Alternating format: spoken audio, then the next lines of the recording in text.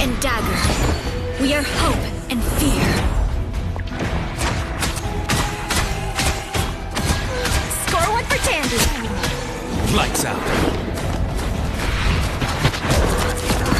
Score one for Ty. A boom of life. My time to shine. Suffer in the darkness. Co-op time. Us against the world. Random table. Sweet.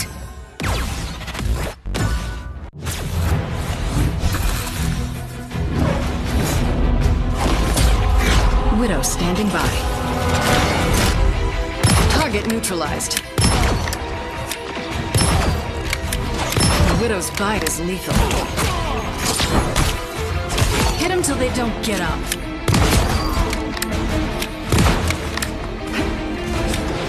You can rest now, Bucky. No way to miss now. Plasma burst!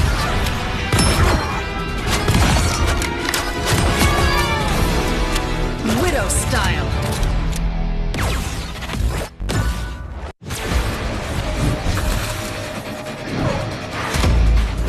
Let's race!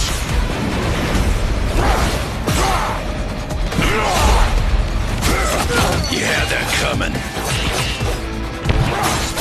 Don't get back up. Coming at you.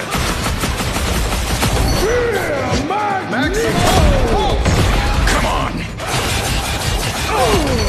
Berserker! Rage!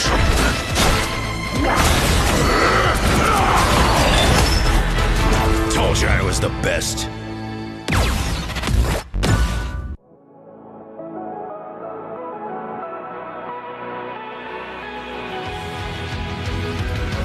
Remember the dust, the lights gripping tightly, trapping all those fighting souls, but yet across the world I see you standing in my way.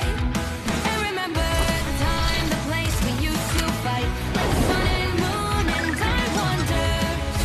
Remember there was a time that we were friends. The night has fallen, shadows looming, and yes, that time has come for me to seek you out. We are set now for our last reunion. Break the chains, find your way, come find me. Do you remember who you really are? Show me that you are still the only one for me. I'll be waiting for you. Wake up, open your eyes, raising up your fists and smashing through time walls. Before the rift splinters again, we are rebels till the end. Rise up, open your mind, hold on to your powers. No one can stop us. We are rivals till the end of time.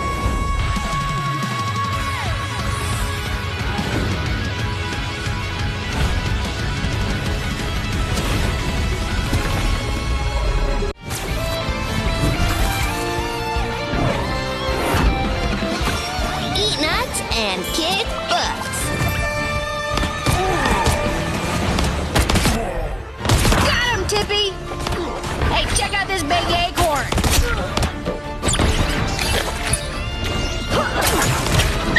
Squirrel one for the squirrels!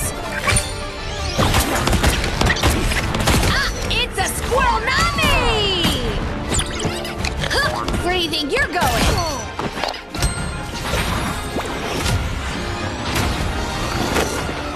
Squirrel stampede!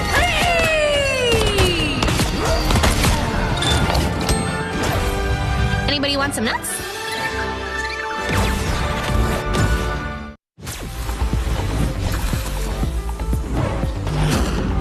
My power is a gift from Solal the Undying.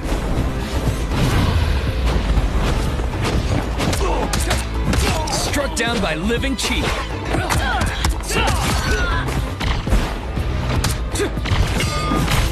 Dragon kick! Ball yuan shou yi.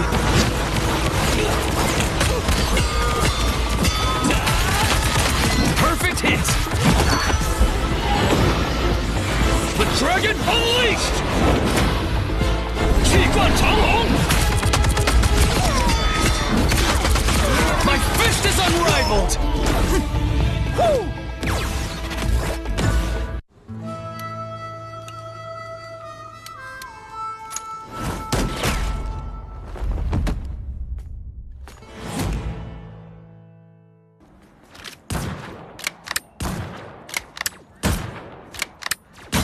Plasma, burst!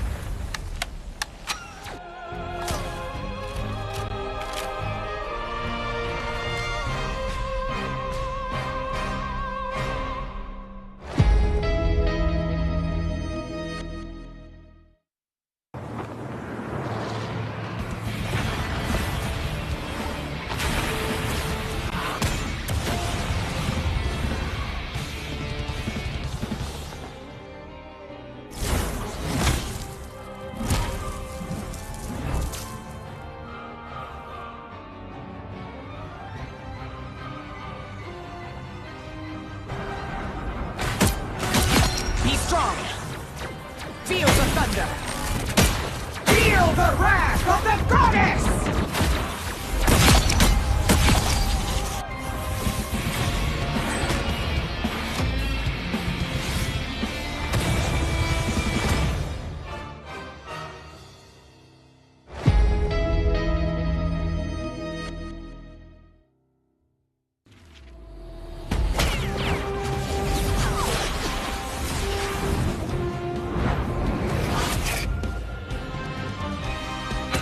Just embrace the light.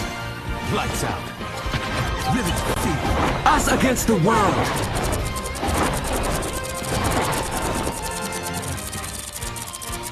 It's my turn to shine.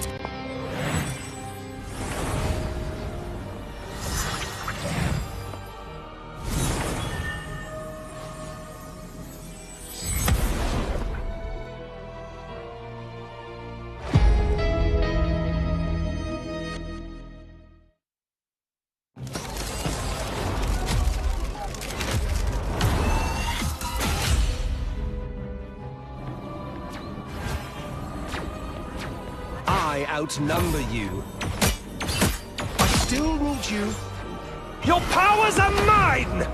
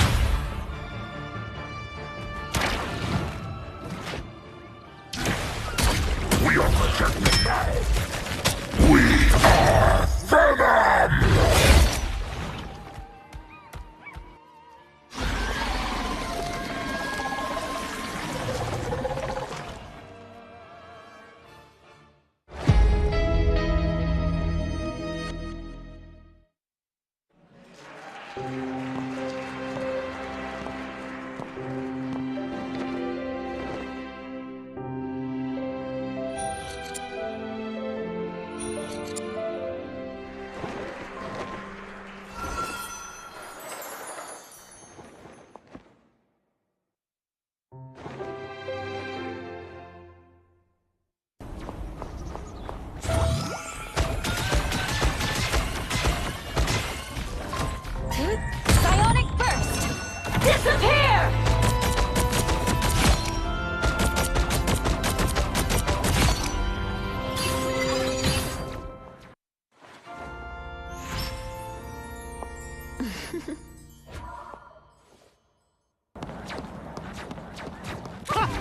That almost hurt! I've got you! Fantastic! Ha! Ha ha! Ha ha! Oh! Ha ha!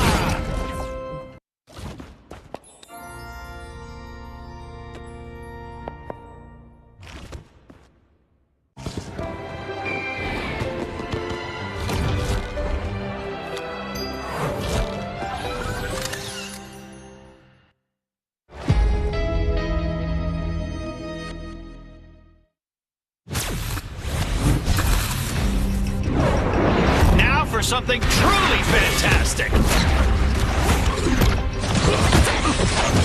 That was simple. I've got you! Double the failure! Maximum! Let me return the favor!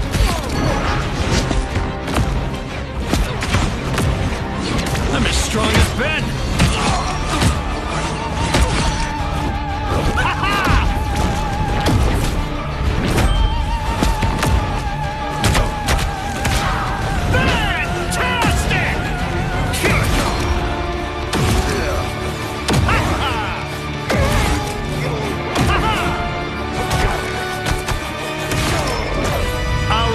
Success!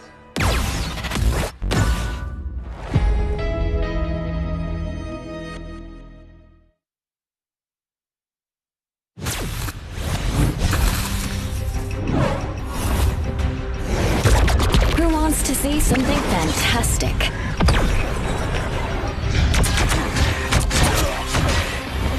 Next. Force burst! They'll never see me coming. Clear the way! You have no clue how long I've wanted to do that, Namor.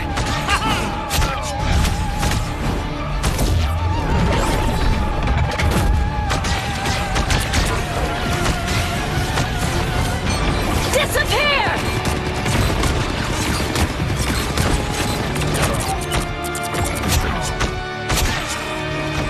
A clear winner.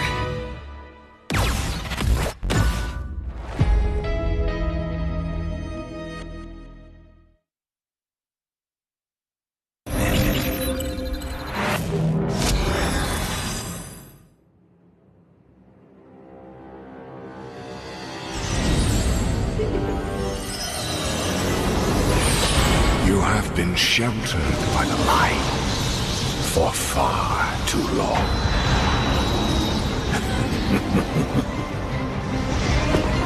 The time has come for darkness to reign. Soon your resolve will begin to crumble. You'll be stretched too thin. There will be nowhere left to hide, and your fire will cease to burn. For no light shall survive in my empire of eternal night.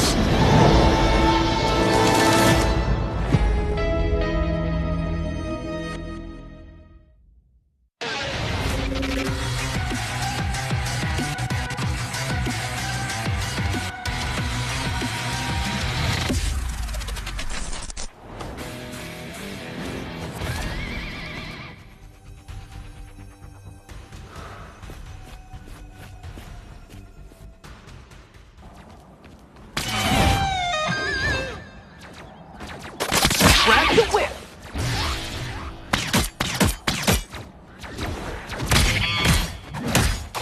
Don't mess with the amazing Spider-Man!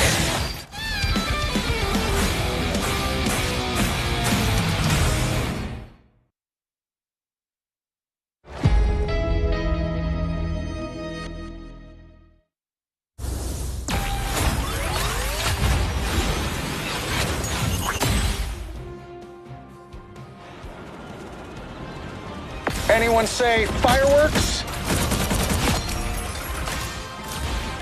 Powering up. Maximum pulse!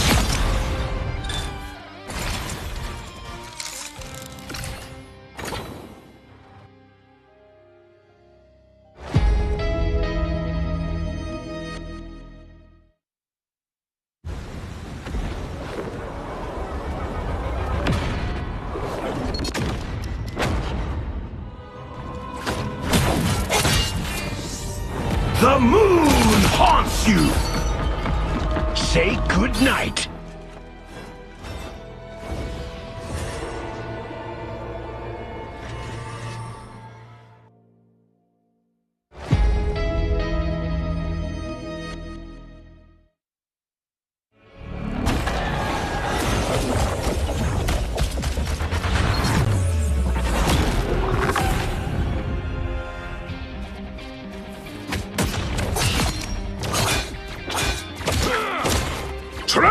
before fast!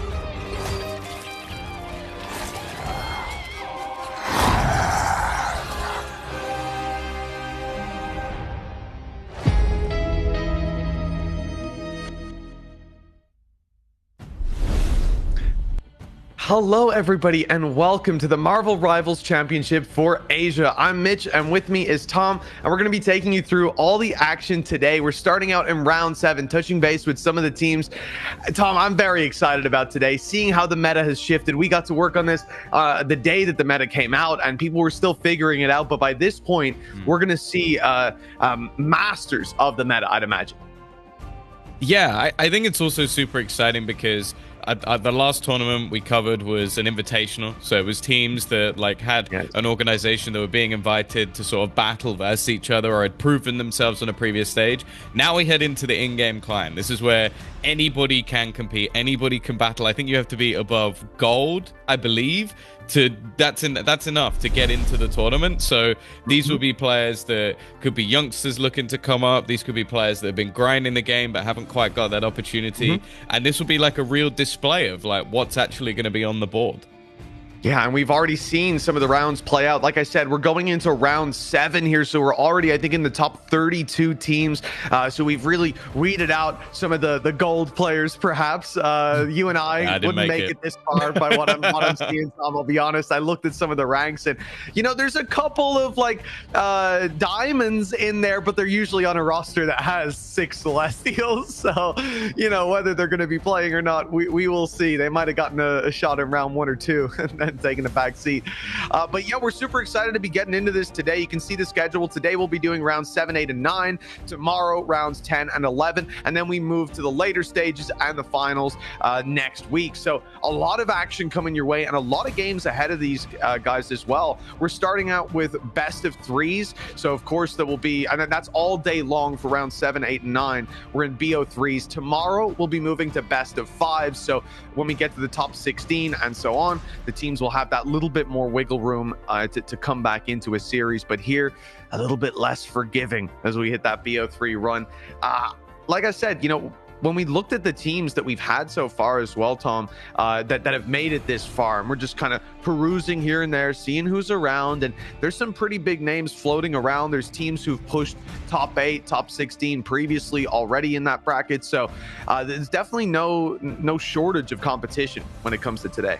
Yeah, well, when we were looking earlier, we saw Kango obviously won the invitational for Oceania, so I think there's definitely some big name players who are looking to sort of grind their way through the tournament. Obviously, here is our prize pool, the champion, looking to have a pretty good couple of weeks, taking home $6,000 if they can get things over the line, and obviously still opportunities even if you make it into that top 16 to take home some cash. But I think for a lot of these players, this is going to be an opportunity to sort of maybe get their name a little bit more known, maybe reach out to some of those organizations who are breaking in, because we've seen a lot of teams sort of making their move into Marvel Rivals, and again, just like test out if they've got it right, because I think that's been the most sort of enjoyable thing for me. Is it seems like so many different teams have different concepts of, okay, we can run this to beat this, we can run this to beat this, and sort of showing that there's an awful lot of depth and maybe even a few cheeky like hidden picks that other teams don't know about just yet.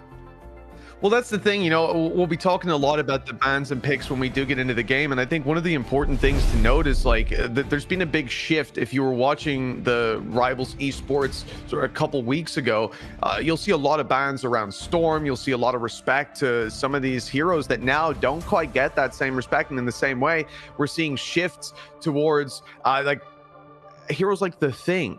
It seems like he is just so broken right now. So we might even see bans coming in that territory. And if not, I think we'll see him played with great effect, especially with Invisible Woman being one of the stronger healers out there. Again, when we came in season 1.5, people are kind of talking about Invisible Woman without much respect, Tom, and that really irked me. But now it looks like they're getting their comeuppance. This pick rate, the win rate, all skyrocketing. And I think the interesting thing is, like I said, a lot of these players are Celestial, and that is where the real dynamic shifts when it comes to win rates and pick rates. Like you'll see Cloak and Dagger played a lot underneath Celestial. So for most of us out there, you'll think Cloak and Dagger very good. I expect to see them a lot here, but it's actually not really the case. Once you hit Celestial, win rate plummets, and I think between some quasi nerf, like there was a smaller nerf and buff that went in onto Cloak and Dagger, which maybe even helped.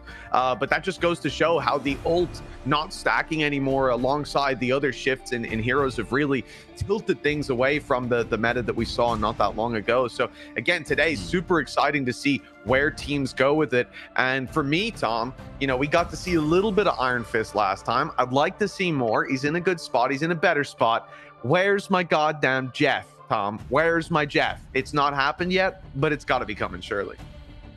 Does it? I don't think it does. I think there's literally a team called Buff Jeff for that exact reason. It's not necessary. For me, it's actually, I was quite surprised last time out, because I think you go into a lot of these matches, there's been a lot of hype around the strategists, and obviously your duelists are where the show normally stops. But I think the thing I enjoyed most was watching different Vanguard players. In fact, that's what I've been doing ever since, is just going through the different Vanguards to be like, okay, can I do what these players are doing? I think my favorite combo was the Thing and Venom, which was just like having the ability to have the dive and then jump straight to your team, give them a shield. I think that was really cool and not something I really thought of too much. So I'm excited to see what combos people have come up with, because that's the thing. Although you obviously have the in-game buffs, if you pick like a Luna and a Namor or something, which was obviously an incredible combo, there are also just people going, okay, I think I can create something with these two heroes, put them together, and this will work wonderfully for us. And if they get it bang on, a lot of teams really, really struggle to break through. And I think, again, that was where like these triple strategist compositions came up as well, where it's like, okay, we're actually playing a DPS healer. How are you going to deal with that? Yeah, I think, well, talking about DPS healers, you know, Adam Warlock in a really good spot right now. He's putting out damage. He's healing up teammates. He's popping reses, using with Mantis and Star-Lord. They're popping reses too. It's a very strong combination, and I think that's something that we'll probably see a lot today, especially with the lean away from the triple healer meta, especially with the lean away from those like heavy stack ults like the Cloak and Dagger piling up. It makes it much more viable for some of these more poke-centric DPSs to get involved and to duel on more even footing and find value from that. So speaking about the games that we're going to see, obviously there's a lot of games in round 7. Like I said, I think we're in top 32 at the moment, so that is quite a number of teams and players. But starting it out, we're going to be looking at Mr. Donuts versus OMX PKC.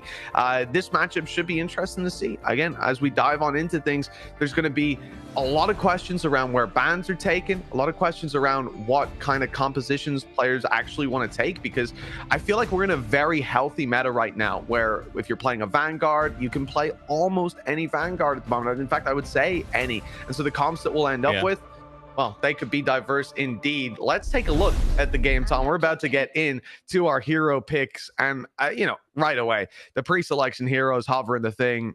That's what we're expecting. The question is, our team's going to be banning out the Thing? I don't know. I would like to see a Captain America Thor. Like, that's something that I just enjoy playing in ranked because of the team up, like the little lightning boost that you get alongside. I think is very, very cool, and the amount of damage you can get off of that. Immediately, though, it's still going to be some of the sort of trickier team-ups. You're going to lose that Psylocke. You don't want that DPS lurking in the backgrounds, causing you issues, so understandable. I like the Protect on the Lunar Snow, though. I do wonder if that means that we'll get a Namor ban, depending if the opposing side is going to... But it depends. If they want to play it as well, maybe not. Already as well, you know what, Mantis gone, that's your Adam Warlock Mantis combo, your Star-Lord in there as well. So Sykes, you know, Sykes, who clearly wanted to play the Psylocke, won't be getting that chance, won't really get the chance to confidently. Interesting that they go for the Cloak and Dagger Protect. Again, we just had that conversation about how at high level this is a real fall off of a hero, but they've decided to come in with the protection. Fair enough. Now the question is, like you said, is this going to be a Namor ban? It's a very big risk. If you know Luna Snow is going to be on the other side, probably they want Namor, but Bucky gets the respect instead. Again, very strong hero in the current meta, and with a rocket position in healer meta at the moment as well, just does suit you to get rid of Bucky off rip. I do wonder if maybe we're going to see the Moon Knight. And actually, well, you mentioned the team up. Both are gone. It's going to be the Star-Lord removed as well. So we're still seeing the Adam Warlock selected. Obviously, I think, yeah, the good opportunity for a Luna Namor. I think that's such a powerful combination. That extra little squiddy with the ice powers, I think, has always been so strong last time out where we watched. So I don't think there's any real surprises that if you're going to have both of those heroes free to pick, that they will be coming in. Yeah, now, again, Groot's someone that we didn't touch on, but Groot's in a very, very healthy spot at the moment. When it comes to the walls in play, blocking out heals, such an annoyance. You can be isolated out of position so quickly, let alone the damage that he's doing and the ability to just frontline tank alongside what we've got going on for Mr. Donuts, which is a Magneto. So you've got that extra bubble. This is not a very high mobility comp, but when you're looking at Namor being in here, that makes sense as well. Sykes is still going to play that backline lurker, looking for the DPS in the background, not on the Psylocke, of course, due to the bans, but at least able to get the magic into play. And look, when you look at a high-level magic player, it is frustrating to play against, at least in my ranked games. You know, once someone knows how to play magic, it's a nightmare. So we'll see if Sykes can find the value there. Immediately, an Iron Man. I can't say I was expecting to see this pick off rip from Zaza Demons. Yeah, no, they're looking to, obviously not needing the team up quite as much as before when it comes to Hulk, and already getting into some of those initial battles with the beam. I think Magneto was definitely an expectation with how strong he has been consistently, but I'm definitely happy to see some Groot straight in on the action. Yeah, really getting busy, taking the fight up top and eliminating your Iron Man off rip. Now the change in from Zaza Demon's going to be going to the Storm, but out of the fight for now, as all this damage by Sykes is adding up to 1 kill, and it's a healer down. Down goes Squirrel Girl and Luna as well. No choice but to reset at this point. The fight's already done in favor of Mr. Donuts. Yeah, they're just getting absolutely bullied by this combination, like fighting forward with the magic, utilizing that soul sword to try and do as much early contention. And this is something we see quite often, is once you have that point, once you have that control, it's trying to just delay them coming out of the spawn. It's quite a long walk back to get anywhere near the site, and just catching them in a choke point can be so difficult to get out of. That's a little concerning. Zaza Demon, you know, really floating around here. They're trying to find their rhythm in this game, trying to find the comp that's going to work, but nothing is working just yet. Squirrel Tsunami sent out, but the damage is just nullified. The dance has begun on both sides as in comes Meteor M. Good connection, and it's Mr. Donuts coming out ahead in that first fight. But Namor's gone down, and Invisible Woman ult popped defensively to keep them in this fight, keep them healthy, but it's good damage. If Mansloot can keep this up, maybe they'll be able to turn the tide, not least as well when you look at the fact that there's a Magneto ult online alongside Zaza Demons, a very powerful combination, able to get in your face with the thing, push them back, and get shielded up when trouble comes. It's worked out well for them, still keeping clobbering time online for the next fight. That's a great recovery from OMXPK, who just felt like they were in free fall with all those comp switches, but now they've found an identity. Yeah, I'd say as well, like, another change that we've witnessed is that Squirrel Girl coming into play. A lot of the time, finishing your dinner can be a little bit more difficult, but just the sheer amount of damage that is being done. A second ult already being thrown through after one used early on. However, Pumas is going to be able to close out the Squirrel, and then already looking to sort of grasp them all together. A lot of damage being done, however, by the Magneto. They will be able to survive, at least on the edge. Yeah, I guess the question was, could OMXPKC actually do the damage with the triple tank comp? The Vanguards really not dishing out as much damage as you would think, and when Mansloot goes down, that's a big problem. Meteor M in as well, looking for victims, not finding them. No eliminations on that side as the dance keeps OMXPK in this game for now. Zaza Demons hunting down the kill, and that's a huge pick as well, eliminating some of the damage and now some of the healing as well. This round done and dusted as they'll push up closer to that 100% mark. And OMXPK, just a formality to finish off those final kills. Fojo just pulling out the whip just to chase down the final opponent. Maybe one more chance to try and get back in here, especially with the potential for portal, but it almost seems like, yeah, they're just waiting to get back in, group up, try and go together, but this needs to be an almost flawless fight. Interesting pick as well. Wolverine, if the Moore was still online, this could be a problem, but OMXPKC have switched off. So a little bit more room than the thing eliminated, and that's one of the big problems that you'll often run into when you talk about... Jumped out of the sky! That's not a bad pick. Sykes had been on Magic, but instead goes up in the sky, thinks he can get away, and there's no hit scam, but, well, those little acorns were landing their shots indeed. Aggressive, sort of forced back here again as the dance comes into play for Luna Snow on OMXPK. They're stalling out. They're running that clock at 99% maximum pulse, and it lands on one. That's a healer down. Cloak ult used to try to stem the bleeding. It's getting damage out of this as well. Not bad. It'll at least put OMXPKC in a decent spot. The fight on the site not yet done, seems favored, but somehow the damage is done in the back by Fumers. At least the one pickup, and the Dan's keeping them alive on site. They'll stall out for a moment, but eventually they step off the point. Yeah, forced off the site at the end. There was definitely some craziness. I don't think I've ever seen anyone fly through the air, pull out an Eye of Agamotto to drop an Iron Man. It's like, that's definitely a new one. It made those acorns even easier to sort of connect onto in that matchup. But yeah, a decent recovery, especially with the way that started out. It looked like it was going to be a complete whitewash on the site, but a decent response, a decent resurgence, and looking to potentially have to turn things back around for map number 2. Get ready. Well, that's it. Coming into this second point, the challenge early on for OMXPKC seemed to be just, like I said, figuring out how they wanted to play this. We ended up with switches from Zazad Demons between the Iron Man, the Storm, going on to then the Thing, where they very much rested. And I think that those early fights, that extra DPS wanted, but really wasn't working for them. Now they're going to move back. Double tank, sensible comp as well with the Thing and Magneto. You've got no more Luna Snow as well. This combination going to be very powerful if they can get boots on the ground and get onto the point. While Mr. Donuts have switched away, they're keeping, and I think this is a mistake, they're keeping Wolverine up against Magneto with the bubbles and the Thing. These are hard counters with, I guess there's no Invisible Woman at least. Oh, off rip, the ult is online. In come the squirrels, and that's a lot of damage done in the choke point. And the acorn, not quite gonna land, but surely they've already pushed them back into a reset. This is the difficult prospect. Another map where, okay, you can fight for the point, but you have to cross initially.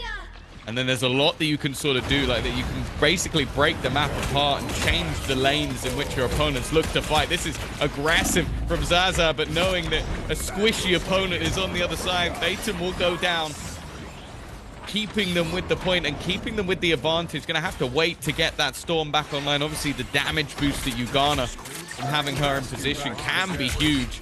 Now moving over to a solo Vanguard as well. That Strange is gonna have to do a great job.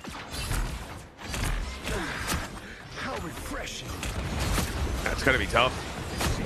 They've got big, high-impact duelist ultimates to work with over on the side of Mr. Donuts, but on OMXPKC, they've got Fervoyo going deep, taking one, and now on the side itself, Iron Man tries to get the ult out, but Benji's picked him out of the sky. That's it. That could have been a wipe. They were grouped up, ready to roll, but Mr. Donuts forced into another reset, and a costly one as well, with that ult invested, not just on Syx, but on Vrazzle as well. They put Cloak and Daggers into that, hoping to garner the space, but they're decimated in that duel. 62% already, and Mr. Donuts, they're going to have to recover in this fight. Yeah, we've seen this prior already. Looking to battle out with the Storm. Ultimate, it can do so much damage. The potential for 3, maybe even 4. A Quadra on the site. You spoke about a turning tide. Well, that might just be it. Well, when Syx's ult wasn't the one they needed, they are certainly happy they had so many high-impact ones to fall back onto. That's huge. What a start. a potential combo as well, just looking at what OMX PKC have online. If Namor can connect and leave those players on the floor, well, Mansloot is going to be doing a lot with the Squirrel Tsunami. They would be vulnerable picks for the taking, and looks like they're getting into position now for this big site push. Tsunami already put into play. Aya Bagamoto, though, committed out of Mr. Donuts. It's going to cause problems. I think they shielded most of what was going down, and in fact, it's OMX PKC winning the fight. Stalled out for a moment. Ult used by Aggressive. Block as well onto the Namor ult, and an immediate shutdown of him too. I thought that they were really struggling in this fight, but the recovery is clear from Mr. Donuts. That big ultimate from Aggressive has bought them the time that they needed. They've got a pick which slows down that output of damage, but Benji's able to still connect one, and with that, a beautiful Magneto combo. A hero is needed and very nearly found. Syx close to the double pickoff that would have put them back on that site, and instead it's a tank, a Vanguard going down on Mr. Donuts that will force the reset as Fumers takes all the damage, and when he falls, it's nothing but connections onto Duelist. 88% on that point, and the ultimate used here by Syx, but the team's not there to capitalize. It's just going to be picked out of the sky. Minimal impact, an immediate shutdown. They are snowballing into this with 99% on the clock. There is no fighting back. This BO3 starts out in favor of OMX PKC. Yeah, there is a very good reason that you see either the Lunar Snow or the Namor ban, and you could just see the second they had that site control, all the squids are set up. The amount of damage that he is putting down is truly absurd. And well, it mentioned at the beginning the sort of reduction in the success of Cloak and Dagger, but the fact is, MVP for this one. Yeah, absolutely. And this is really it. You know, when we talk about those things, we're looking at how it plays at high level ranked. We're looking at how teams typically have been moving around. But the reality is, it's not like Cloak and Dagger's got a 0% win rate, right? Like, they're still able to do a lot. And I think you see it, though, with like the ultimate previously. Once it was activated, there will be no picks. You will not lose players. Whereas now it's a little bit more possible, even without the Meteor M coming in for that huge damage. But that conclusion, coming into things, for OMX PKC, like I said, this looked like a team I wasn't confident in the first minute or two. They were all over the place with their comp. They were swapping it up constantly, and it looked like they were just grasping for solutions and really not getting their hands into anything. But once they found their identity, once Zaza Demons went onto the thing, it seemed like they had this this whole thing figured out. Yeah, I'd say as well. I think, again, always talking about those Vanguards, but I'm quite impressed with Benji. I feel like a lot of those final hits were just getting rid of the fate of both worlds. Like just basically coming in and just going, yeah, my Meteor is purely used so that you can't counter out us winning these fights. And I think he did a fantastic job of just picking the right moment. I think there was one whiff in there. I saw one Meteor whiff, but the thing is, timing that ultimate correctly can change an entire fight, and I think that he did fantastically well. Also really impressed with the Squirrel Girl. As said, that when we came to the Invitational, I think maybe we saw her come out once and it wasn't particularly effective. Awful. But that Squirrel Tsunami doing a lot of damage, but also it was just, I feel like that combo with Namor, it's like, if you do even just a bit of chip damage, that Trident becomes an insta-kill. And the second that Trident with the squids is an insta-kill, it felt like game over. Yeah, and this is the real danger of leaving Namor open, right? Obviously, both teams have access to that combo, and both teams were running it for the majority, but the reality is, if you're the one defending, you're the one they've got to push into your setup squids, it's a different game, right? You've got such a huge advantage, and that's where you need something else to be able to break back through, and I think they did a remarkable job in terms of getting that space, and a lot of that goes to Zaza Demons just diving in on the thing. Again, I really just think in the current state of the game, the thing looks so incredibly strong that it's hard to argue against picking him, especially then when your opponents come in with a Wolverine. That's just directly immediate veto of Magneto.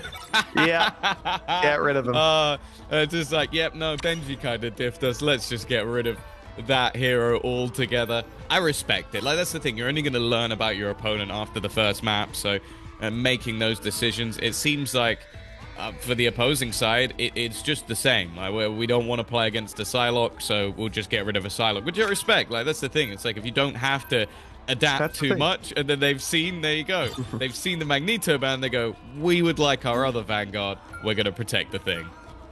Well, see, here's the thing.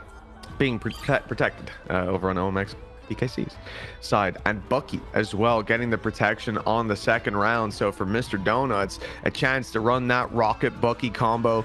Maybe we'll even see a Punisher brought through. That could be very, very scary to play against. Like you said, Magneto in current spot, right? If you've got the thing creating all that space for you, the 3-hit combo that you can put into most squishies is way too strong. Like, those eliminations flood in if you're hitting your shots, and what we saw Benji definitely was. So I do like the ban. Groot taken out of play as well. Just an annoyance of a character. We even saw him being used as a hit scan. It feels like Mr. Donuts are basically just banning out the Vanguards. It's just like, yeah, you wrecked us with Vanguards last map, so we're just going to remove 2 of them and make it that little bit more difficult. Well, the Hall of Jalia convergence is where we're going with this one. Round 2, as the first one went to your current blue team, OMX PKC. We'll see where we end up in terms of compositions. Again, last time around, we saw the Mantis removed. We even saw the Star-Lord out of the game as well. And now as we come in, well, this is the result. You take away their Vanguards, and they'll go to another comp. It's going to be your Star-Lord. It's going to be your Adam Warlock, self-rezzing, and the heals alongside DPS possibility. The backline assault as well can be so strong. But then you look at what well, actually, there's a swap up. Hold on. Bravoyo has moved away. Doesn't want the Star-Lord. Doesn't want the self-res. And I think without a Mantis in play, that sort of does make sense. We're instead going to the Namor combo. Very strong on defense. Mr. Donuts, though, they've got a huge combo with Rocket, Punisher, and Bucky. The thing is, I'm very surprised that that wasn't what was removed, because I feel like the Namor Luna Snow still been one of the best team-ups in the entire game, and it destroyed them last round. So the fact they've allowed them to have it again is surprising. But as you said, having that potential for unlimited ammo, those ults as well are so high damage, so high impact, especially if they're buffed by Rocket. So I think that this could be a good opportunity, at least in this sort of game mode where you are moving that point, capturing it initially. A few clears can get you past quite a lot of ground. Well, let's see if they can claim the Statue of Bast to even start moving it. Mr. Donuts on the offense, got to deal with quite a lot of defensive setup from OMX PKC. Initial fight goes the way of Cloak and Dagger. In fact, with Fumers taken out, the portal used alongside the turret for massive damage. And that will be a healer dropped out of the game for at least now, but the quick res from Mansloot keeps him in the fight, and so he's able to get right back in to the mix. Benji with the pickoff. It doesn't matter what Vanguard he's on, apparently he'll still be connecting. And with Bravoyo taking down Bucky, Mr. Donuts are forced into a reset. This was a nice try to start with, especially with the thing being brought back up by Rocket's revive, but they're gonna have to wait a moment before they can confidently push back in. Luckily at this first point, it always does feel like you can get back into position so quickly, and your opponents, if they lose anyone, it is a long route back towards the site. You've got to walk all the way back around. Still looking to try and fight on the high ground. That's the thing. Normally, you'd at least see a player or two down on that site. Benji, I respect the goal. He's just right in their faces. I think maybe realizing at this stage that he is that guy. And straight out of there with the Punisher roll. This is where the mass damage can come in. That will be the clear onto Zaza. But it is only the one. Yeah, the infinite ammo got him a lot of charge earlier on. Mansloot with a big pick, though. Tank taken down, will be revived. I said he was earlier, but I think he was just out of range. So that's still online and then used here. Infinite ammo online for Rocket. Needs to be thrown in fairly soon. Bucky in the back line, quite low. Big dive coming out of Fumers, getting right up and in their faces. And the ultimate activated. The dance was in play, but they're charged up and ready to fight even with healer ults. You will not escape the damage of Mr. Donuts. And that is a massive take. The statue will start to move. Yeah, I think this is exactly what I was talking about with the build-up of ultimates. They managed to get that opening pick off the final judgment, but from then onwards with clobbering time, leaving the remainder stunned, that's an easy clear. And the thing is, to get that first point done, to get the objective moving, they can now start that cycle once again. Look to build them up, because the defense have theirs online. The problem is it's picking the right moment to give them enough of a reset. Because at this point, they're just going to be right back on the point again. That hit scan's crazy when we're on with Punisher. It's just shredding them. The infinite ammo coming through as well is not going to make it any easier on the other side. Good damage being done, but the heals are there for Mr. Donuts. Backline not being attacked in the same way as we've seen before, but the front line certainly is. Benji dropping Fumers. Rez still online, so he's going to get a second lease of life with the ult used by Syx. The judge is here. The jury's made their verdict, and the executioner's getting to work. Lots of damage put out. 2 kills, and alongside Doctor Strange, they've just sent them into a panic. Mansalute uses the ult, goes for the quick activation, bringing the team back into play, and Cloak and Dagger heals them right up alongside the Soul Bomb. That's wonderful way to reset. This could have been a massive amount of movement for Mr. Donuts, but instead they've got to fight all over again. A refreshed force on the other side, but still picked off, at least for the first. A lot of danger on this close fight for Storm, and no, that is not looking good. Fumers and Phaeton taking a double, and although it's returned for 1, I even wonder if Rocket, no, he can't get the res online, but never mind, he won't need it. Mr. Donuts are rolling. Yeah, that's the thing. I feel like these last couple of fights have been quite disjointed. Bro MX, like this was multiple strategist ultimates thrown in, but not where the majority of the team were actually in position. I think it was the fate of both worlds and Eternal Bond both gone within a matter of seconds, but no real ability to activate on top of it. They've also, again, gone back to having that solo Vanguard. Only one in play right now. Benji with lion's share on his back, and oh, we see the Squirrel Girl return for this final fight on the point. Yeah, it's the triple heals again, you know, for OMX, PKC realizing that they need those ultimates to be able to fight back. Zaza Demon's 95% at least. There could be a way back in fairly soon. Mansalute was about to go down, uses the Tsunami here and now, but being dove on and will be taken out. A big pick for Mr. Donuts. The res as well on the Syx keep the numbers in their favor, but a big push from Vervoyo. He's in there for 1, doing a lot of damage, but now the judge, jury, executioner popped. A roll from the side of Mr. Donuts. You'd imagine somehow, though, Vervoyo is staying online. The movement alongside the heals have kept him healthy, and now the ult farmed up 99% and active, ready to roll. It's all going to be down to Syx, whether he can actually land these kills in return, and now he's being dealt with, so there's no chance. It's Freelo for Vervoyo, and that's going to buy them a lot of time. Kept alive by Loki, and more importantly, that Galactic Legend doing enough damage to force them off the point. Finally stalling Mr. Donuts, because ever since they've had it, it has been a rolling push towards this final point. But as we know, on a lot of maps, those remaining chokes get more and more difficult. The defenders spawning closer and closer, and a wipe of sorts almost needed. This fight starting to get a little bit more awkward. The damage boost is helping, but I think there's counters in play with the healing ultimate available. That fate of both worlds stopping them in their tracks. Sorry, the Eternal Bond. Well, again, it's going to have to be a reset, have to be a fallback for the side of Mr. Donuts. Take a look, though, what Mr. Donuts have to work with. 4 ultimates in play. Aggressive can recover if things go wrong, and I think we're going to get a portal into an Eye of Agamotto here. Benji's going to have to be on point with that shield. There's a lot of squishies floating around, and if they're stunned in the open, this will not be a fight that lasts very long already. The backline take. Mr. Donuts going for the flank, and they've managed to isolate the Vanguard, but look at the response. The Tsunami for damage, and they're picked off by all that damage. The reward that OMX PKC get for playing this composition, it's a little harder for Benji being the solo tank, but they're certainly not pulling any punches when it comes to the fights. This is the thing. The idea was they wanted to split the defense. They could basically get in behind, and then anybody who respawned would have to go back through the attacker side. The problem is they got split up themselves. Again, we're going to see that Galactic Legend thrown through. Last time doing so much damage, but the fate of both worlds is going to deny pretty much everything. The Eye of Agamotto, though, is so strong, but still, that ultimate remains online. Benji may have caught them, but it doesn't matter, and now the response comes through. Everything being thrown at this fight. The Kraken impact to take down the majority. The attackers have finally found that clear.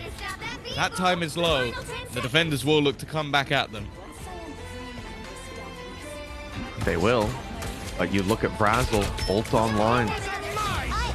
That's going to make things quite difficult as Zaza Demons comes in, pops the ultimate and steals Luna Snows. The dance is commenced and it could be their last dance on the side of OMX PKC. We're in overtime. The winner of this fight will take it, will set the boundary for the second half, and it's a great pick by Mansloot. Unreturned on the other side. Overtime ticking. They've got to get boots on the ground. They're being pushed back. They're being pushed off the payload, and it's a huge fight for OMX PKC. 4 players still alive on the other side, but they were nowhere near the Statue of Bast. Yeah, the decent recovery. I think especially after losing a very, very late team fight, we saw Mr. Donuts basically just ult spam. The use of that Kraken impact in combination with an Eye of Agamotto, it was everything thrown in that fight. So the fact that they were able to get back into position, Loki stealing that Fate of Both Worlds as well, which gives you that extra little bit of a boost to get back in time. They've managed to deny their opponents from at least completing the full journey all the way to the end. But now that's their goal. That's where they have to get to. They could close this one out in a 2-0 fashion, set themselves up nicely moving into the next round, but it's a lot easier said than done. Oh yeah, absolutely. It's quite a distance to push that statue. For those of you who have played quite a bit of ranked, you'll know exactly how frustrating this first point can be. For us, it was, oh my goodness. We never made it past this point for the first probably 40 or 50 times we played the map. I don't know what it was. It just tends to be so hard to get through that choke point. We'll see if it's the same situation now that OMX PKC are on that attack. Looking at comp, not much is going to change for them. Mr. Donuts, they've gone for that Namor now. Right, it's back in play for both sides in combo with that Lunar Snow. So clearly feeling that, especially on the defense, I can understand it. That's where you can have those set up. Yeah, and you can see the value of Bucky, right? Winter Soldier, he's being swapped over to. Sykes was playing the Punisher before, but now decides to take Bucky. It's just the more important of the two, even without Rocket. Such a strong hero. Big fight up top. Really taking the contention to another level. Usually a more passive play, but Mr. Donuts say they want to get involved. They're expecting this little wraparound as well as OMX PKC go around the world. They're kind of just they're really rapid. They're going up the stairs. They're taking the high ground, or at least they're going to try to. Great damage by Voyo. That's a massive pick, and without the rocket there'll be no instant res. That's a player down for the fight, a tank down, and with the thing being your space maker, they're just invading the space of Mr. Donuts. Strange grabs one, and that might cause a little bit of a problem if he wasn't just being chased down. Great damage. Benji's been fantastic with a lot of those final hits, those eliminations, and now again they've left this defense so segmented, some coming in from one direction, some from the other. It's going to be problematic to try and even get back in before the site is taken. That was very quick. You talk about the struggles that can be had for getting that first point. Well, OMX PKC made that look incredibly easy. Yeah, the round the world really worked out for them this time. The portal just to be an annoyance as well. It's not going to be used, not going to be taken. Of course, Mr. Donuts want a full reset. They'll play this one a little bit more passive. And with 4:38 on the clock, yeah, the first challenge they use no ults overcome as well. They've got basically everything still to come going into this next fight. It's looking to be that trade out. The Kraken impact has worked wonders again.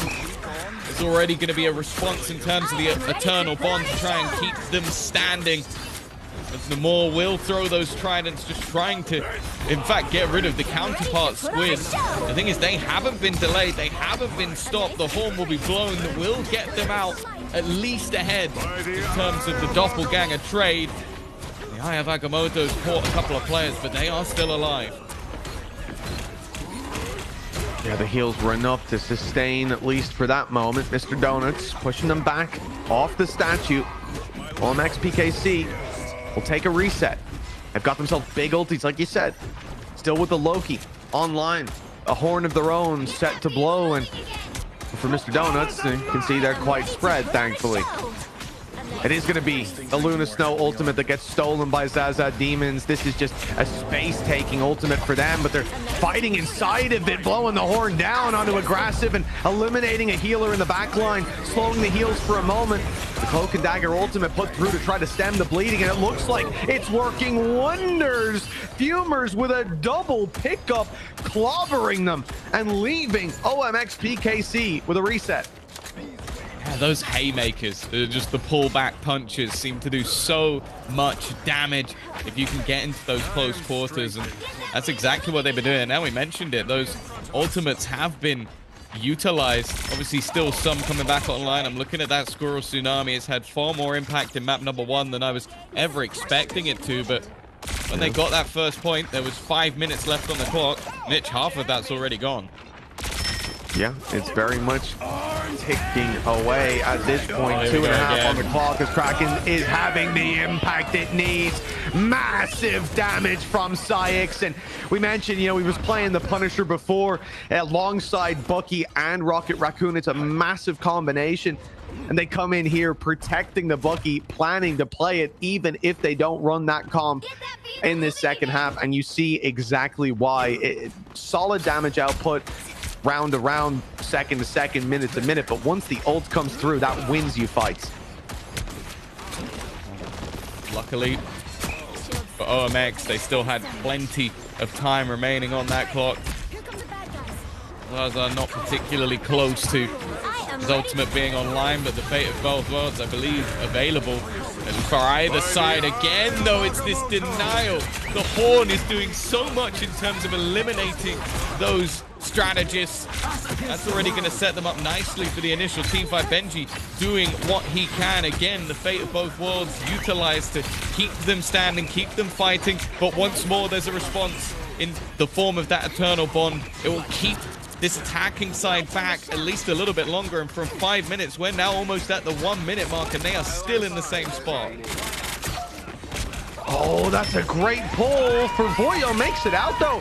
Great healing. Luna Snow focusing, keeping him alive, and that gets the Galactic Legend online and activated. Huge damage. They're following up with the kill. Mr. Donuts losing their tank. He can portal himself back in. Clobber in time. Fumers just about staying alive. Down to 102 health, but just about healed back up. That gets them to space. They fight right back into it, and with just a couple meters in it, they are pushed back. They are stopped. The Kraken impact almost felt like seasoning at the end because the fight was won just before. No way. The portal in their spawn, it doesn't get them, surely.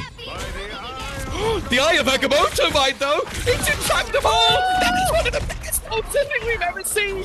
Just catching them as they tried to leave. They were looking to group up, come back for another team fight, and instead it now becomes 2 players already down. Zaza even switched up to a Spider-Man just for the extra pace to try and get back to that payload, try and get things moving once again. But now with seconds left, they have to win this fight.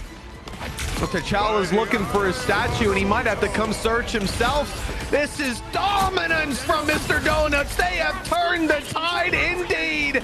And a big ult from Cloak and Dagger makes this final fight so difficult. It's going to be returned on the side of OMX PKC, but everyone is dead, so there's no one to sustain. Eliminations across the board, and they failed to push the payload all the way to the end on their attack, but their defense was even stronger. Well played by Mr. Donuts. We're going all the way to a 3rd map in this series.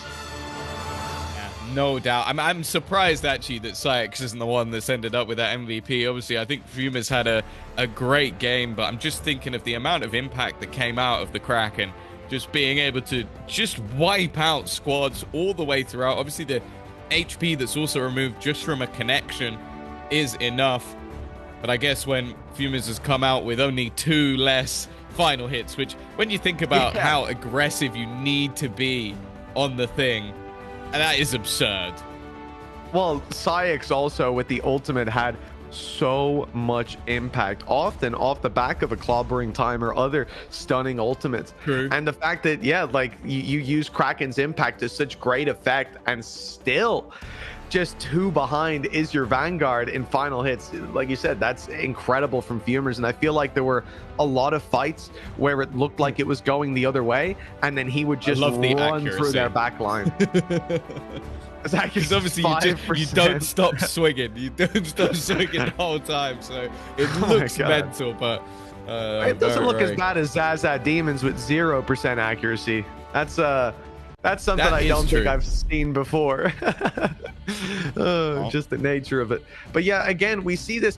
One thing that I'll say is that it seems a little bit more controlled on rather OMX PKC, I suppose, seem less controlled when things aren't going well. Like Mr. Donuts, they don't have these frantic comm swaps, but then when we look at the other side, it seems like once things stop going their way, there is just this crazy switch up that they're going for every time. So like constantly swapping up what roles they're playing. We had the one that really surprised me was when we ended up with a triple Vanguard, but I'm guessing that was just the transitional stage between still having the group Magneto they started with and Zaza Demons, who was playing the DPS. This is on the first map, going on to the thing. So there's just that little bit of before people go down or before their ults are used, they're not going to swap, and then they do a little bit later on.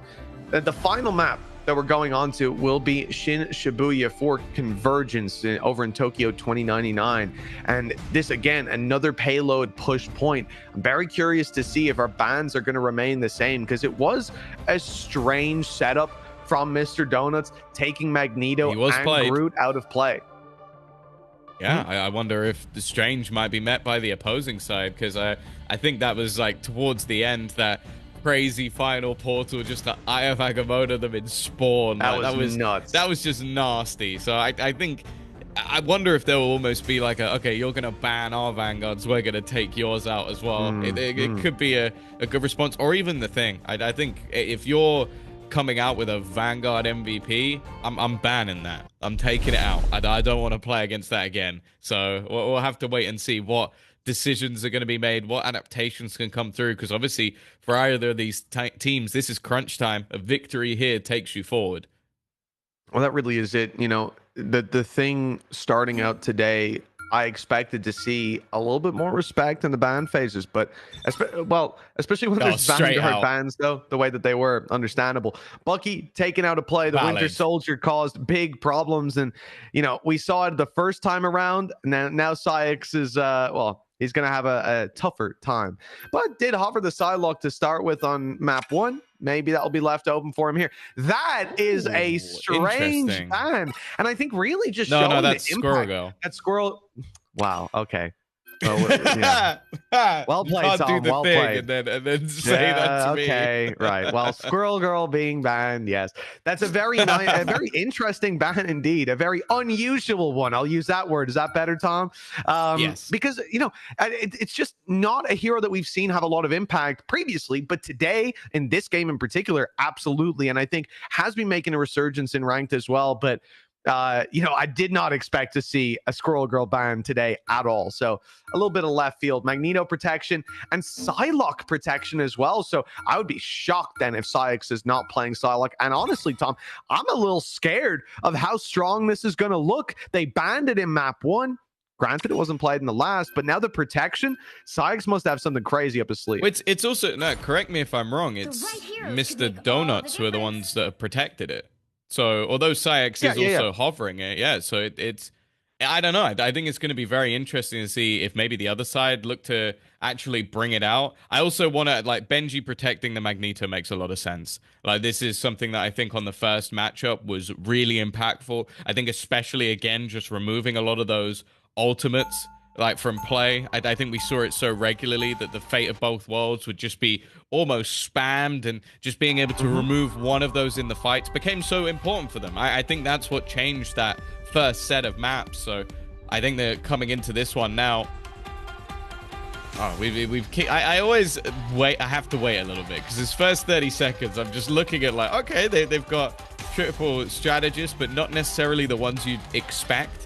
Normally you want something with a little bit more damage. I guess you could see that from the Mantis, maybe a few self boosts in there, but I wouldn't be surprised if we're going to see a swap, because this right now is a triple strategist, triple Vanguard.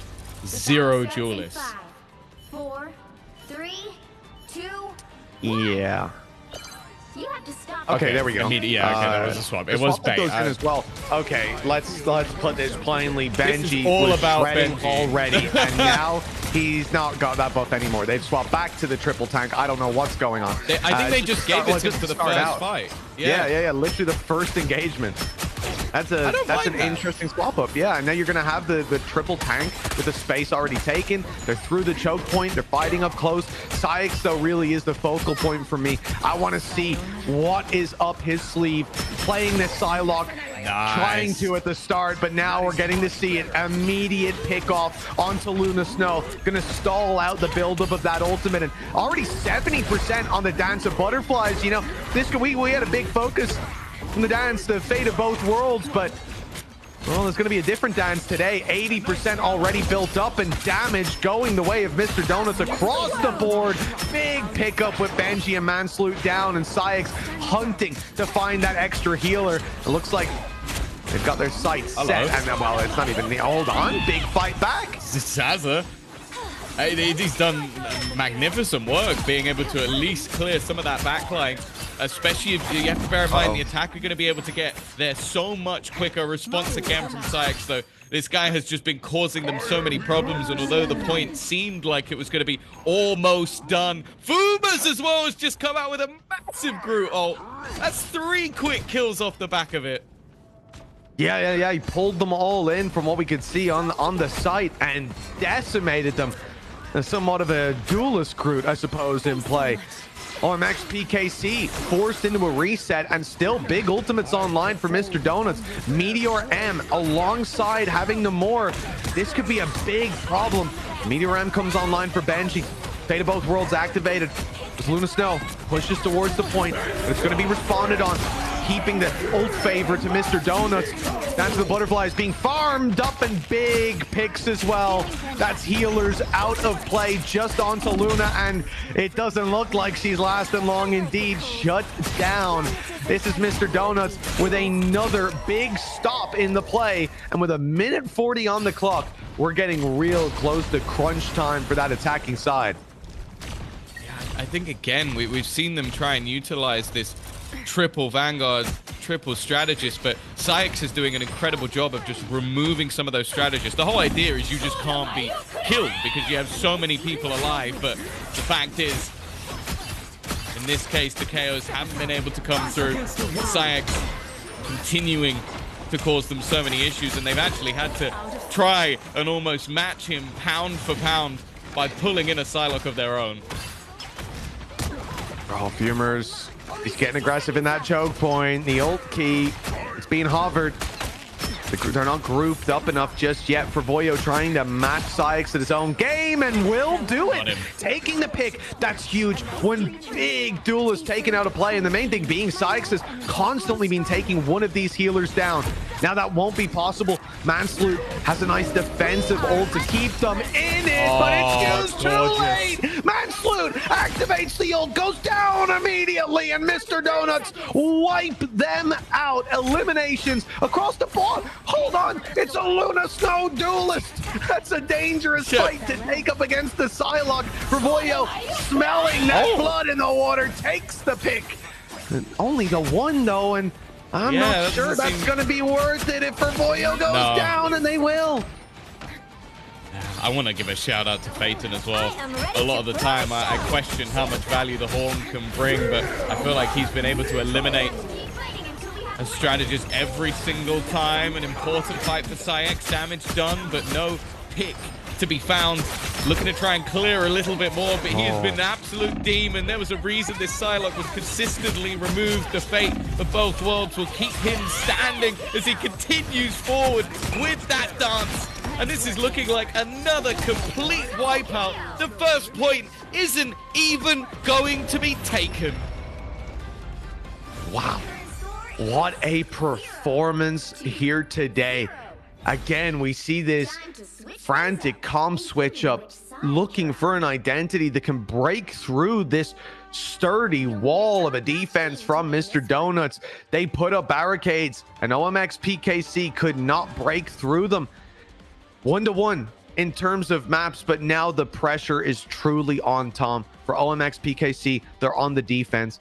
And if Mr. Donuts managed to find 2 ticks on that point, it is over and ending here. Yeah. Then we look at where the bans are at. And actually, with Winter Soldier taken out of play, we're still going to see the Rocket alongside Punisher from OMX PKC. Yeah. This is good with the turret to defend in the back line, with Rocket to pop a res if you lose a player, and for Zaza Demons to use that infinite ammo to take picks. The problem is, Tom, if that point is taken, this is not a comp that's going to have a lot of maneuverability to get back in. They can literally just save up ultimates as well, like getting 2 seconds. When you know that that's all you need to do, you can take big risks, big gambles. And I'll also say as well, Psyx, Psylocke, it feels like it's in the name.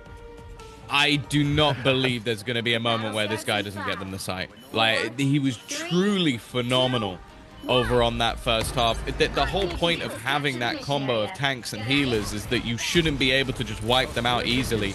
And every time he just eliminated 2 of their strategies, and that felt like it was fight over. Well, this is that thing, right? Psyx is just going to be behind looking for those healers. Yeah. They're walling them off. They're literally having to use Groot walls to try to block this wraparound from Mr. Donuts.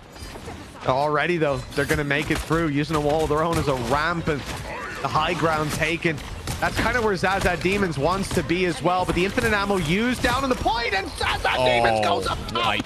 Runs out of the infinite ammo, and that's not a good play. Dive in from Psyx as well to punish the res. And now, where do you go? You've lost a player. You've now lost a healer. You've lost 2, in fact, with Mansloot gone and Luna Snow not far behind. They're all in the spawn, and they won't be back anytime soon. That point is taken with ease by Mr. Donuts. They started this out 1-0 down, but they've reverse swept into the series looking wonderful. And I think it seems to be a mistake to let Psyx play that Psylocke. What a performance. That's the thing. It felt like a pick your poison towards the end. A back-to-back MVP for Fumas as well. Wow. Some of the best Vanguard play I think we've seen overall, like even going back to last week's Invitational, 21-0. And you know what? If this was, you look at the previous map, sorry, and we had the Thing being played by Fumers. And if you're performing on the Thing, the meta's kind of setting you up to do that. That's what I expect you to do. Yeah. But doing it here on the Groot as well, not that Groot is in when that bad of a spot, your opponent had 3 Vanguards at one point. So they're all going to be up in your face. Oh, yeah. Clearing them can be so difficult. So his role was basically to be the distraction that was necessary for Phaeton and Psyx to be able to pick off those strategies. Well, if you're so aggressively fighting and you don't go down the entire game, you have done an incredible job. Like, that is someone who knows when to engage, when to disengage, when to play around those healing ultimates. Like that's a really impressive performance. But I do think as well, you have to give a shout out to those DPS players. I think that, again, like the amount of impact that we saw from Psylocke just generally, but then I also think that that's the most strategist kills I've seen from a Horn.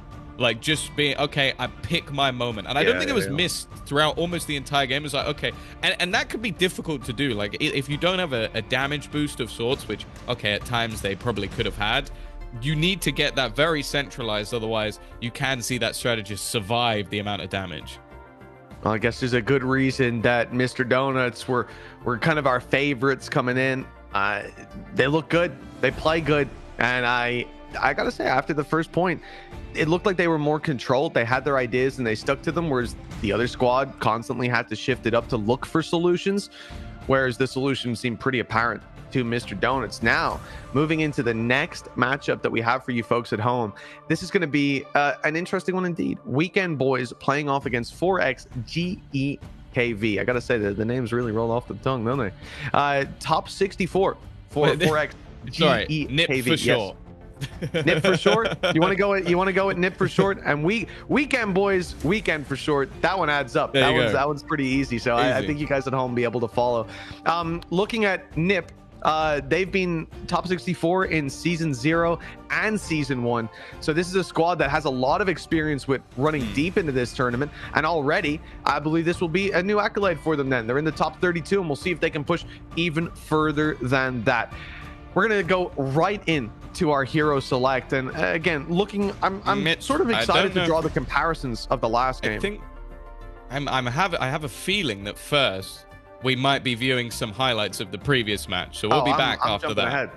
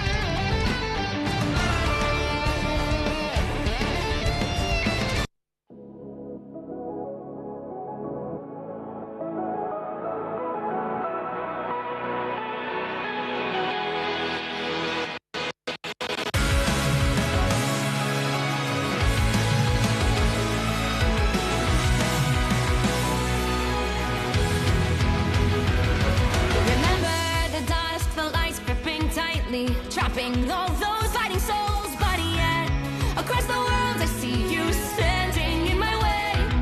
And remember the time, the place we used to fight, like the sun and moon, and I wonder if ever there was a time that we were friends. The night has fallen, shadows looming, and yes, that time has come for me to seek you out. We are set now for our last reunion. Break the chains, find your way, come fight me.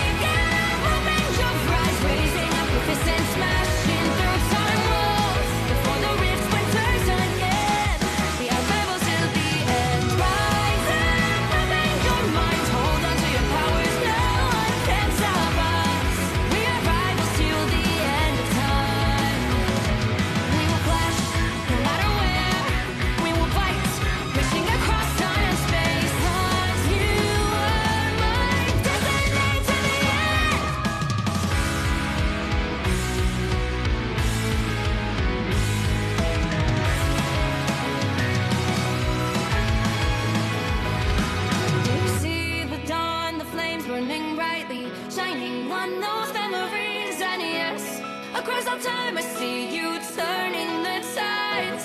And do you see now our time, our turn? We can still fight like the wind and fire, and wonder no more that now is the only time your heart is mine. Light has fallen, darkness grows, and yes, we fight for our destiny and fate. New days smiling for the past and future. Break those chains, lead the way, fight with me. And when you wake up, open your eyes, raising up your fists and smashing through time walls. Before the rift splinters again, we are rivals till the end. Rise up, open your mind.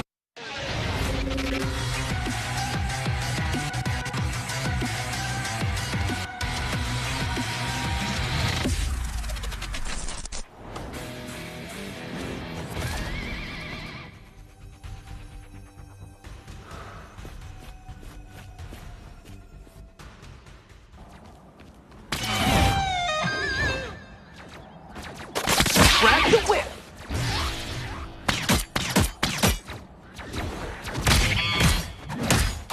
Don't mess with the amazing Spider-Man!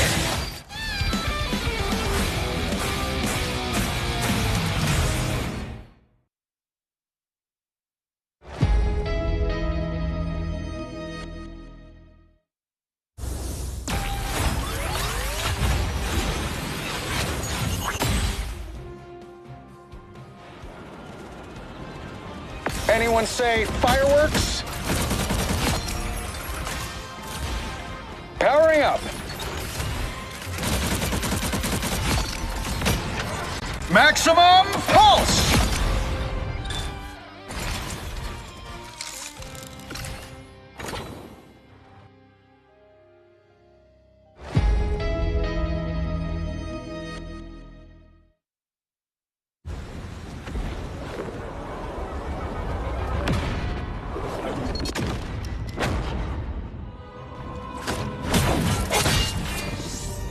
The moon haunts you!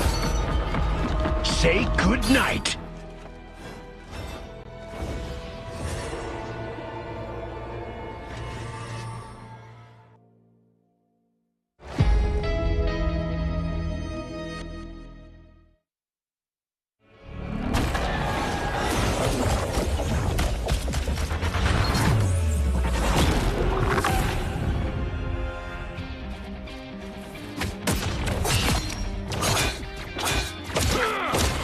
Tremble before fast!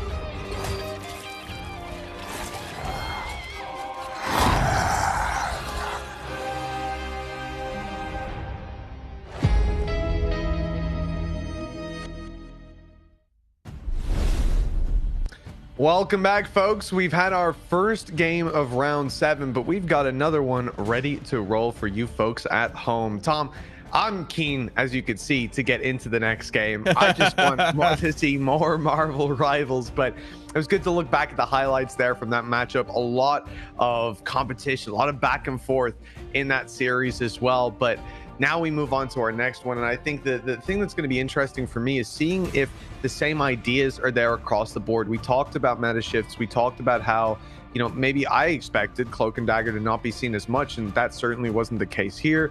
But we did see those bans coming towards a Mantis, towards a Star-Lord early on, a Psylocke. We even had a Squirrel Girl ban. And before that, a Squirrel Girl doing a lot of damage and a lot of impact. So yeah, very difficult to kind of figure out, I guess, what we're going to see today, because it's already had a different look than I was expecting. And I'm curious to see if the other teams have any different ideas in how this is going to play out. Yeah, I still think there's some standardized bans that I'm expecting to see. I think Winter Soldier is a primary example. Was very strong before, very strong now. I think that Kraken Impact Ultimate is just absurd with how much damage it's able to do. One of the few that I truly believe can team wipe almost every single time.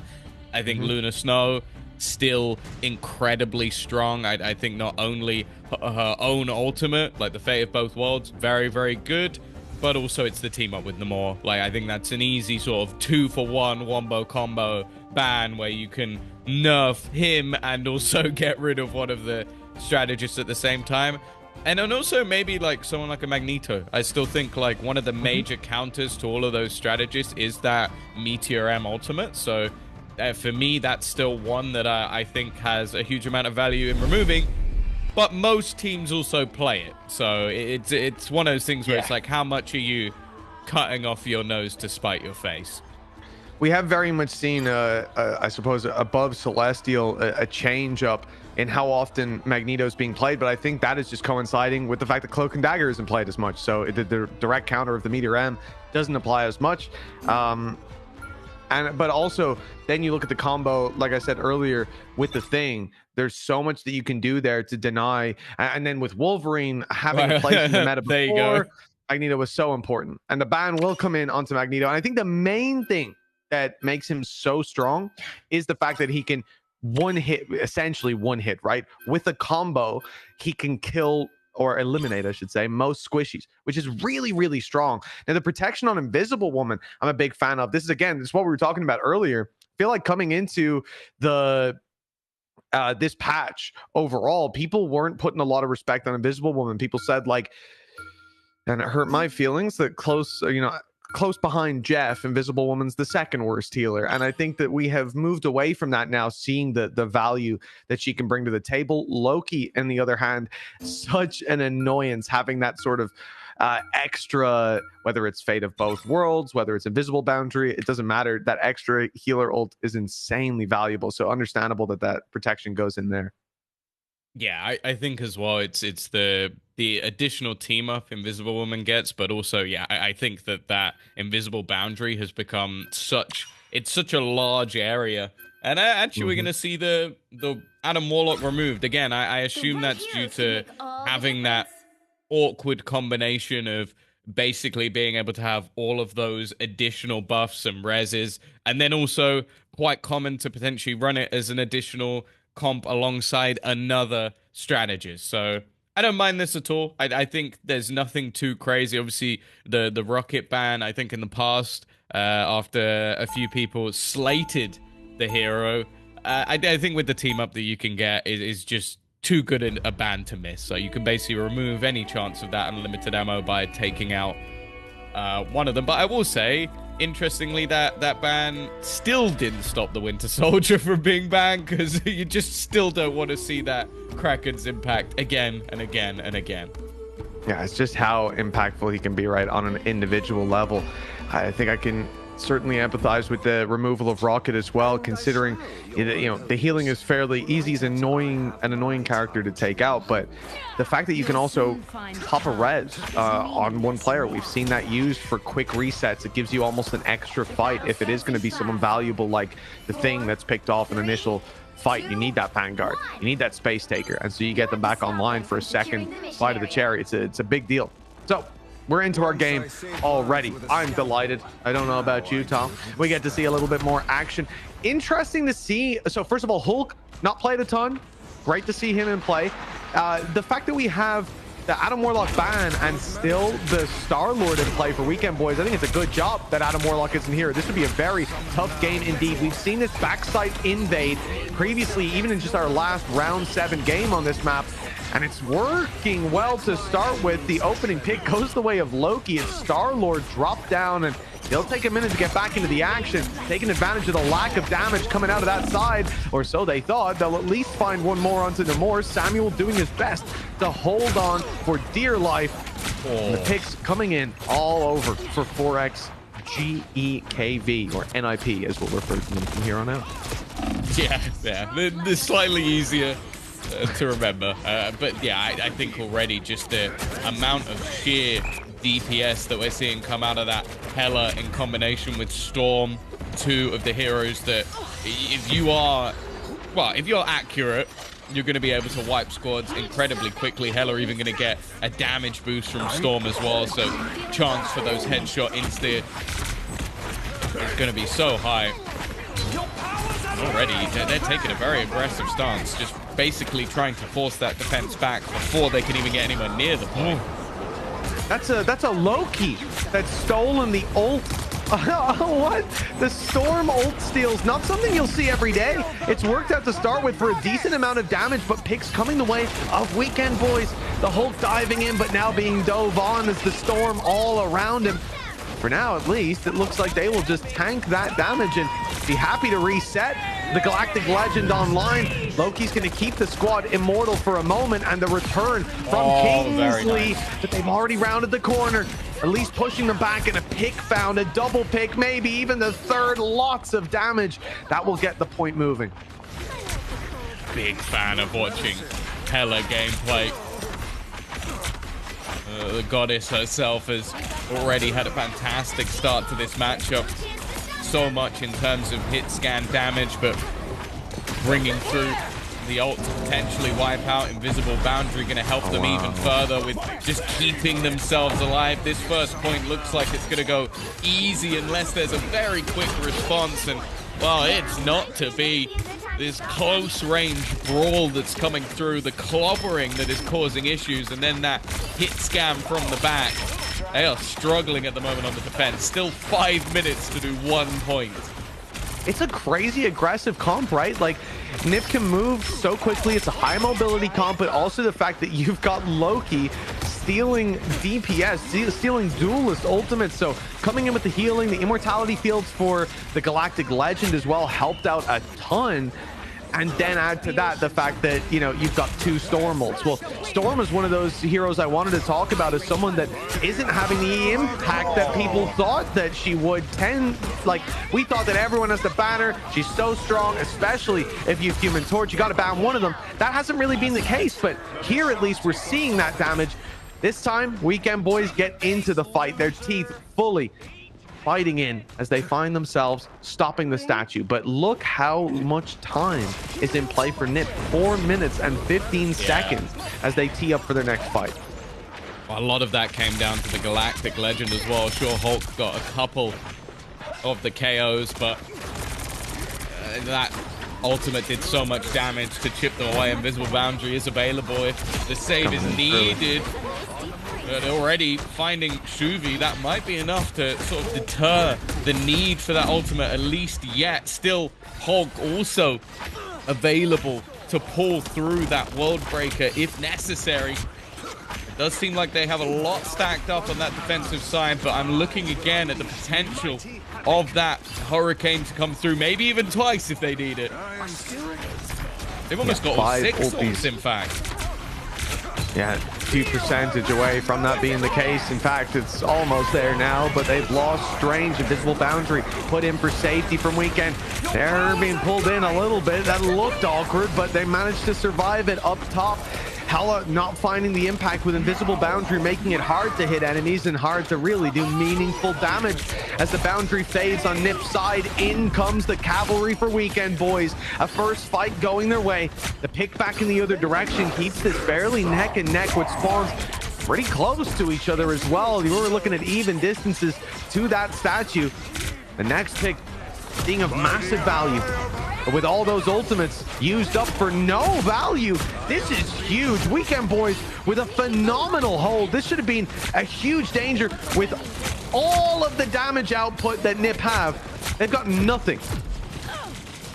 Yeah, I was a little bit worried for them because we saw them utilize Galactic Legend themselves. Punisher also using the Final Judgment, which didn't have a lot of impact, but then just in the overall fights, they came out on top. That's not lasted long, though. A response from Storm, the Thing, clobbering as well, and they're going to get ever closer to the final stages of this point, the final room, and you can see that, again, this double Vanguard combo are just looking to get right into the faces of their opponent. The smoke screen shrouding slightly, but any further positioning and they will be revealed, and they are getting right towards the last few meters of this battle. Look at that dive. So much coming in from the Thing. He's keeping those vanguards back, and well, then the high ground is taken on the other side, but Kingsley isn't able to capitalize. Another big pick coming out of Punisher for Weekend Boys. And the invisible boundary, it's only buying time. It's even. The vanguards fighting outside of it. They meet their fate. And the fate of both worlds pulled into play to try to give them a chance. That's the Loki steel used. Take the ulti, but look, as soon as it fades, Galactic Legend comes online. Immortality Fields being dealt with by the rest of the squad, and that's making it an easy connection for their Star-Lord. The pick onto Loki sends them back. They need that healer to push through this point, and a minute on the clock. This could be one more fight for the side of Nip. Yeah. Ryuf as well has been holding on to that final judgment. I noticed it when the invisible boundaries went down. He already had it online, but the whole plan was to basically wait until the right moment, maybe waiting for those strategist ultimates to be gone, but he was beaten to the point by the Galactic Legend. It means it's still available. Alcatraz with the Eye of Agamotto, the Hurricane put into play, but it's a good addition of the fate of both worlds to keep them standing, to keep them alive. Now Helen looks to try and have a go herself, but it's just going to be the trade out of ultimates. She has managed to get rid of that final judgment, remove Punisher from play, but still more and more is thrown in. Again, it's going to be this invisible boundary causing the attackers issues, not being able to wipe out their opponents in track, and they've been forced back again from 5 minutes, Mitch. They are down to just 8 seconds. This is tragic, but I like the fact that they fall back. This gives them a little bit of space. Those rotations much longer for them with their spawn further back, but it gives time for the setup, the turret in play. It's shredding the shields, and it's shredding the whole squad. That damage is massive, and with a Galactic Legend raining down fire from above, this one is surely done. They've stopped it before that final point, but as we've seen before, Tom, that doesn't mean the game is over. Oh, for sure. A fantastic recovery, though. As I said, those first 2 points went by like the wind. Like, if you blink and you'd miss it. They had over 5 minutes to try and get the final point done. But as we've said, in a lot of maps, I think including this one, sure, that first point can be difficult, but the last one is such a tight choke, such close spawns. And I think you have to give a lot of credit to those defensive strategist ultimates. I think Save Hope especially, with the ability to just throw in every single time they need it. I feel like he had an invisible boundary ready and raring to go and kept so many important players up and alive while those fights went on. Well, we'll see if there's any sort of a change up as you move to the defensive side. I think that, at least for Nip, you're looking at that Namor alongside the Luna, that can do a lot in terms of slowing them down.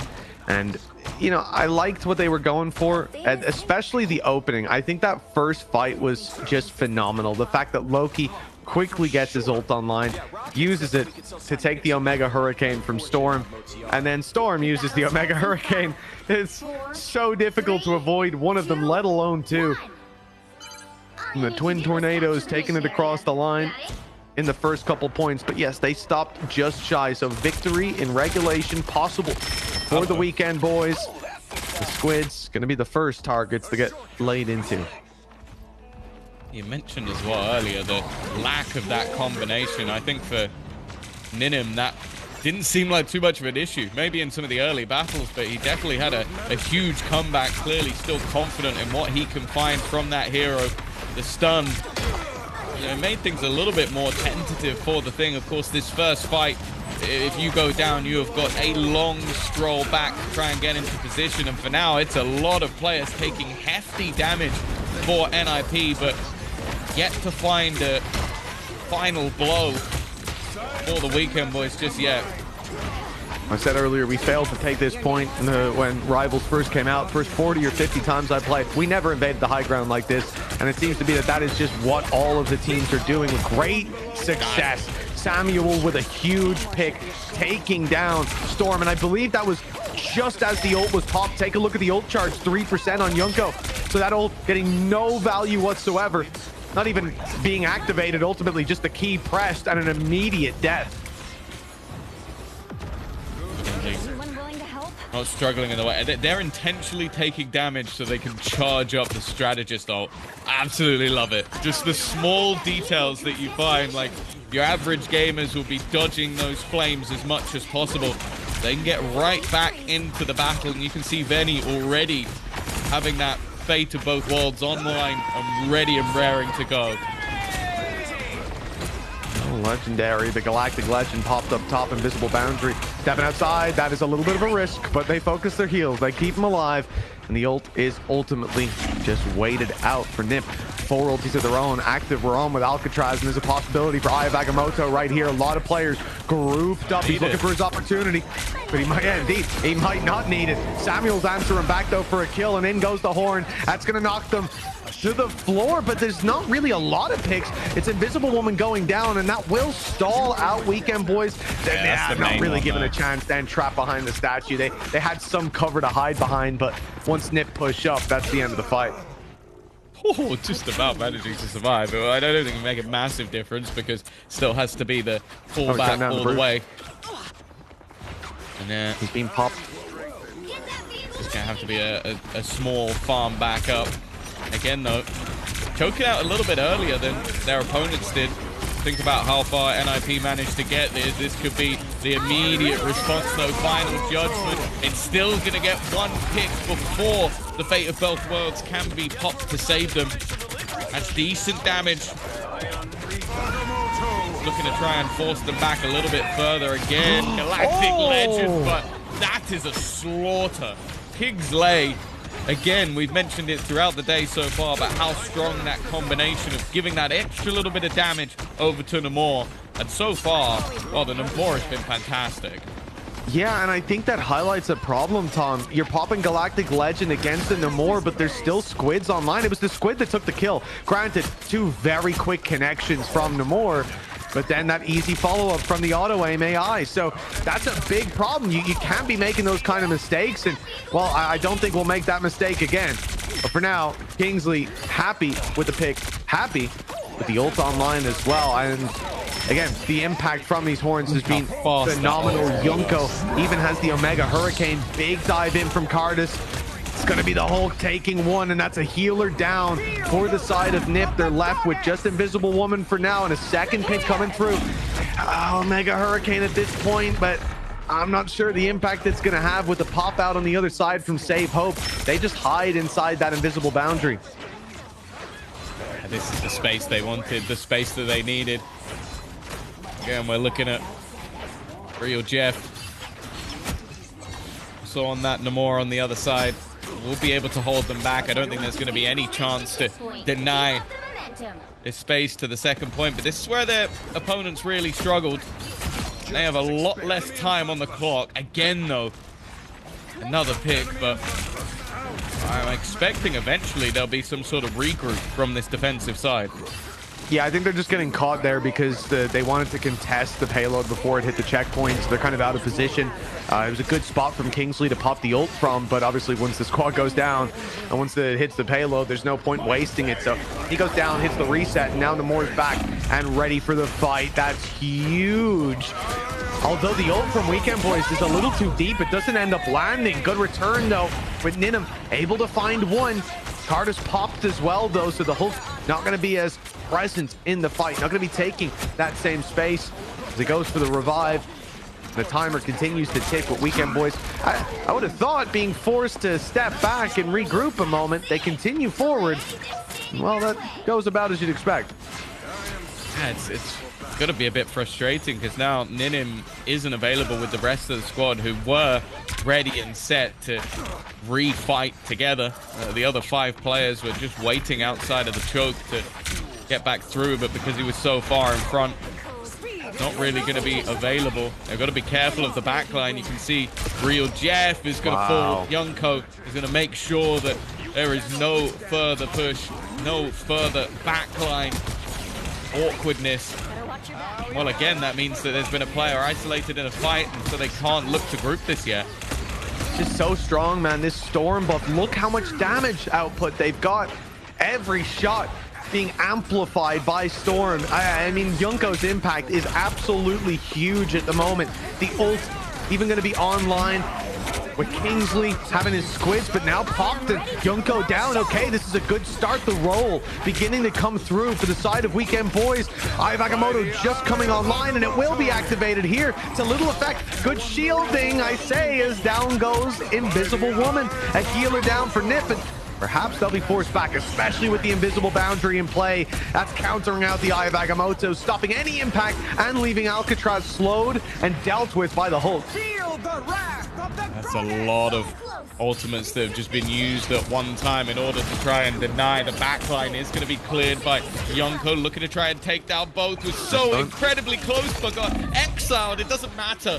That is the exact play that they were looking for. Yunko wiping out both strategists. It has to be a full reset, and now we are getting into the exact same position we saw before. Stuck towards that backline, stuck to try and get this one over that finish line. And Mitch, there is 35 seconds. They may only get one more shot at this.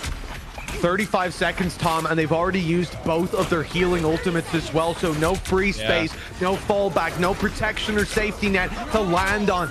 It's going to be the ult pop.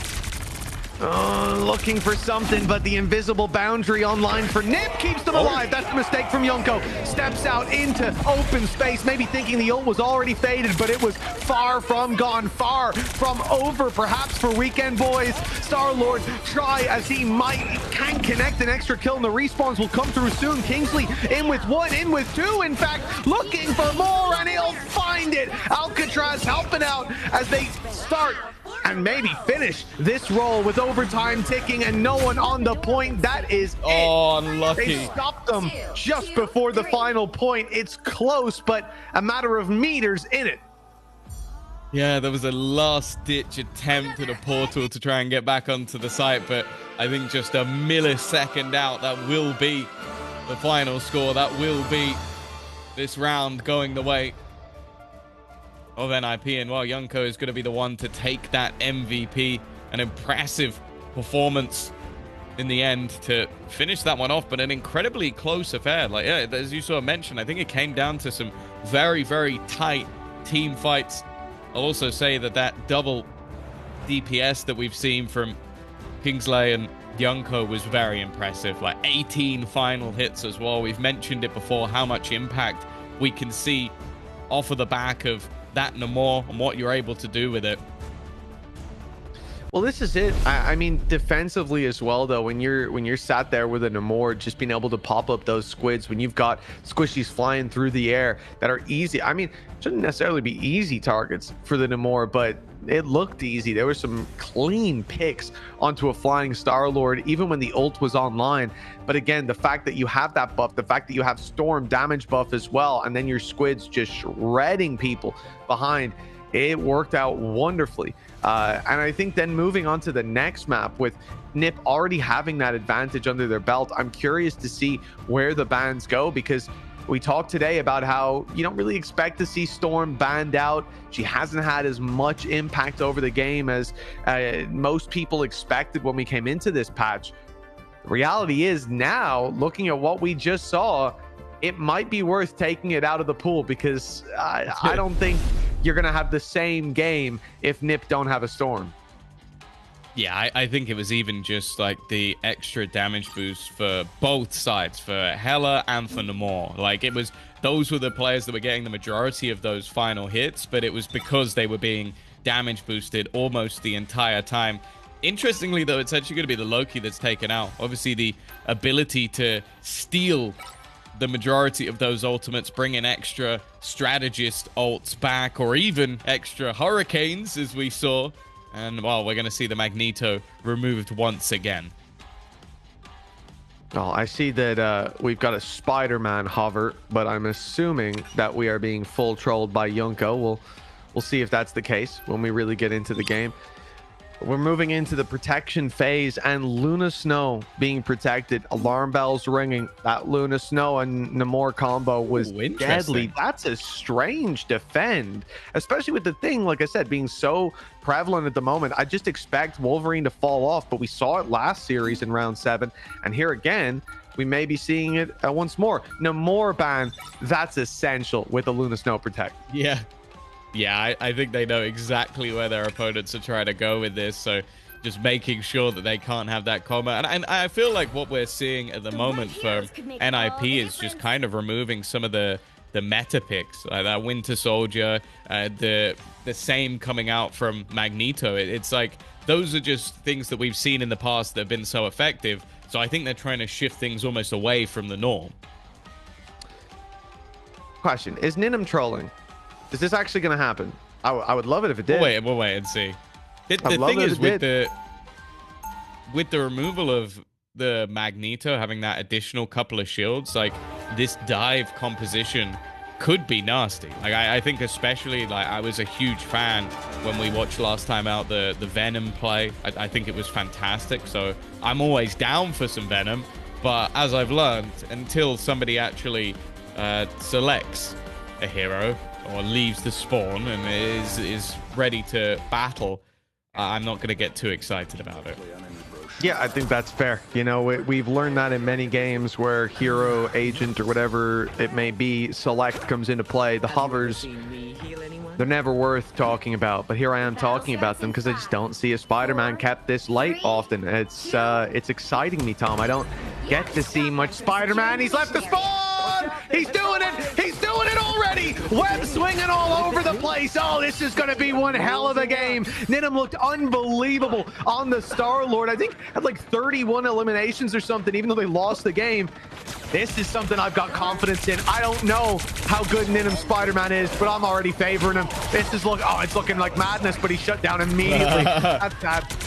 Yeah, that's not the start you're looking for. I think the dive in combination with Venom obviously gives an opportunity for a little bit of that invulnerability or the damage that you can send out, but it clearly wasn't quite prepared for the way that fight's going to go. And on the other side, they are sticking to fairly similar ideas. Yunko still on that storm. I'm terrified of the idea of a damage buff Punisher, but this is already what you can see, just the awkwardness that can be created from a Venom with that dive. But so far, the defense have done well to deal with it. Yeah, obviously as well, you know, when Spider-Man pops that symbiote bond, he's going to be invincible now as well as doing that damage and repelling enemies. But for now, he's not been able to be very invincible at all. Shut down in both initial dives with an immediate response by Nip. And the judge is here. He's not pulling any punches. Maximum sentence being dished out as we speak. And while Shuvi is chasing them into their spawn, that is a statement elimination. Ninum does well. Catches one flying up above the pack. Storm is the lead of the dive here onto the healers. A real chance for the pick, but good adaptation from the healers to not only keep themselves alive, but then to pick Ninum out of the sky. Yeah, that's the thing. Ninum really does a lot of the time going to have to play as this almost solo hero. Not going to have the same support, just of the pace that he's going to be moving at, and the whole concept of attacking that backline. It's nice, but if you're unable to remove those strategies from play, it can become incredibly difficult. A lot of low HP players, but that is where the fate of both worlds can come into play. You're also going to get the Hurricane out, but that will be removed by that invisible boundary, and a huge pickup from Ninum. In fact, the double. That's both of the duelists down. They can't be saved if you remove them from position. And well, now we are seeing the value, the true value of that Spider-Man. An amazing combo, quite literally. That's what the ability is called. He's done a remarkable job getting involved, and now the ultimate online as well. Spectacular spin can cause mayhem in the lines of Nip. Good take from Weekend Boys, but that is just the first point. They've got to get Spider Zero all the way to the Budokan. And that is quite the journey.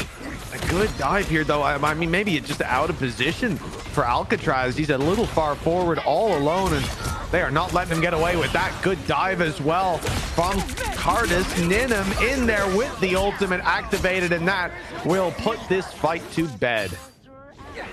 This is the thing. They can very, very quickly get into a spot where they can look to just delay this squad as they're way back through it. It's tough when you're facing up against this combination. The only goal for Ninum is to try and remove a player or two. That's exactly what he's done. Yunko as well, someone that we mentioned is so integral to playing with the squad. You want that damage boost for everybody. A lot of these sort of duelist characters, you can almost play a little bit more individually, play on off angles, play on high ground. You can't really do that with Storm. You need to be with the team. So that's a big pickup. And then also removing a strategist from play. I'm thinking Ninum might just be the difference maker in this match. They're still in their spawn. They're still in their spawn. They respect the Spider-Man, the space that he's bought. They can't get on this in time. That's the point taken. Surely, yes. It's across the line before they stayed in their spawn for 30 seconds, Tom. They got picked off once by a Spider-Man, and that sent them running. And they're still not going to get out. He's on them again. Ninum, you madman. This guy came in. He hovered the Spider-Man, and I thought, surely not. Today could be the first for me, and oh my goodness, Ninum, you're delivering one hell of an experience. Just look at how far they're pushing the payload. They haven't touched the payload in a minute and a half. Ninum's just shredding them. Oh, this is devastating.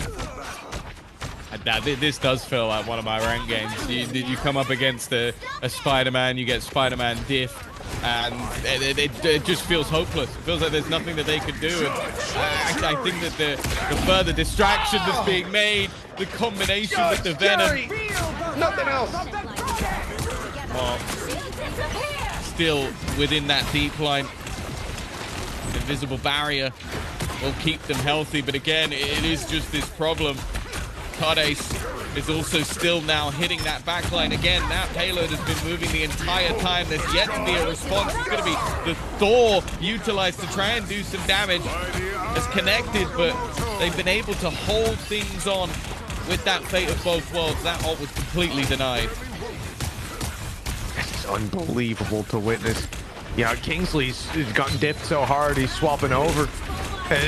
Popped the judge, jury, executioner, but couldn't say the last line because Ninum is the executioner, the ultimate activated. But Yunko picks him off. A huge delivery for the side of Nip. Oh, Venom barely made it out, but that will keep them in this fight. Weekend Boys holding on the corner, waiting about 3 more seconds until Ninum is there in their back lines and already having a pick.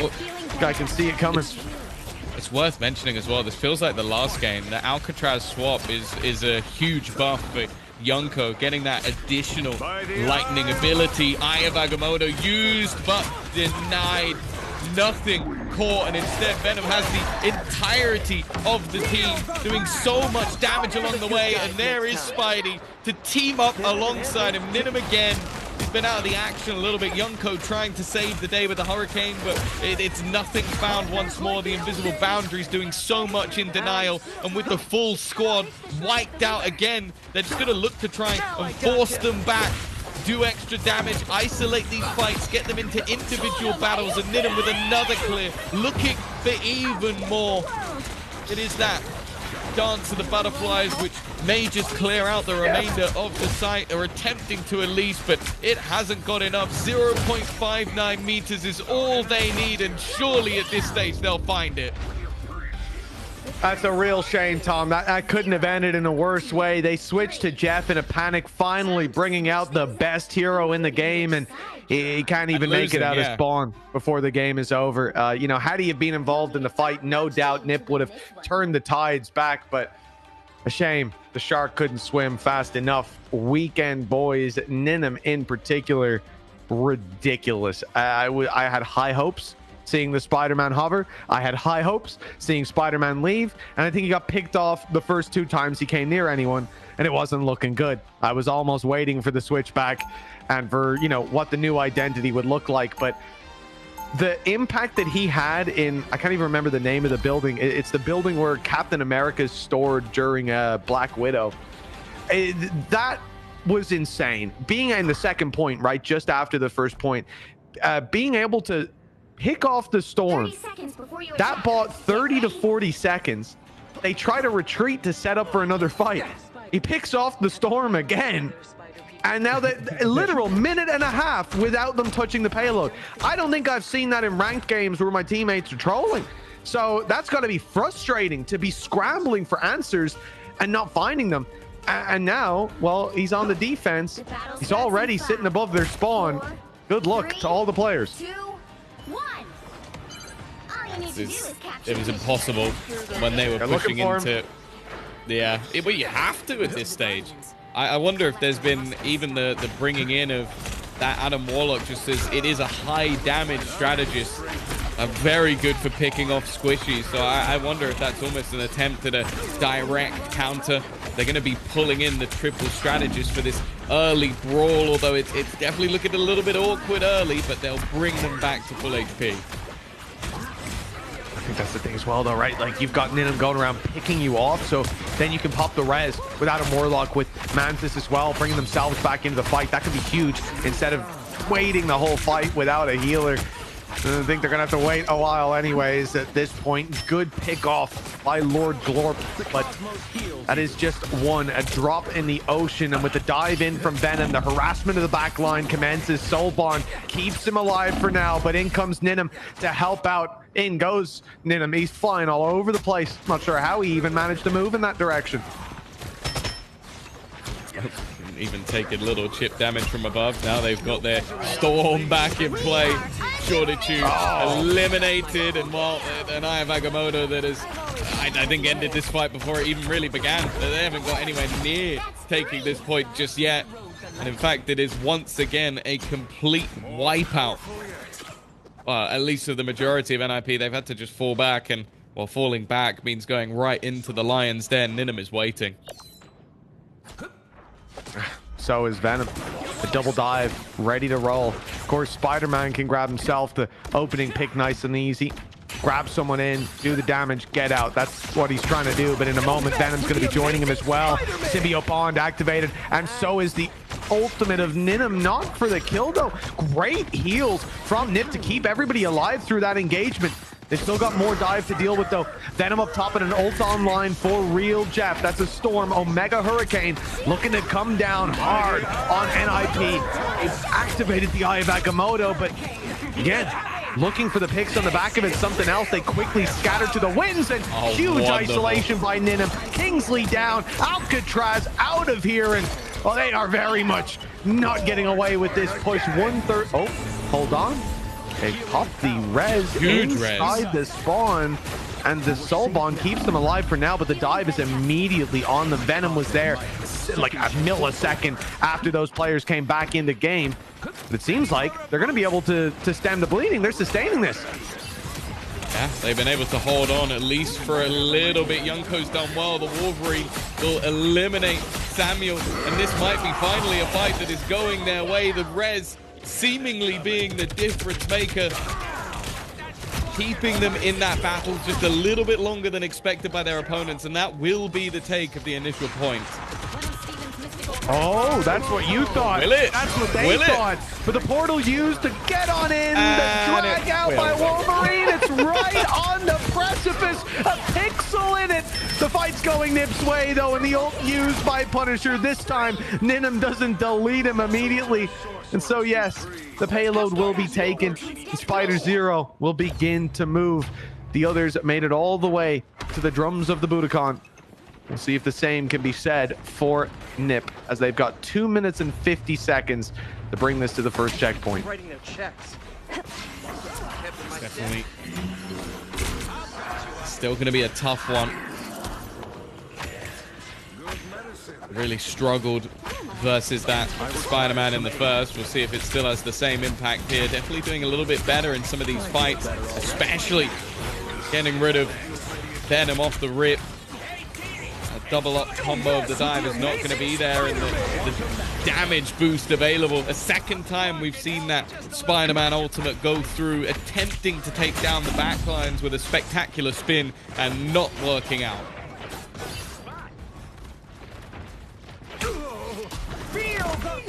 Maybe that switch will come in eventually from Ninim, or maybe we'll just see that return to form. Omega Hurricane for now is certainly going to pad the gap between them. That shield's keeping Punisher in fighting form, and well, goodbye. The reset was called for, and there was no need for Yunko to farm ultimate points. Why give any percentage to your opponents, I suppose? I guess it's one of those things. As a solo Wolverine trying to survive, it's never really going to happen. Your goal is to be the tank buster, and I don't think you're going to get even remotely close removing one of those vanguards. Decent fight, and then just look at that time already. A minute and a half halfway through this first brawl, but still a pretty big way to go. The chance for a Feast of the Abyss, which can easily drag them into a similar angle. Got to be a little bit more careful with that. Oh, a lot of damage being done here. He's berserking on them. Maybe that's going to be able to find another. Oh, nah, not really. The thing is the worst person you want to run into there. No chance to take him away, and he can quickly dive back to his teammates. Storm, on the other hand. Yeah, well, turn and tail anyways. This is dangerous too once you've got that turret set up on the point. You're moving with it, and tracking seems good for now. Great damage done, and Eye of Agamotto used from Nip. They're trying to really just shut this down meters from the payload reaching the end point. Weekend Boys have dove on to try to stop them, but it doesn't look like there'll be much to report home about. The ultimate from Spider-Man meeting the same fate as before. It's caught a couple, but the pick's hard to come by. They found Junko in the back lines, or Junko's found one in the back lines at least. I'm so used to him being the Storm. The other way around. Still close. That's the thing. They've been able to get back into the action. Real Jeff finding another one with the Storm, and not far off the Hurricane. That could be absolutely everything. A response is going to be their last stand, and it may just be exactly that. Attempting to get something done, but there is that Hurricane. Again, an attempted sort of res coming out from Lord Glorp, but that hasn't actually gone to plan. Hasn't been able to keep them in this battle, as Real Jeff again is just going ham within the site. I don't know if they're going to get this one over the line, Mitch. It looked like, again, it was a done deal, but right at the depths is where we see that battle back. 1, 2, 3.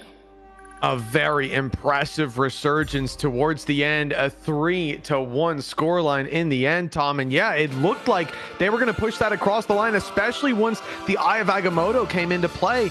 That's activated, and I start to think, well, okay, you're meters away. You've caught 2 picks as well. It was Invisible Woman and Storm that the turret was able to just shred straight through. So from that point, it seemed inevitable that we were going to touch that point and move, well, at least towards that final checkpoint, but a huge stoppage in the end. I have to say, Tom, really impressed by what I saw from Ninum here. This was somewhere that, you know, when you see a Spider-Man come into play, I really don't know what to expect. I assume you've got some proficiency, but there's a lot of things you can do to respond to it. But the picks that Ninum was having, 20 final hits on Storm for the MVP, but 20 on Ninum that I will say single-handedly got them that payload to the first checkpoint and halfway to the second. So that really is, I will put the dub on his head, at least for that first half drive. He was beyond a key player. Just, he was the secret ingredient. Yeah, I think as well, you look at any game and your 2 duelist players have 40 final hits between them. I think you're going to be having a good time. Like, you should be winning that game. There were a lot of moments where it really did feel like they were the difference maker, and we've obviously been hyping up the Vanguards throughout. I think that double combo with the Venom, I also just think it's that little bit of extra damage that you can do in the last second of your combo, like using that team up ability coming out from Venom, that just seems to work wonderfully for the Spider-Man. So it seems like they've got a lot in their back pocket. I also wonder, going into this sort of third and final, obviously the best of 3 decided in this last matchup, do you ban a Spider-Man? I would think you're crazy. Normally I'd say never doing that. But like, I mean, like in ranked, you know, Spider-Man ban, absolutely get rid of him, because he's going to diff your teammates. They don't know how to play the game. I hate to tell you that.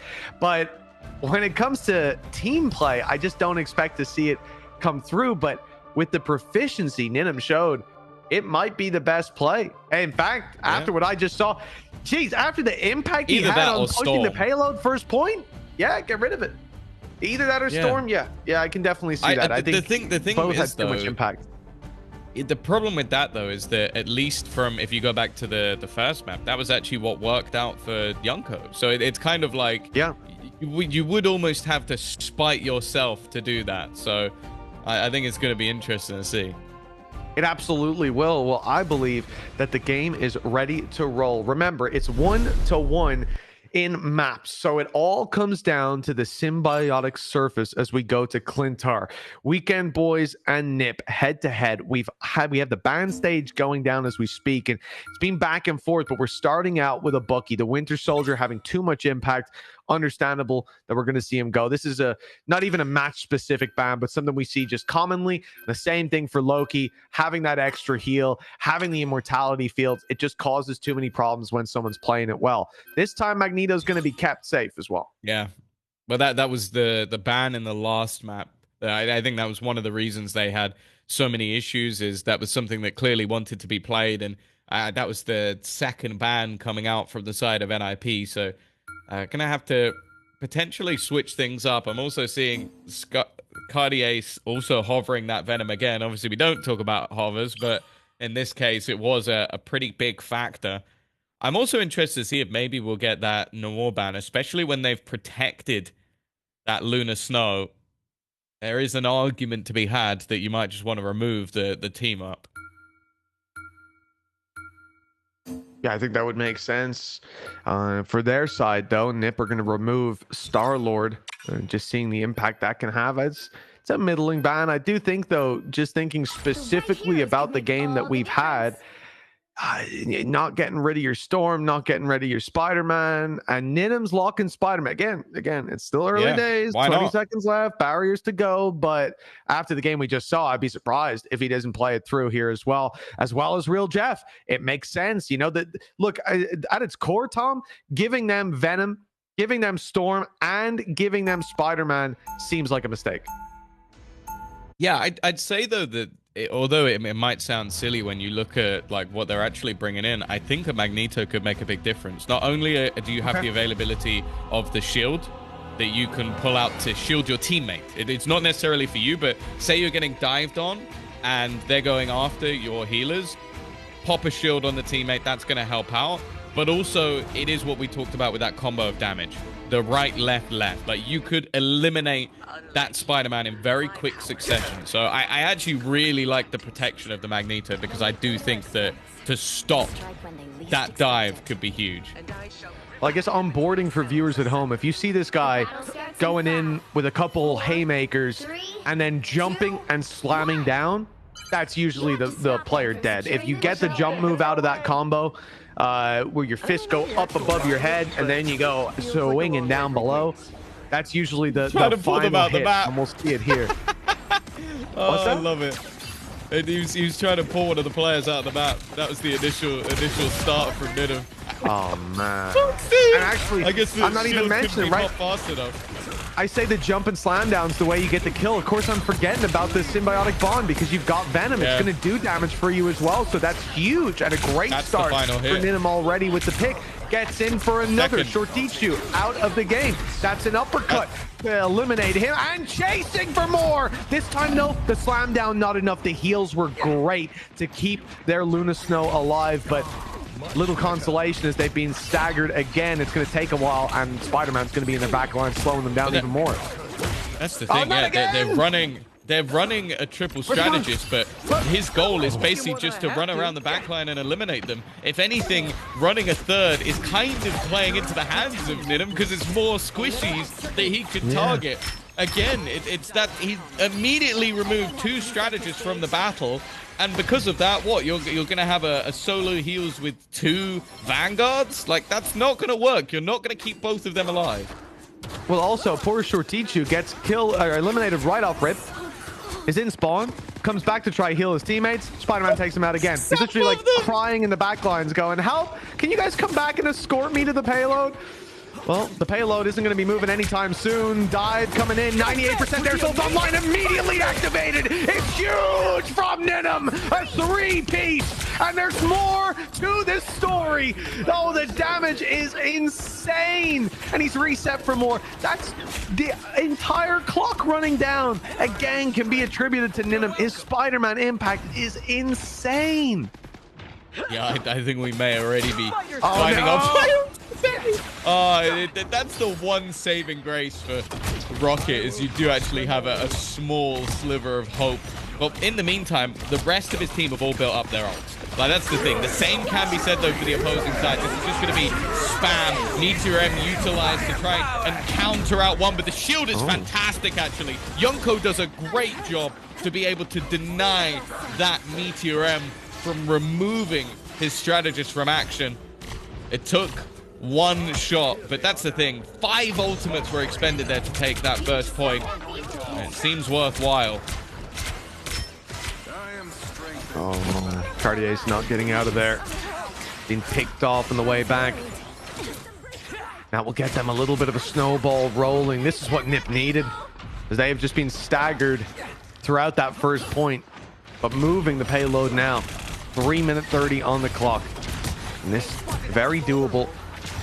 Much more narrow alleyways to work around as well. Could make it harder for Ninum to isolate some of these players, as he's had a field day of doing so far. The turret being attacked. In fact, no, it's just straight onto Punisher, and he's got him. One player isolated up top, and now the dive down. The ult used as well in the back lines. It's the healers that are his target. Cloak tries to get out of there, but it's Ninum who comes in with the dagger and lands it in her back. A beautiful display again from this Spider-Man, as Weekend Boys pick up the payload, push it slowly backwards. I feel like it's a fun day for our observers. You could just follow Ninum on the Spider-Man, and you're almost definitely going to see something. Mitch, you excited? I am thrilled, especially for Spider-Man. Shortichu's going to be able to survive a little easier than with Rocket Raccoon using those bubbles. At least that's what I would expect. There's not going to be a lot of heals from elsewhere, though. The Luna Snow combo with Jeff gets a little bit extra damage as well, but that might not matter. In fact, it will not. The team is being rolled, and the remaining players from Nip fall back again. 2 minutes 20 on the clock, a little less. They're being fought in their spawn. It will just be the pullback from Weekend Boys, but 2 more fights for Nip. This is the thing, because of how much impact we're seeing from Ninum, the rest of the team are not needing to use their ultimates. Again, they're going to have all 5 of the remaining online. Sure, the attacker in a similar boat, it seems like their goal is almost to just try and save them up for a single fight, potentially clear everything out of there. Again, the target is found, the target is eliminated, just looking for further damage onto that backline. It leaves their vanguards with nothing to really play around. You can see that, again, that Doctor Strange was hopeful to get something on the front line, but when you don't have anybody with your back, it just becomes impossible. Well, yeah, they couldn't heal. One healer picked off, and then the other 2 are being dove by Spider-Man. They got to heal each other. They got to stay alive. So you Vanguard up front, pushing up, begging for heals, but there's no way for that to happen. That's where in ranked they start typing at you, calling you names. So it's not my fault. Ninum is all over me. And look at this again, just causing problems. Ult is online. 1 minute on the clock. A single one fight from Weekend Boys will set them up to take this across the line. Oh, that's a huge ult too. Jeff grabs a couple, but it's immediately countered out by the Omega Hurricane. A huge pick back in return. Eye of Agamotto used up here by Nip as well. But the picks, they just don't come in. Instead, it's the other side, because Real Jeff and Ninum are not caught by that Agamotto's eye, and they're coming in instead, showing their ire. 1 minute turns to 35 seconds, and one last fight for Nip. I love the idea that there's a guy playing Jeff being eliminated by a storm called Real Jeff. It's perfect irony that has not gone to plan, and as you said, the time are ticking. Again, they've only really got the Meteor M, which for the most part is used to try and counter out any of those healing ultimates. Instead, it's going to be used aggressively to try and remove it. It will do the job. That's Luna slowed down. The same can be said for Storm. This is one of the better fights we've seen from them. The problem is there's still that invisible boundary. That will look to buy time. That will look to give opportunities for the remaining defenders to get back into position. The fact is, though, Juvi's already on him, trying to push them back as much as possible, not allowing them the space to move forward, and that should get them quite a bit of ground. Yeah, they're in overtime, though. Just one fight needs to go the other way. You hope that someone from Weekend Boys can get in there and contest with a Venom especially. Fate of both worlds. Should be able to buy time, indeed. Benny Use Fate of Both Worlds any second now to push them forward. They're trying to take as much space as possible the first time around. Meteor M put into play, looking to take down those supports, but they won't be found. Soulbound keeping them alive for now. Omega Hurricane put into play though, and now they don't have a lot to fight back against this. They'll just have to try to dodge the tornado, but they are pulled in. Huge damage from up top, and the Soulbound not online for Short Tichu. Nothing will go their way. Stopped before that checkpoint. And I have to say, Tom, we said coming into this, it looks like a mistake to allow the Weekend Boys to have the Spider-Man, the Storm, and even then adding into that the Venom, but primarily those two duelists. And it certainly seems to be the downfall of Nip here. Ninim is playing a phenomenal game. Yeah, it seems like just an ultimate comfort pick that has been brought into this matchup. And you kind of understand from the other point of view that you go, okay, well, we're just going to look to make sure we have our picks. That was why they made sure to protect the Magneto. The problem is even with having 3 strategists in the backline, even having 3 trying to keep each other alive while also sticking it out for the 2 Vanguards, the chunkier of those characters, it just wasn't enough. Like, the second they lost one of their strategists, it felt just like pure panic stations. And even with having the likes of a Rocket or at times a Jeff to have that at least minimal chance of escaping, Ninim was so good at just picking off whoever else was left. Well, I think at the end of the day, Tom, the logo. So we talk about the bans on the one side, right? That Nip made a mistake by allowing these other characters to come through, and I think then you got to look at it the other way around. Initially, what was working for Nip? Well, they had a great time when it came to playing the Namor. They had a great time when it came to the Loki. Both of those removed 2 games in a row, and since then, alongside the Spider-Man, Weekend Boys have looked untouchable. Really think they've just done their homework. They've done a great, well, they've read what's in front of them in that first map very well, and Nip haven't been able to adjust. That's a pick already. I can tell. Oh, maybe it's not quite connecting, and the heals instantly respawn, but he's in for another. Just such an annoyance. Might need to use the symbiotic bond to stay alive, but no, actually does make it out. That's the thing. A lot of the time, this initial choke point can be incredibly difficult to get through, but even just the distraction that's being caused, Soulbond needed to keep the team standing again, still just dissipating, but they're doing a lot of damage to the Venom. Potential for the early removal of that Vanguard, but he has been able to escape. Kingsley back over on that Hela, which we've already seen can do a lot of damage, but they don't necessarily have that same combo they had before.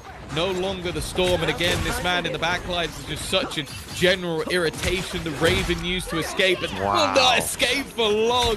There's only one path that you can go down. Decent damage coming through from Lord Glorp, but it's only really those strategists and the Vanguards that left standing on that site. And while I do not think they'll be standing for long.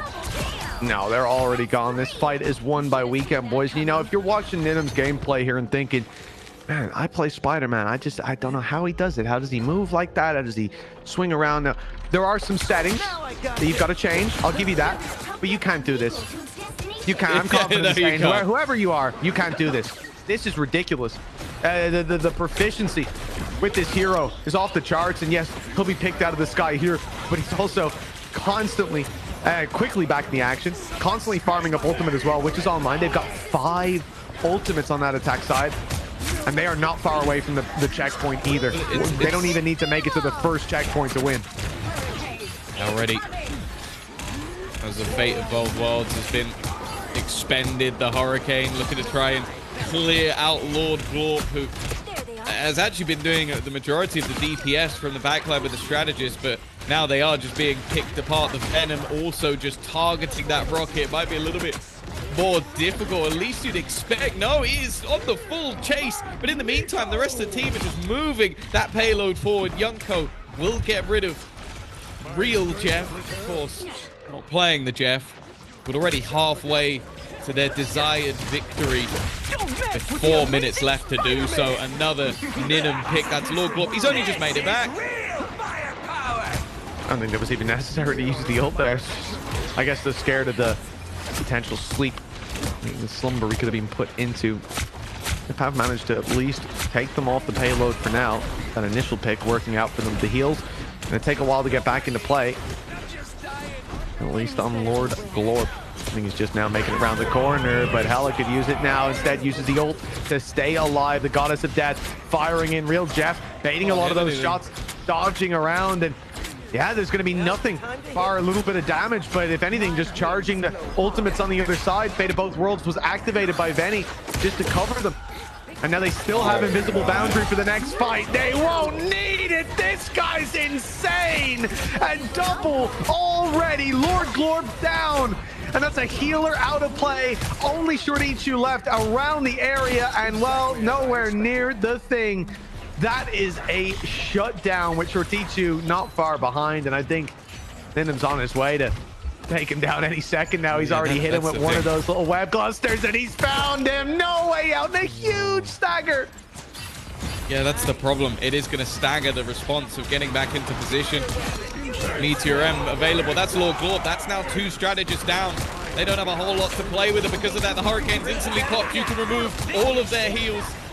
Looking to try and utilize the portal to get back in. They need it, but the problem is, again, it's so staggered in their fightbacks that they are being eliminated one by one by one. The payload surely gonna hit. No, just about able to survive, but well, it's a last-ditch effort, an attempt by Scarlet Witch to get back into position. It is not the case. It is a masterclass of that Spider-Man Venom combination with a little bit on the side coming through from Storm.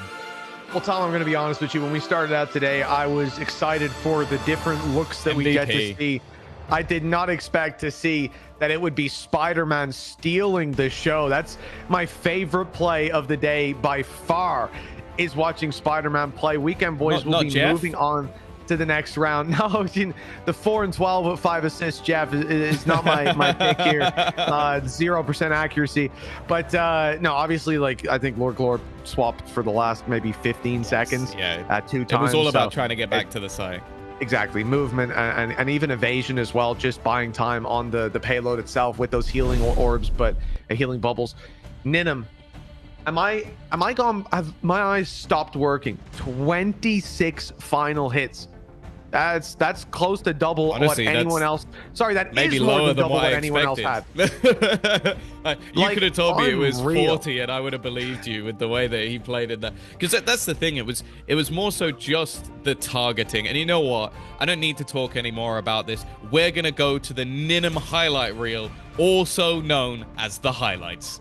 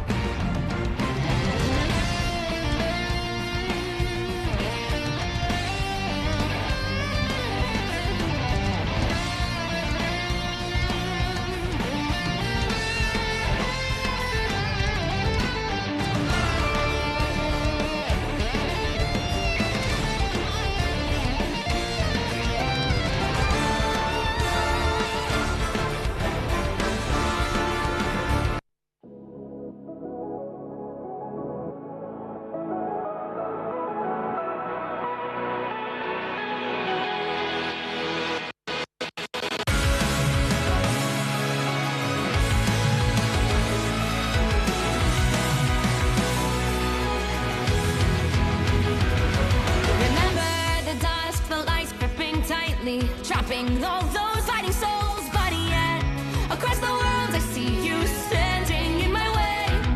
And remember the time, the place we used to fight, like the sun and moon. And I wonder if ever there was a time that we were friends. The night has fallen, shadows looming, and yes, that time has come for me to seek you out. We are set now for our last reunion. Break the chains, find your way, come find me.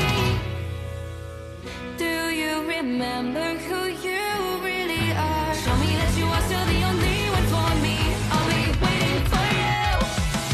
Wake up, open your eyes, raising up your fists and smashing through time walls. Before the rift splinters again, we are rebels till the end. Rise up, open your mind, hold on to your powers, no one can stop us.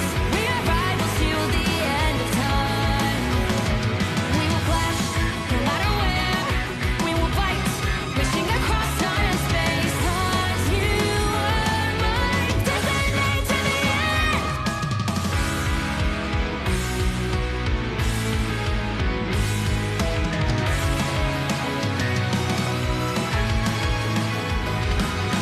See the dawn, the flames burning brightly, shining on those memories. And yes, across all time I see you turning the tides.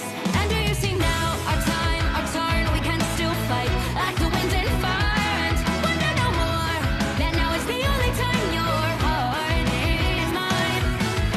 Light has fallen, darkness grows, and yes, we fight for our destiny and fate. New days smiling for the past and future. Break those chains, lead the way, fight with me.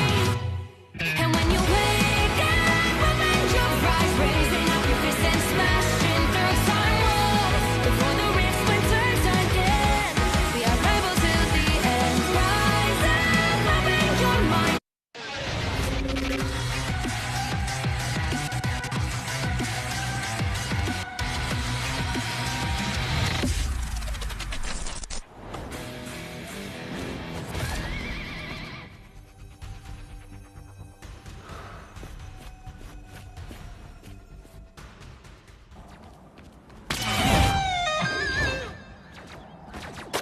Grab the whip.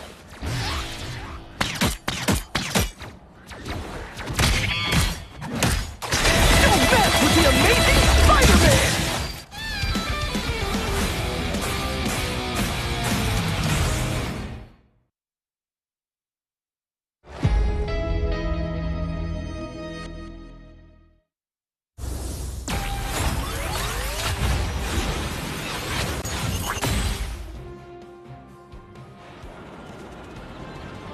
Anyone say fireworks? Powering up. Maximum pulse!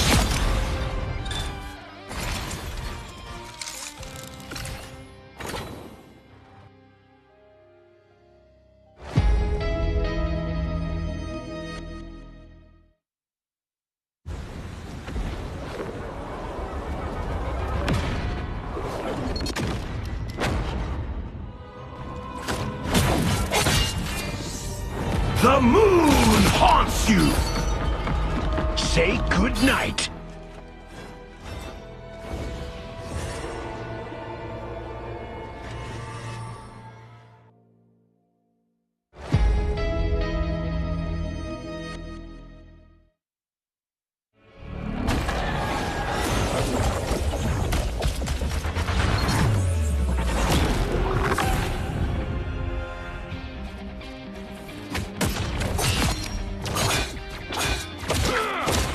Tremble before fast!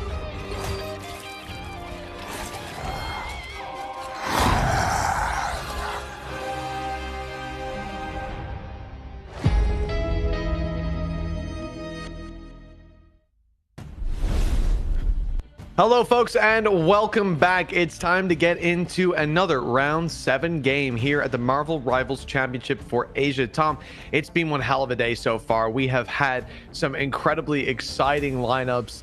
a Spider-Man dominating the show as well, which isn't something I was expecting to see, but it makes me wonder what else can these players have up their sleeves. Let's hope we keep on with this momentum. Yeah, I'll be curious to see what else will come out, because we've had a Squirrel Girl, which again I wasn't necessarily expecting to see. We've had a dominant Spider-Man. Maybe we combine the two, where we even get the team up. You never know. That would be nice. That'd be crazy.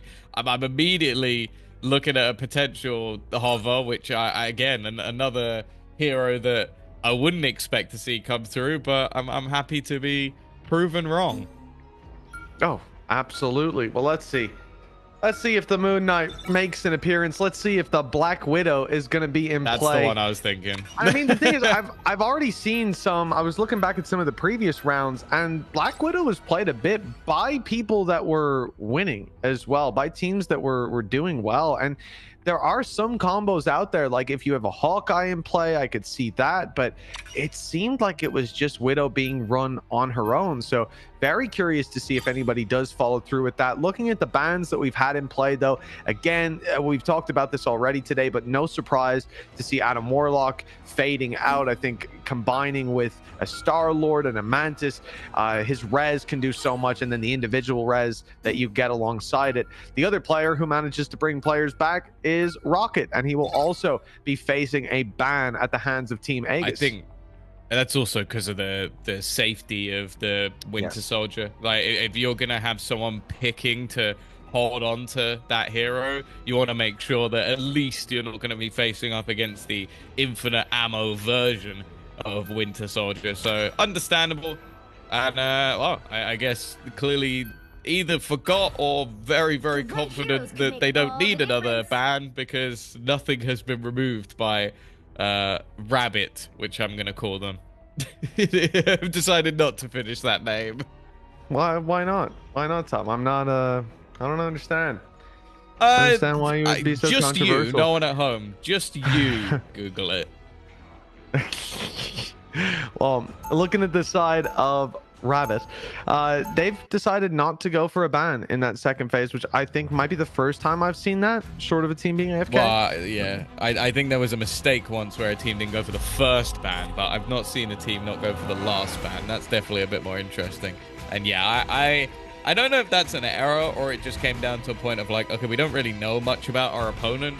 We don't want to take away something that we could potentially switch to, so we'll just let them keep it. I'm also noticing that Rabbit have another player on their team who I'm going to refer to only as Sir and nothing more. Yes. I'm not sure. How which has that got through the filter? Can you tell me which player you're talking about again? Winter Soldier on the defensive team.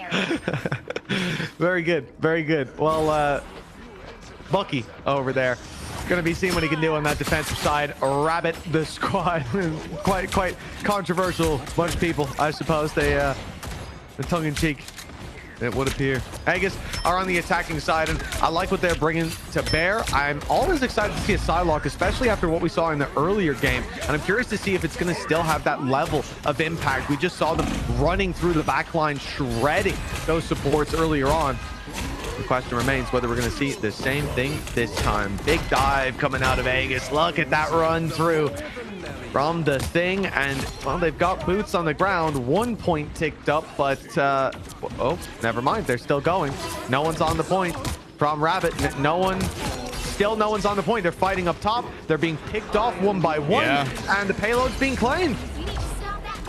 I guess just not able to get back in. It can be difficult to try and reclaim that ground, especially when you've been segmented. Obviously the rotation back to this point is so much further than what you'll get from the attacking side, but this really is a solid start for Aegis, because again, we've seen a lot of teams at times struggle to get over the line with the first point and get the payload moving, but they've made it look very easy.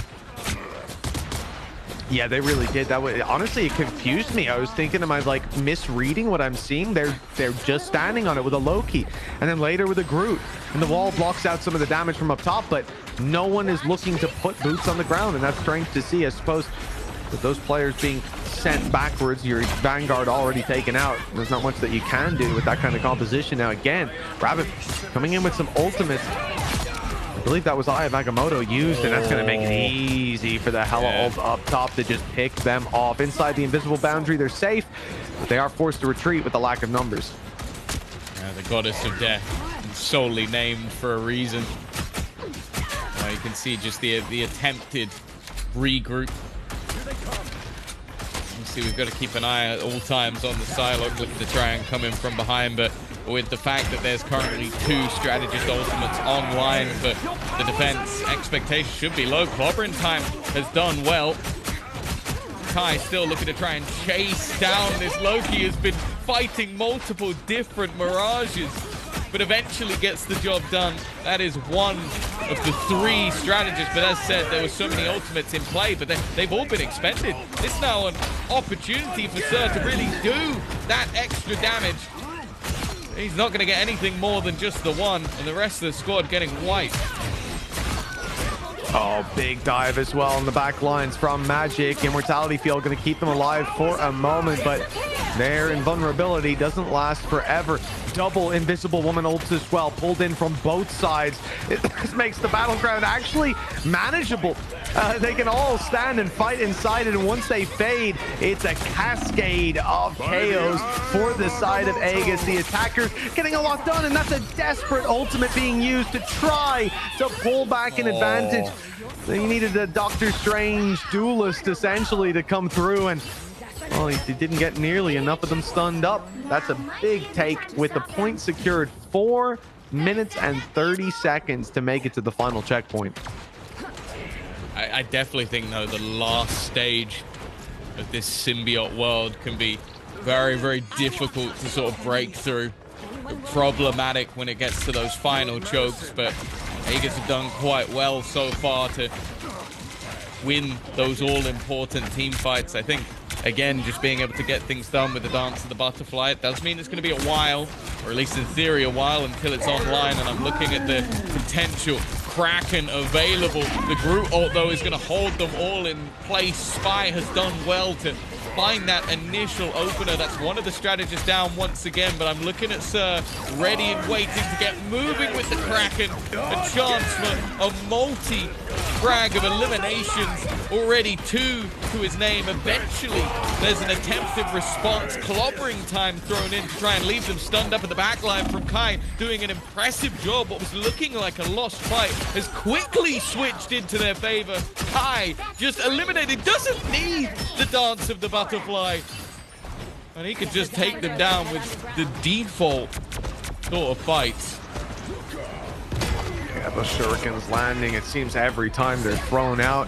Aegis with another double pickup, and that could be it. I mean, the defenders are just sent flying by this. There's no way back in, no access to the payload as Null's Essence is transported the full distance. Now, that's going to be quite the feat to try to accomplish, because it's not just about making it the full distance, Tom. It's not about taking that first point. It's not about the gap that we've just seen. I think Aegis looked like a far stronger team, at least in that first half. But it's also the fact that they did it so quickly. I think they still have just under 3 minutes on the clock. So if we do go to overtime, you are going to need a serious buffer. We don't need to just see them win this. We need to see Rabbit dominate and push to that final point with relative ease. For sure. I think, again, like, the things that impressed me most today is like how these duelists are dealing with the backline.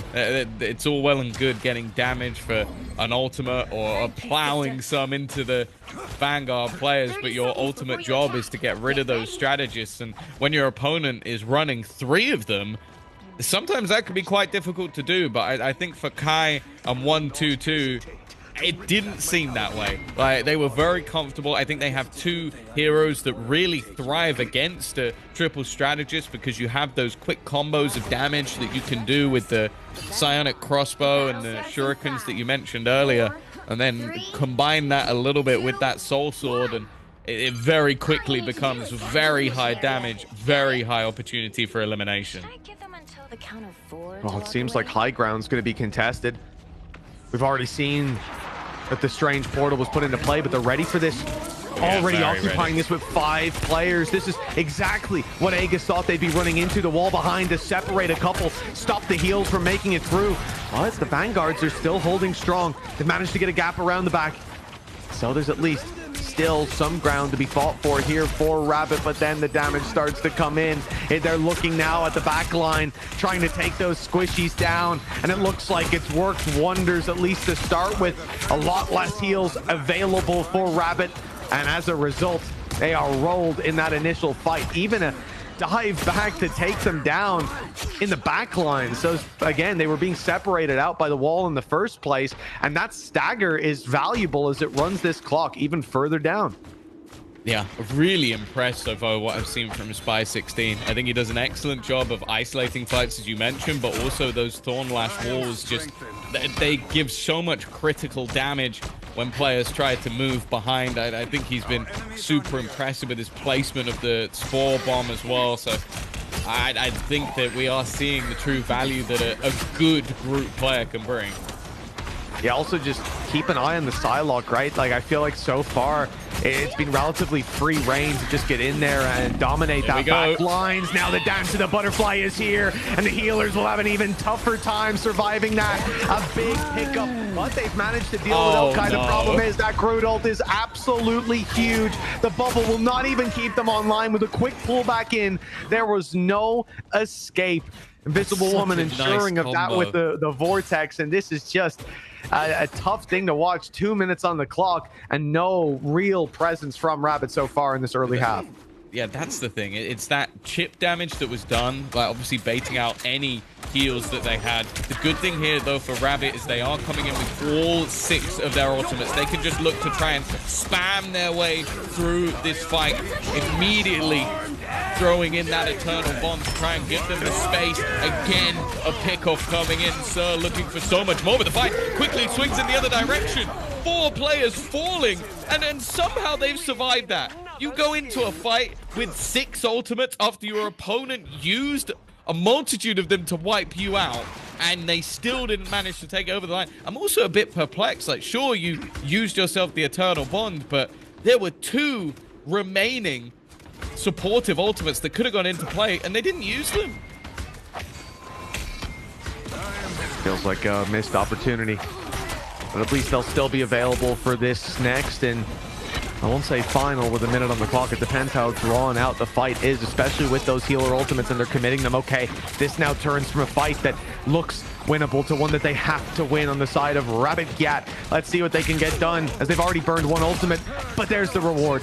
Taking down Magic, at least 1 to be found, and in goes the invisible boundary from the side of Aegis. This will be returned on by Rabbit, countering out the ultimate, now looking for the fight just around the edge of the boundary. They've almost taken her down, but she survived on a sliver of health, and Aegis are the ones coming up with the picks instead. That looked like the opportunity for Rabbit. The chance was there, but it's faded into nothingness, and the fight took so long. We're down to 15 seconds before some of these players respawn. This is going to be very difficult to get back and involved in. Yeah, the problem is as well is, again, they burnt through pretty much everything. The only thing that could be put into play is Sir getting back in, but I don't think they're going to be there in time. I don't think there's enough on this clock, just about making it, but that overtime clock is ticking incredibly fast. The Kraken might be needed to try and save them, but no! They step off it even for a millisecond. That is a complete whitewash, not a single % on the capture. Wow, what a dominant first showing in the initial map of this battle. Yeah, well, this is reading like a complete diff, at least there on that map, but it just looked like they didn't have the solutions over on Rabbit, and 31-0, by the way. Like, think about how many of those fights looked like they were going to swing in a direction, and your Doctor Strange just comes in. That is an absurd performance from Den.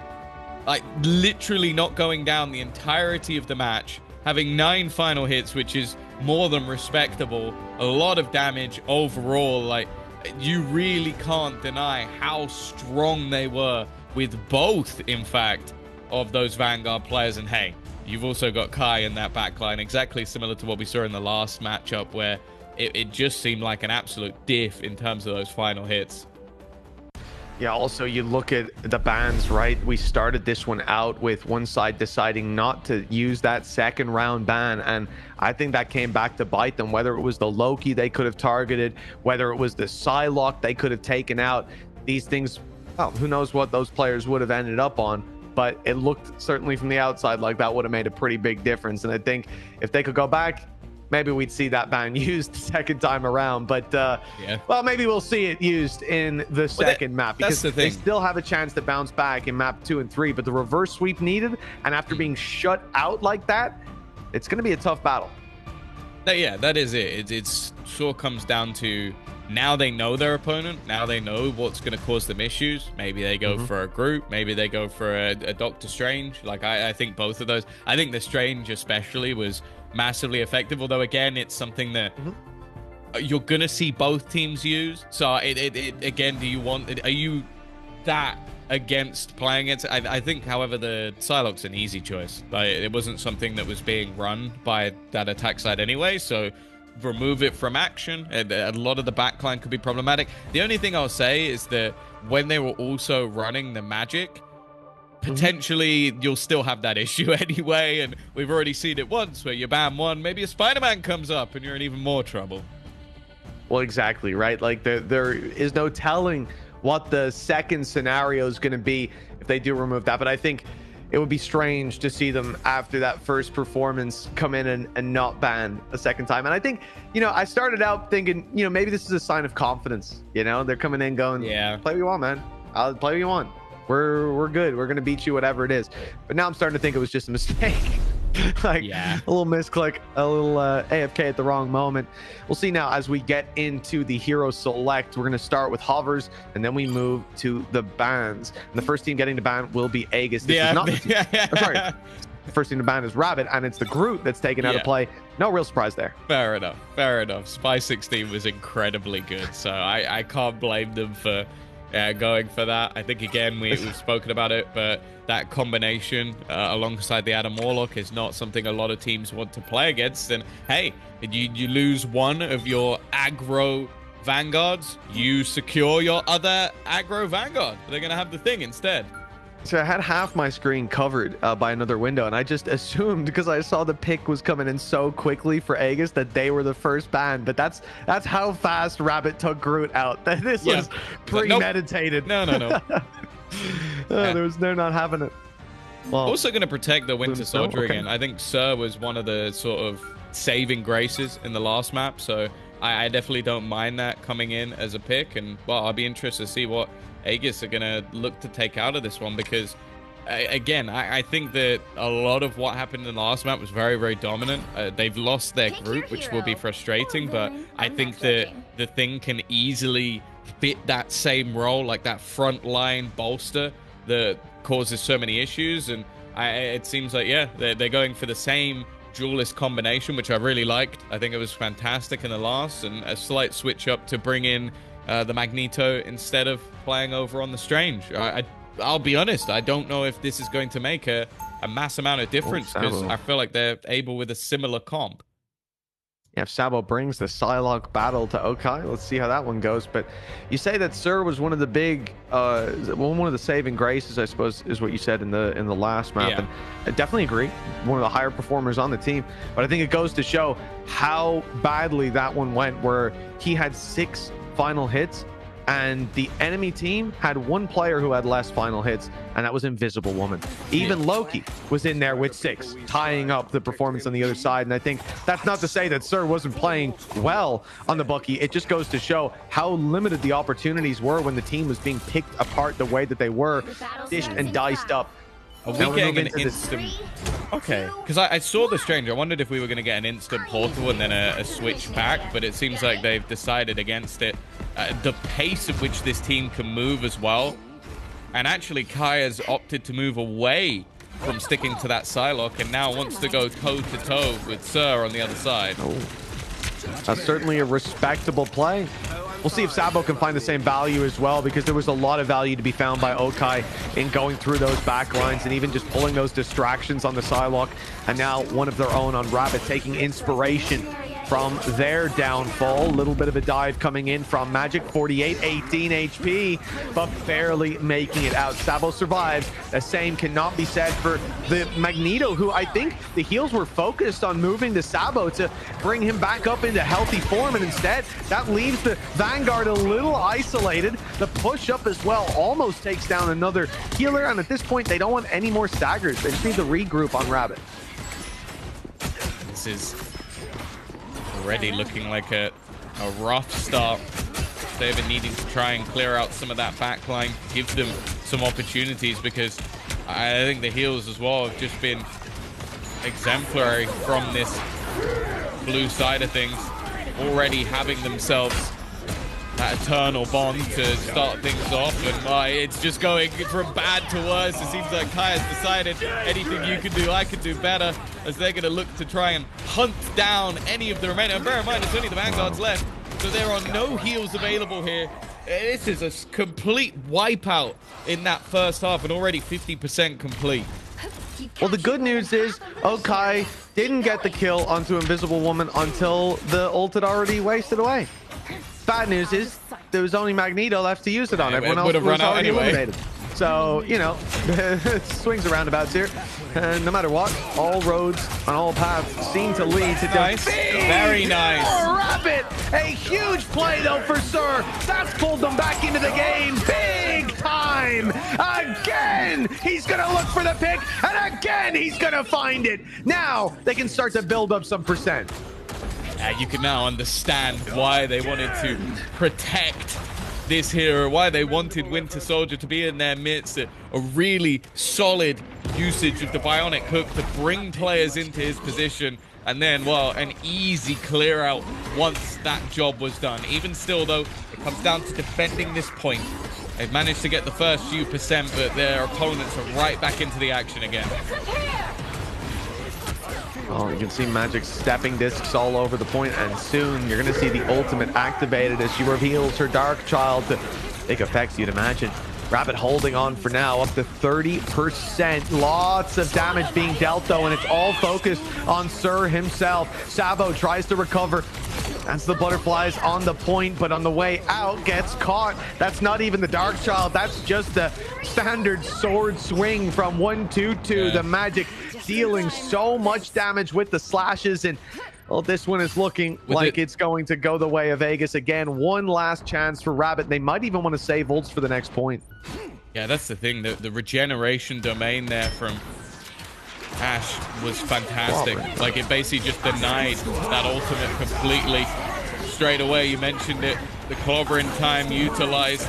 The eternal bond placed within the site is only going to make it more and more difficult. They're at least getting rid of some of the ults for the other side, but that may be all she wrote. Kai as well. Bring in that Kraken, and once again, it is a complete wipeout. They tried with the portal, but it is a failure. The first map, well, it looks like a continuation of the first matchup we saw, because that was dominant. Yeah, this is a stomp, if ever I've seen one. And again, you see Sir, the guiding light of this squad, trying to pave the way, putting up some numbers, but it is not enough. We go to the Super Soldier Factory. Maybe this is where Bucky can really take it to another level. And I guess the problem is, if that's true, yeah, it might be the other Bucky. It might be Okai, because he again has come in and just matched, if not doubled, the performance of his opposition. Rabbit, the solutions will be hard to come by. And interesting to see here that they're thinking about it. Arcano is swapping between the rocket and the cloak and dagger. I think the rocket's the play to give Sir that infinite ammo to get that res online, because they've constantly had like Invisible Woman picked off or cloak and dagger picked off by 122 on Magic, who keeps harassing that back line alongside Okai. So I think this could be a really good switch up, and with Sabo and Punisher, that's a powerful combo. The only thing I wait for is to see if the rocket ever actually leaves the spawn, or if it's just to get a few extra shields or extra jumps. But yeah, no, it will be. It will be leaving. An opportunity here, and as you mentioned, they've now got both in the form of that Punisher. They're going in for the full team up, make sure that they can get as much out of it as possible. Maybe this could be the change. The turret already being utilized to decent effect, causing some serious damage to the thing. And well, here he goes again. He was the reason that they even got on the point at all in the last, and it looks like he's going to be starting this one off with a bang. Capture the mission area. Absolutely what they needed in this moment as well. For Rabbit claiming point early, building up that percentage, it's a good sign of life. I don't think we've seen a strong start at all from this side. It's been stagger on stagger, but now they've got the lead, and getting the setup here with the Punisher, you're going to have infinite ammo for the first fight. You're going to have the res. Now, that's one thing that Okai can look for in going for this flank, knowing there's a rocket online. That's a valuable piece of utility to remove if he can find it. And actually, never mind finding the utility, they're looking for the scrap right off the rip, getting involved. And well, the heals, they couldn't quite push through the choke with all the damage being done, but as a result, they lose their vanguard, and the rest of the squad over on Aegis pushes forward. Agamotto connects, but where's the follow-up? There is none. They're already spread too thin. Judge, jury, execution! Oh, massive. Okai flanks him out. They even committed the Invisible Woman ult to that, but it was too far forward and too little, too late, as again, Aegis battle their way back into the lead. I proved on the last map. Wow. Flex that he can go toe-to-toe with the man on the other side, but the fact is, this is where it seems like Kai has got his number. That's going to be so infuriating as well. When you pop that Punisher ult, you look to try and wipe out your opponents and immediately lose it to a sneaky play in the backlines. Well, a not so sneaky play is the pull out of the turret, but at least from this angle, not a lot to be found. Oh, Meteor M not going to connect. That's at least a small benefit for the side of Rabbit. I think it just barely hit the top of the wall, but here's the bad part. Okay, I mean, that's what oh, the quick rewind going in for the fight thanks to Magic, but it's not quite gonna happen. I guess just tempted by the low HP on Punisher not long ago, but Darkchild online, Okai and Magic looking for the backline dive. Big ult though coming out of Rocket. Now you don't really want to take that fight until it fades away. I have Agamotto used, and with that buff, there's no way they lose this fight. That's a double opening. Turret set up as well. Bucky on a tear, and the ultimate Kraken's impact online and ready to roll if they need it. A miracle needed for this to turn into Aegis's favor. Okai's the one to pick up a single, a double, and the res at least coming in. They'll have Invisible Woman back into the fight. It's not lost yet for the side of Rabbit. That was it. It looked like for a second maybe there was a miracle to be had by Kai. Always have to fear when he's within the sight portal to take that high ground. Still, the final judgment is available. Last time it was eliminated immediately, and straight away we've seen the defensive use of that regeneration, which will keep the majority of them alive. The Loki up top of Ash has done a phenomenal job in this backline, and as the support, he's even going to get rid of that ultimate. Big plays from the strategist, and now they have the space on the site to just look to try and clear everything out. The 1-2 punch of Kai in combination with 1-2-2. The Spider-Man even thrown in for good measure. Eye of Agamotto in an attempt, and again, it's the regeneration utilized at the perfect moment. I feel like Loki has been killer.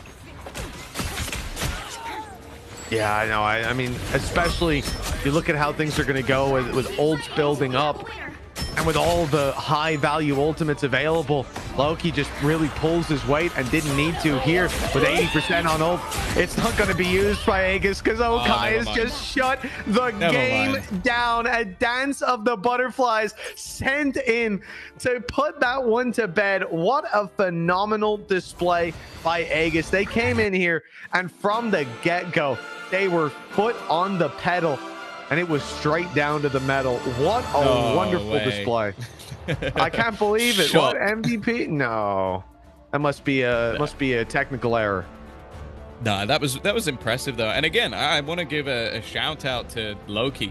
that regeneration was just so fantastic in those important fights. Like the amount of times it looked like Final Judgment or something was going to take over, but obviously that ultimate, or sorry, not that ultimate, that ability thrives off damage. It stops you from being able to do it without clearing out the top of the regeneration. Kai, though, 16 final hits. It doesn't get much better than that. No, it really and truly doesn't, Tom. What a dominant display this was. And as we said, you know, from the get-go, we thought, oh, you miss a ban. Maybe you're just the goats of this game. Maybe you're just the dominant team. You're going to come in and say, we're better than you, man. I don't care what you play. But you should care what they play. You absolutely should. And you should take Psylocke out of the game if Okai's on the server. That's the takeaway for today. Did it with Winter Soldier as well. Yeah, well, actually, that's true. That's true. It doesn't matter. It literally doesn't matter. But then that combination, so we have the Winter Soldier comp possible. I'm sure they've got other things up their sleeve, but it's the Magic and Psylocke dive in the back lines. Really nasty. There is no room. There's no safety to be found. So really, really impressive stuff, I have to say. And that's that's going to be interesting to see if we get anyone to match Okai's performance on the Psylocke. For now, though, let's take a look back at that performance with the post-match highlights.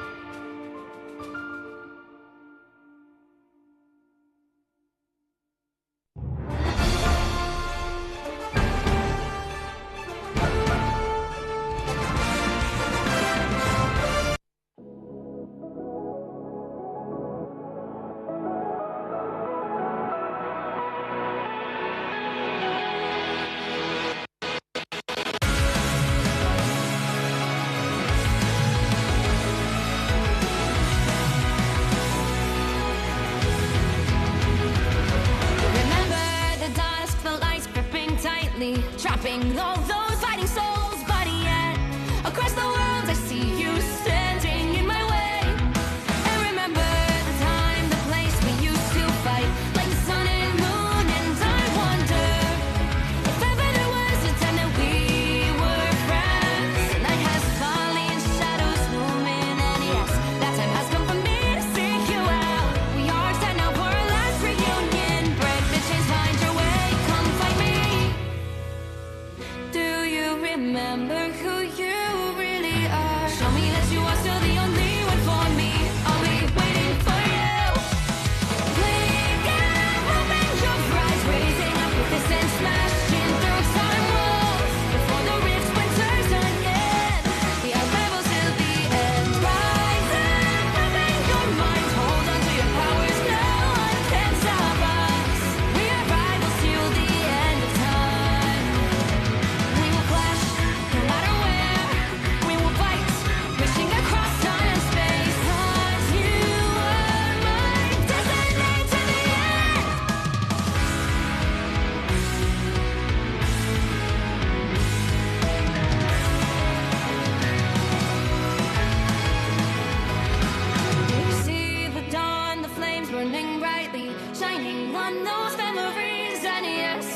Across all time, I see you turning the tides. And do you see now our time, our turn? We can still fight like the wind and fire. And wonder no more that now is the only time your heart is mine. Light has fallen, darkness grows, and yes, we fight for our destiny and fate. New days smiling for the past and future. Break those chains, lead the way, fight with me. And when you wake up, revenge your rise, raising up your fists and smashing through time walls. Before the rift splinters again, we are rebels till the end. Rise up, revenge your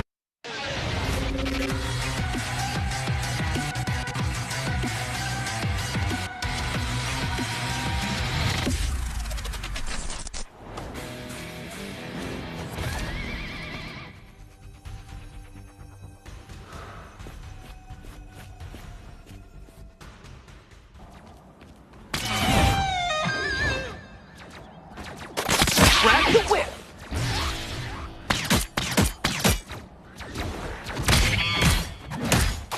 Don't mess with the amazing Spider-Man!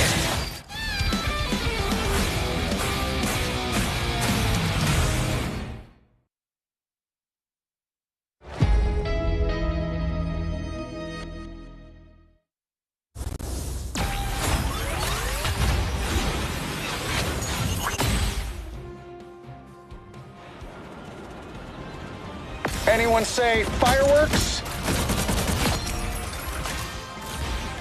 Powering up. Maximum pulse!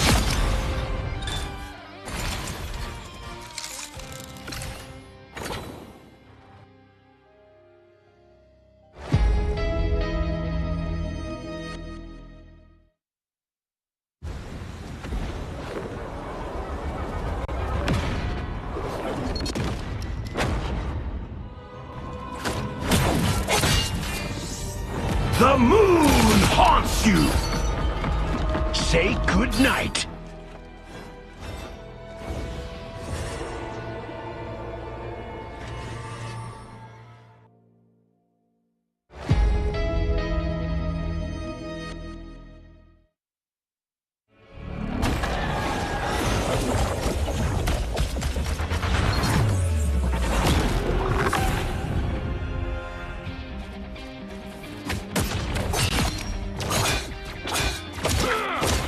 Tremble before fast!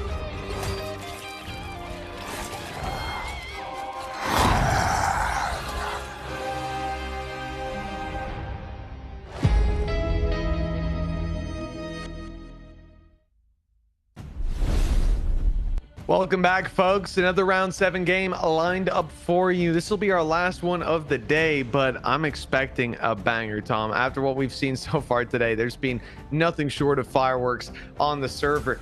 I don't know what flavor we're going to be sampling in this one, but I'm excited to find out what it's going to be. I got to see Jeff today, but I have to say, Tom, I feel like I really didn't. So I'm still waiting to find my needle amongst the haystack of solid Jeff players, Jeff mains, this deep in the tournament.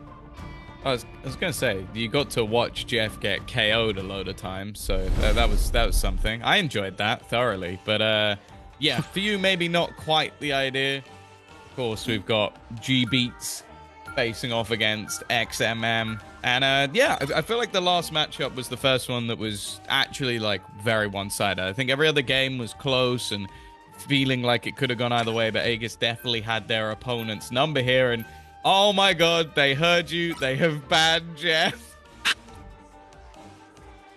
I can't believe it. I actually can't believe it.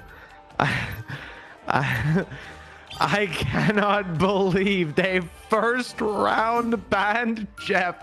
Why would you do that? There's no need, bro. There's no need. Okay. Yeah. Okay. Listen. Let's look at the positives. There's probably a Jeff main on the other team. They probably are a dive DPS duelist. That's going to be fun if we get to see it. That's good. This could be the needle in the haystack, Tom. The metal detector's beeping, but someone swept in and took it out before I could. So hopefully next map, Map 2. And if we get a third, hopefully XMM don't ban Jeff. But I'll tell you what, Tom, I'm rooting for Russ G Beat. I'm rooting for them from the get-go.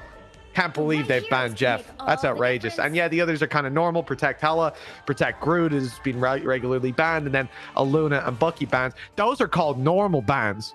You're wrong for banning Jeff, XMM. Like I ain't gonna forgive that. I'm very happy that they have. Why round one, hilarious. Bro? Come on. Do you think they're gonna protect Jeff? Maybe they are. If they are, again, Russ G Beat for life. Let's go, boys.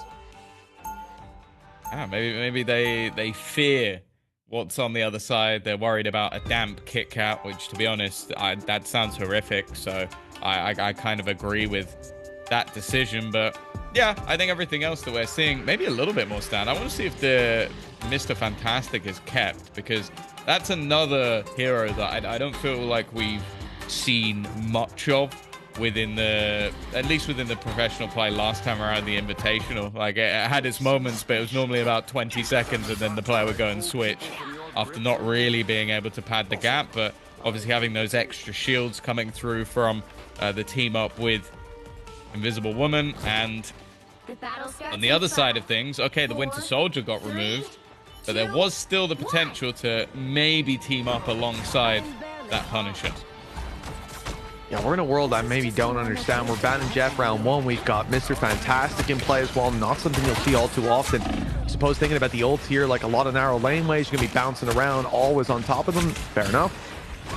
We'll see how this one plays out. I'm very curious to see these ideas in play. For now, XMM, the team that famously banned Jeff, are the ones to pick up a death in the opening. It's Recap to fall, and the push here good for Rush G Beat. They're going in with a buff from Storm and now activating all over the back lines. That's an easy double from Damp Kit Kat, and maybe, yes, a finisher from Mr. Fantastic himself.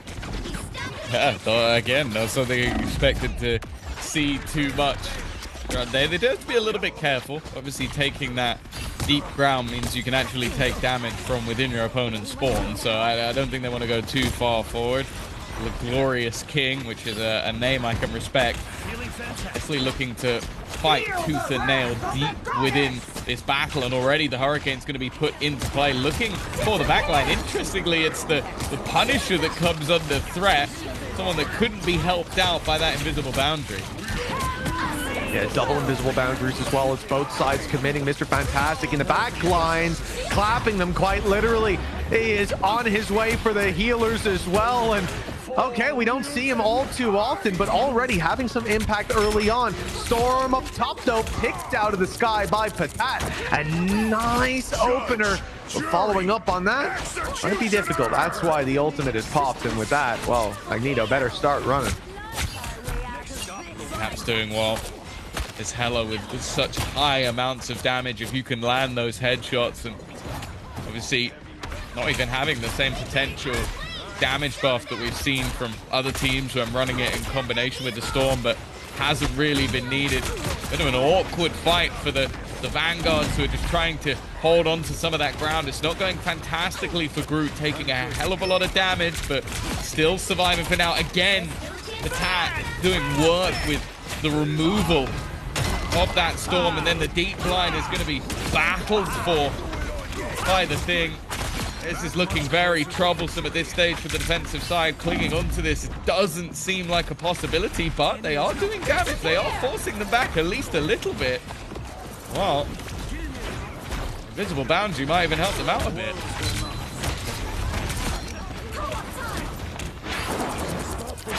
Popped here by Cloak and Dagger, sending them further back. Rusty Beat gonna have to get on that congestion pretty soon, though. The payload almost at the checkpoint. Clobberin time comes in. This is the time to secure the win for XMM, but double opening on the other side. It's Rusty Beat coming ahead.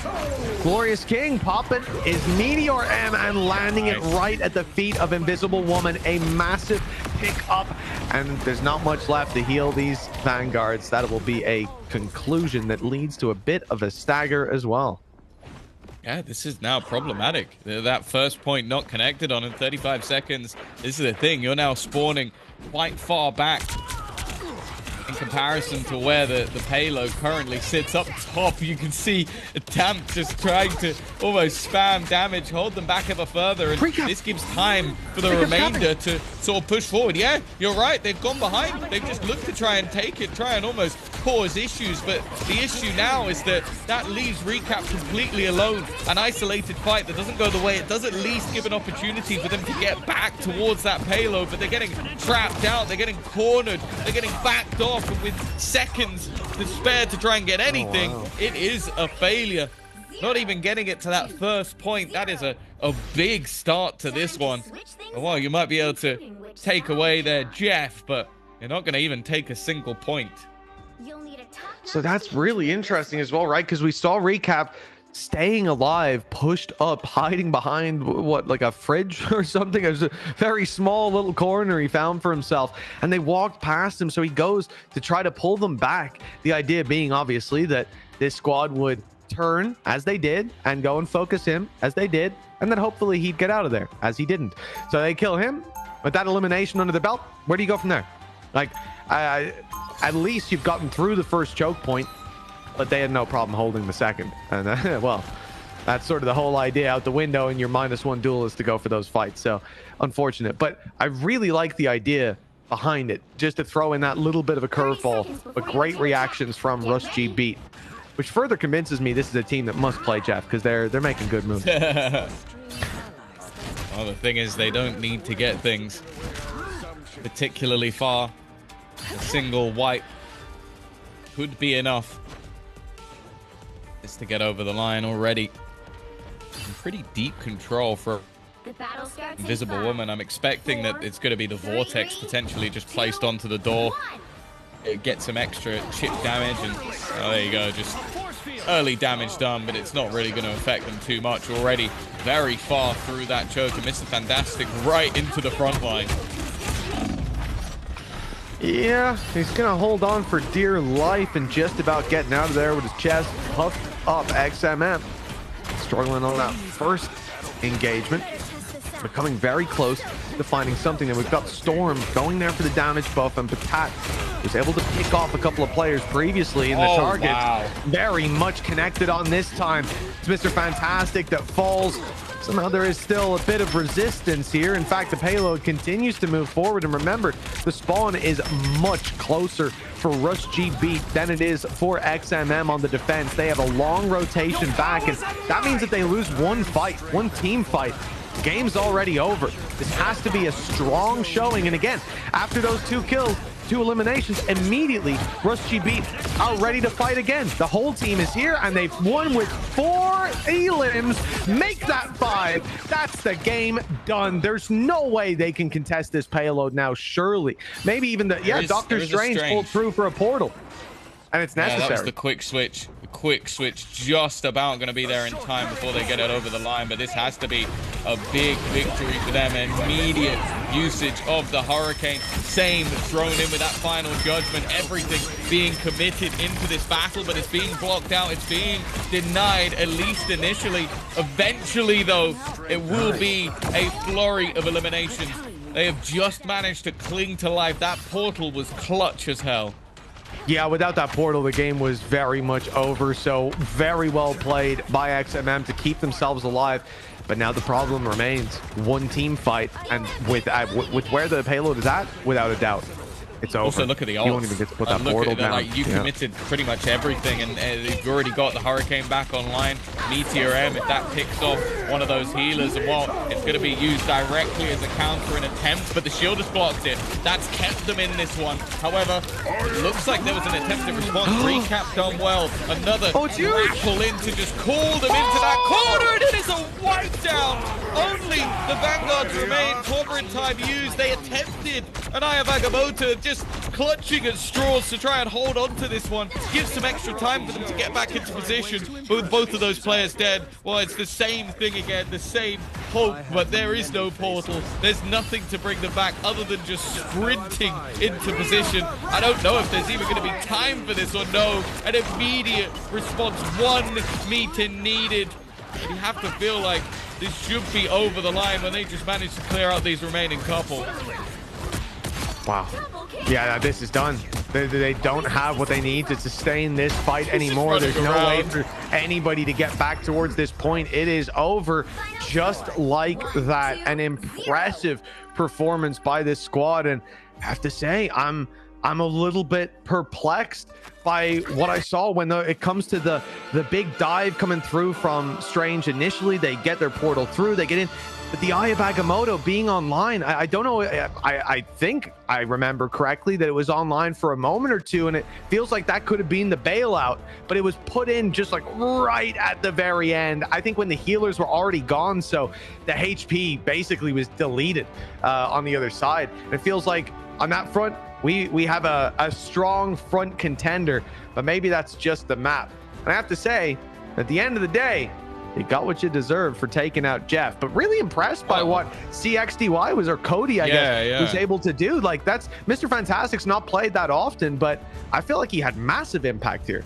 Well, the most final hits in the entirety of the game. In fact, I think more than or the same as the opposing DPS players. So yeah, I think also just being able to cause issues on that front line, I think did very well in terms of the timing of the reflective rubber, like being able to just deny any of his sort of opponents that pick onto him. And that was the thing. It was like he was in their face and then just surviving, and then the rest of the team can heal him back up. I think that timing is so important when you're playing a hero such as Mr. Fantastic. If you get that wrong, you go down and your front line is much more vulnerable.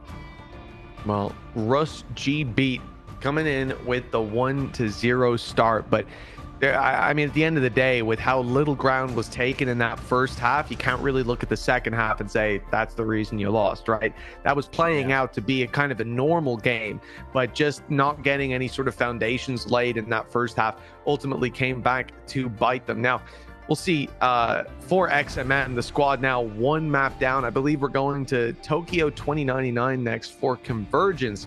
So again, it will be seize the payload and push, but a much more open map than what we've just seen here. More high ground to play with. Well, less restricted high ground, I suppose. We'll see how this one's going to pan out as we get into the hero select. Now, we didn't see... Oh, come on, man. Come on, again? They don't want to play against Really? Jeff. Are we serious here? I'm going to start looking at profiles. Who plays Jeff? Someone must play Jeff here. I don't know, but I'm happy. I'm happy. I don't have to watch any portals. I don't have to watch it. It's great.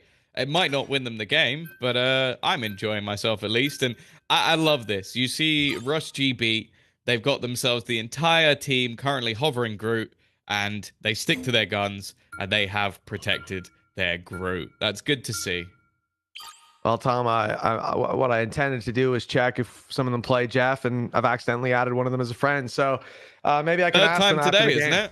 Yep, I've got 3 Celestial friends in Asia now. Whenever I fly over, we will be dominating the ranked queue. I'll have a Celestial account in no time. Is that the same 3 bans, or the same 2 bans and 1 Protect coming out from XMM? Last time they clearly... it was Jeff, Protect, Hela, ban, Luna. Yeah, so exactly the same. Exactly the same on both sides, actually. These are the exact same bans as we had in the last map. So clearly, I mean, I have to assume at this point that either they know each other well, they've done their research, they've looked at some of the previous games, or XMM had a really bad experience with Jeff. Those are the 2 takeaways. I think it's probably the former. Yeah, I think it's going to be intriguing to see what is actually run into this one. I noticed the hover coming in over onto the Namor, but with that ban coming in onto Luna, it's not like, it doesn't make the character impossible to play, but I do think it removes one of the main pieces of value that you get with that extra ice squid. It still seems, at least for now though, that he is going to be sticking to his guns. Another of your convoluted contraptions. I have magic. Well, I suppose. Sorry, but looking at the previous game, Tom, Mr. Fantastic had quite a lot of impact. That was our takeaway. But coming into this one, I don't see Mr. Fantastic. Not the person, right? The hero. There he is. But that's not Cody, is it? Where's Cody gone? Obviously, a lot of these teams have a little bit of a deeper roster as well. Like we were looking at some of the rosters, you guys can see them in game, and there'll be like 8 or 9 players. And so we do have a little bit of a swap up here. Cody, big player in the last map, no longer here for Rusty Beat. See if that ends up coming back to bite them. Iggy, oh, he's in a lot of danger, but just about making it out alive. Saved by the bubble. Already trying to cause some issues with the walls, but that high ground is such a powerful piece of the puzzle for XMM. They're still having to deal with the backline of that Mr. Fantastic, but they've done an incredible job of exactly that. I guess we see even more so what we're talking about in turn. Oh, that's a big dive up as well. Good night and sweet dreams. Hella on the high ground, and you know, you're picking off a hero like that. Well, where do XMM go for their damage? Patat will need to do some work, and he is trying his best with an ult coming in from Rocket already. That's going to be huge potentially with the shotgun in hand. Mass amounts of damage being done by Patat, and he'll be kept on live by the invisible boundary, but another is put up in return. Rusty Beat will have their own on defense. They need to put boots on the ground, stay on that site as it is being occupied by XMM. They've got numbers there, and Dozy just passively putting in these heals from the side. I'm impressed just with the survivability of Jagos. I feel like he should have fallen a long time ago, but the time that he is sort of kept has meant that they actually do still have a challenge for this site. I feel like it should have been over a while ago. Recap, though, is on a tear. There's a reason they protected this hella. They knew the capabilities of this guy, and in combining with Doctor Strange, we're finally going to see the fall of Groot, and more importantly, from their perspective, a very likely chance for the fall of the site. But even still, Loki is keeping them up with the regenerative ability. Now they throw in a little bit more. The stun up is fantastic. The Eye of Agamotto, that will be the decider. It took a bit more time than expected, but the job is done. Wonderful work. Well, we have a little bit of info as well from Posh Spice. We'll be commentating later on next week, and they're saying that during the qualifiers, it was Damp Kit Kat that was playing DPS Jeff. So yeah, we're sniffing that out correctly. It's not XMM being just scared of Jeff in general. It is because damn Kit Kat's got something up his sleeve. But now coming in on the Mr. Fantastic that had a lot of impact coming into the previous. You've got Iggy rocking through. Obviously, this is why you're seeing Luna Snow taken out, because you don't want that no more to have the buff.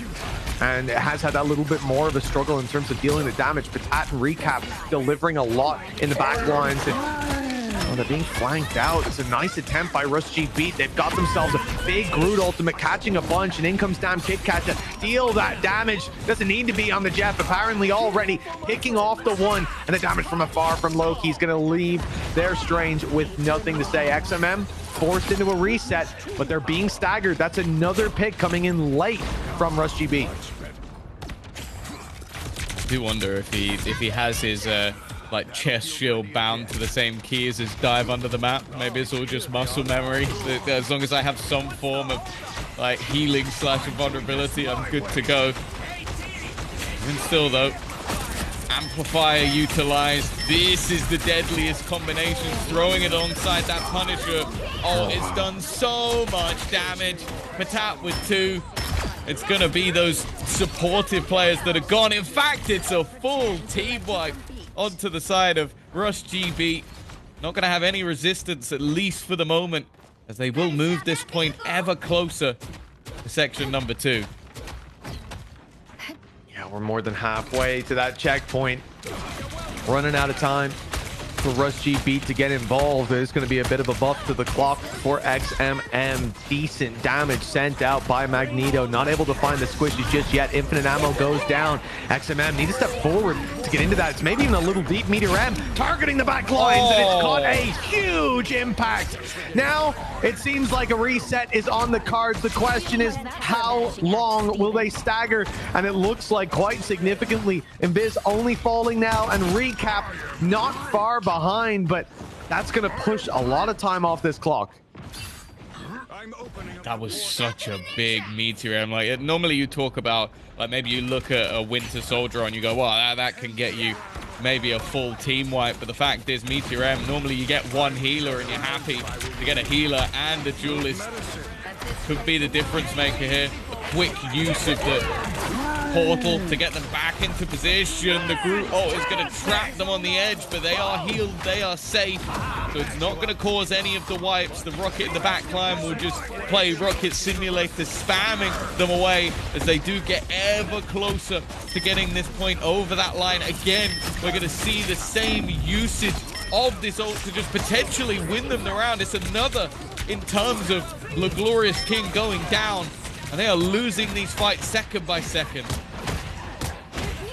Oh, Hella up top. That's an easy pick on the Not Riddles. The Loki down, the Groot off point. That's it, done. Indeed, a big ultimate investment from Iggy, but too little too late. It's not going to land, and the easy push forward continues for this payload. Checkpoint acquired, 2 minutes on the clock. A much better look from XMM, and like we said, it was not that the second half of map 1 didn't, like, it's not that the second half of map 1 looked terrible. It's just that the first half was terrible, and from that point you've already basically lost the game unless you have the best performance of your life collectively as a team. This time really setting better foundations for that second half, and a good chance to push this all the way with how things are going. Oh, another pick. Recap's been having an absolute field day. I think that extra space has been working out in combination with Patat. This is the double duelist that we wanted to see, causing so many issues. A good trade out from Jagos, obviously moving away from that trusty Groot that hasn't been having the impact that he desired, trying to bring it in with a potential usage of the Eye of Agamotto. Meteor M also available if they'd like to use it. Maybe just trying to get rid of some of these remaining players, and they have got rid of that final judgment, an ultimate that has caused them so many problems over the last 2 pushes. A big pick to take. But pushing back this attacking side, they'll at least delay them a little bit longer. 45 seconds. And with the payload halfway as well, that's going to be 2 big team fights won to push this to the end. No room for error. 1 slip up, and this will be the destination that they need to reach to claim not just the win in the round, but in the series. Big ultimate put through by damn Kit Kat. Maybe think could be a little bit later that it's put into play, but they want to settle this here and now, and maybe they will. Oh. Iggy, we've been waiting to see what this Namor had planned. It seems like that might just turn the tides firmly in their favor. Hella up top, dealing damage, but no eliminations, and Iggy healed up on the way back from more. Squids behind, already claiming 1, claiming 2. This is Iggy's point, and the payload is moving nowhere. It's stopped in overtime, and it looks like we're just seconds away from overtime ending. Big ult put through though as it fades. You're going to be alive and ready to battle, but Meteor M comes into play, smashes down, but they've avoided it. Great delay by Cloak and Dagger, but they can't get there in time with the Thing or Black Panther. That's the destination set, but still quite a good amount of distance claimed.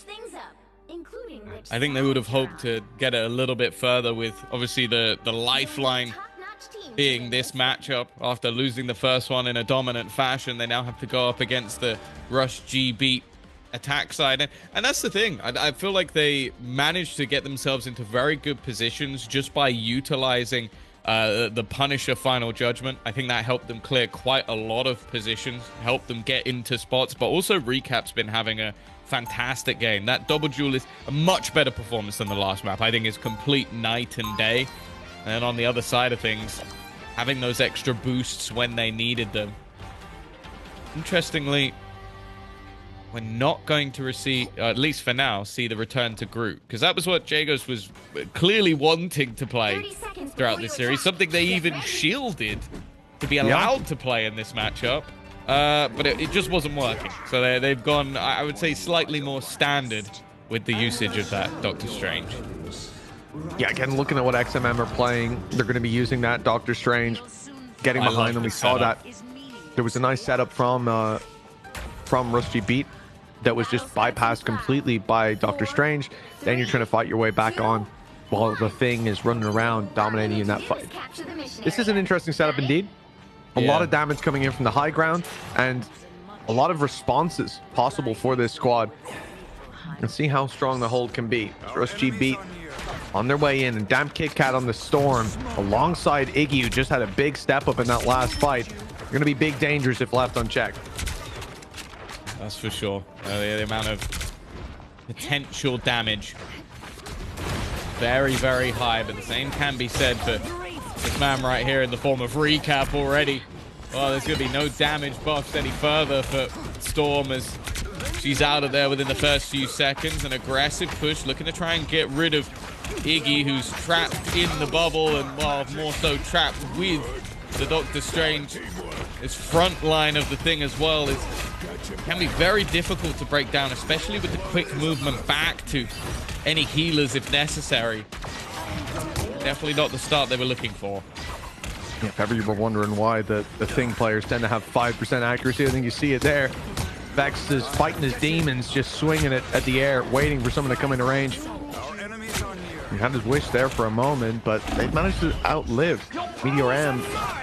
Minimal impact, but the response here, Invisible Woman ult stolen by Not Riddles. That's the Loki. They'll still have another on King Bob as well for just a moment's time up top. XMM losing their Loki, and that's a lot of firepower out of the game. The same can be said certainly with Patat falling, and this is falling apart So quite quickly. Nice response though from Doctor Strange, doing well to pick off one, but the kills keep on rolling in Rusty Beat's favor. This is looking like a done deal for at least the first point there. You can see they're trying to get back into position already. Pyong Ming is going to be close by, but the portals, I was going to say blocking them out, somewhat making it a bit more awkward, and while losing your Vanguard once again, that was going to be that first point over the line. Really impressive stuff. That's the thing. I always find when someone is swapped away from evidently the hero they want to play, how well they play in a deeper role. And I think Jago so far has been fantastic on the Doctor Strange. Definitely got to give him props, as he just, perfectly timed. He's coming in with another, staggering out one of their healers, especially a healer like that who needs that setup time with the clones to really hit full value. Another found, and there's just no stopping. Speaking of playing a different role, damn Kit Kat, we know, wants to be playing that Jeff. That's why they're taking it away in the ban phase every time, but the Storm brings in quite a lot of impact here now. I think comparing to the Mr. Fantastic, whether it's map-based comp they're against here, or just the fact that you ain't Cody. I haven't seen someone play Mr. Fantastic like Cody in, well, outside of ranked, to be honest, with that level of success. So we'll see him back a little bit later. Oh, big ultimate coming through from Patat. That's going to be a lot of damage. The KOs are evading him for now, but he does manage to find the one. A little deeper with the rifle. Doctor Strange desperately low, and Loki barely able to escape. A really nice fight in the end, although they don't get as much from the final judgment as they would have liked. It's the cleanup crew afterwards where all of those shields, all of those heals have been removed. I think that's one of the things that Loki really brings to the table again, is that regeneration domain, but you could see the targeting coming out from Patat to just completely remove any of those heals, and now even pushing further forward, trying to displace some of these players in terms of their getting back into a team fight. Becoming quite a bit more awkward now for this attack. And there we go. Invisible boundary put into play. That's Not Riddle doing that, as Agamotto's put right back in response. This Rusty Beat side has a danger. That's another connection for Recap. Ult's committed on the attacking side, and the reward is nothing. A quick end and a reset, as they'll have 2 minutes to push this to the checkpoint. They've definitely stalled out. Ultimates getting closer, at least. Looking at once more being able to have that invisible boundary. Hurricane very close, but at the same time, potential defensive ultimate, or a choice for Dozy, being able to pick and choose from something more aggressive. Recap has caused them issues. Eliminating him would be great, but they are looking to sort of fight this one together. Tiong Ming has already removed the opportunity for a hurricane, but it could be the horn that does the work instead. So good with the timing. That's the thing. It might not get you the insta-kill every time, but if you can do enough chip damage and then set it up, which Iggy is a master of. Really, really nice stuff. Yeah, and even the squids thrown in deep just to continue clocking up that damage. Now they can set up as well for this push coming back in. XMM, they're going to send the thing. Presumably running through in just a moment's time. And here we go. The dive there. They've made it to point, and they're all being pushed back by this Punisher rolls. Immortality fields go down by time. Bubble is shredded through by Patat. That's one KO, and many more will follow. The first domino had fallen, and with 30 seconds left, a stagger like that is going to be very costly to Rush G beat. I think they have to use their portal to get back through. But taking a look at ultis. Agamotto, maybe? I have Agamotto for both sides, though. That's the real danger. Oh, counter portal. It's a counter. Oh, it's made things so awkward. They've ended up going in the wrong direction. That portal from Tiong Ming is actually superb. It's meant that they've been completely separated in their look to get back into the battle. I have Agamotto gets absolutely nothing. There he goes, tries, but he can't even get there. That is a wonderful use of the portal to make sure that they cannot get onto that site. Fantastic work. So we saw something relatively similar earlier where it was attempted, but the impact there, the timing has to be just perfect. And like you saw, they completely opted out of any option to use that portal to get back towards the point. They run as fast as they can. You even, to be honest, what's hilarious about that, Tom, is I have Agamotto used by one side, and Jagosh goes through it, has to stop to put his shield up so he doesn't get stunned. And that split second, that's what ends up costing him the ability to contest and bring us to overtime. And with an Eye of Agamotto of his own, if he pops that on the point, well, we have a fight on our hands. There's an opportunity. That delay was sublime, and Tiong Ming deserves all of the credit for it. What a performance. And I have to say as well, you know, they had a good push here. A good push from the get-go. The first half looked so much different, but that really is just inspiring to see, considering we started out this series on map 1 with a bit of a roll. It looked like they were out of the game, but they've managed to claw themselves back now to 1-1, and we're going to go to a third map to decide who is going to be taking this across the line. Maybe we'll get to see the Jeff. You never Thoughts? know. We'll have to wait and see. I don't think they're going to let him have it. I don't think they're going to do it, because if that is something that obviously we've been told from behind the scenes is something that he wants to play, I think that's just a no-no. Something that I think a lot of teams won't even have a direct counter for either, is a play of that degree. So I'd be surprised if they let it go. Listen. I'm not saying this because I want to see Jeff. I'm not saying that, but I'm just saying, you take the Luna out, he's not doing as much damage. Maybe it's worthwhile, you know? Let him have the Jeff. Let me have the Jeff. Let me have a look. Let me see what's going to happen. But yeah, no, I think that the way this one played out was spectacular. And I think towards the end, like I say, I really thought he's going to touch that point, pop the Eye of Agamotto, but that split-second delay with the portal, that split-second delay with the Eye of Agamotto of their own, this bought XMM a third map, and we're going to go all the way to Clintar for Convergence, another capture the payload and push it point. We're going to see the bans coming through now. Rush G beat. Oh, we already have the hover on Jeff. Let's let it through, XMM. Come on, in the just for a little bit of fun. Keep them all in good spirits. Ooh, Star-Lord ban. Okay, here we go. Come on, give me something different. There's a lot. Oh, you. Oh no! Come on, man. Like there's so many. Ban Storm. You know, Storm's doing work. Damn it. That sucks.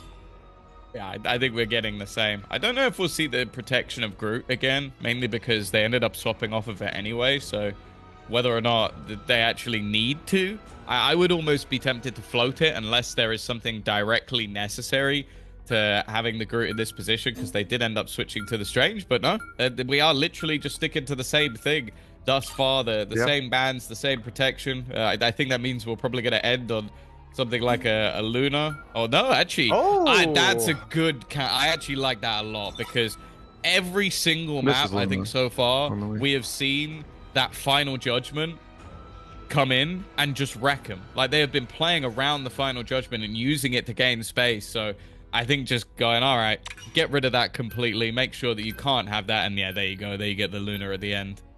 Granted, and I'm with you 100%, right? The Punishers had a lot of impact, but if you go around and you take a head count on who thinks Punisher is stronger than Bucky, I don't know, you're going to get a lot of responses that say yes. You know, like this is somewhere that now you look at Bucky being in and you think, well, let's hope that wasn't a mistake, because when a Bucky pops off, they win games. And well, also I'm curious to see, because we're seeing a little bit of a swap around. It seems like our tank from the previous game, our Doctor Strange, is going to come in on the Bucky. So quite a deep agent pool or hero pool as well. I have to see if it works out quite as well. That was the thing. I definitely agree. Like on a grander scale, I think that the Winter Soldier has so much impact in matches, but I do genuinely think that was literally just one of those scenarios where they go, okay, we have just been battered by this hero, let's just get rid of it. And it's not even the case of that they were necessarily using like a rocket team up either. They didn't have that at any point. It was just the timing of those ults, and then also just some of the individual brilliance that was coming through from Patat. But as you mentioned, they're now going to come in. Interestingly, got triple on those duelists, so they're going to look to buff the damage of both Hela and the Winter Soldier in these early fights. Yeah, an interesting difference in approach. Rusty beat. I brought Cody back in. We're going to have Mr. Fantastic, the big damage dealer, big impact, final hitter of map number 1 back on the server. But we're going to have Groot out of the server immediately. Recap has ripped him a new one, and now looking to deal that damage on the damn Kit Kat again. When you've got a Hela playing the way Recap was, at least in the previous, when you've got Chong Ming as well playing with the Bucky, this is going to be a big problem for damn Kit Kat. If you're floating around up there in the open, they're going to have an easy time dealing with you. And I don't think just because you've gotten rid of the Punisher, it's necessarily that the case that you're out of harm's way. Already getting close to the point. Chong Ming obviously moving over to this additional DPS and a chance for Jagos to try and utilize that build-up dark magic to try and do some damage. It hasn't really been the case, but the main thing is they are taking that point. They are already up to that first segment, which some teams we saw earlier struggle on, but now look to continue that ever further. Damn Kit Kat, a reign of terror from above, and as they are isolated, as they are being caught off by this aggressive positioning from that Mr. Fantastic, they are going to be forced back off the angle here. Yeah, that's... Oh, I mean, lucky to get out of there, to be honest, for Chong Ming. That is damn Kit Kat put in the ground, and I think realistically, that's a very... I'm only just thinking about it now. That's very grim. A damn Kit Kat. It would not... The way... Yeah, that's what I said earlier. Oh, I wasn't listening to what you were saying, evidently. Yeah, strange thing to name yourself. All right. Well, we're gonna have the ultimate from damn Kit Kat online as they get right back into the game, but oh, Hela up above is causing problems even now. A lot of picks needed to make this worthwhile to push forward, but I guess the other thing is the respawn is so far away. Oh, here we go. For that defensive side. Big smackdown though from the Bucky. Kraken's impact is huge, and that will be a full reset on the other side. And wow. Okay. That jump didn't go very high, unfortunately. I think just clipping off something. Even still has been managing to drag the Doctor Strange back. Chong Ming has been pretty impressive so far. That was the risk. Floating this Winter Soldier it means that a switch up can come through. Still running that triple. That is a huge ult, but doesn't seem like anybody again is there to capitalize off it. They've done well with the invisible barrier, being able to deny. as of right now, just stuck within the team fight. Neither coming out on top until Recap finds that. Yeah, Recap's been doing a great job dealing with that storm on the other side.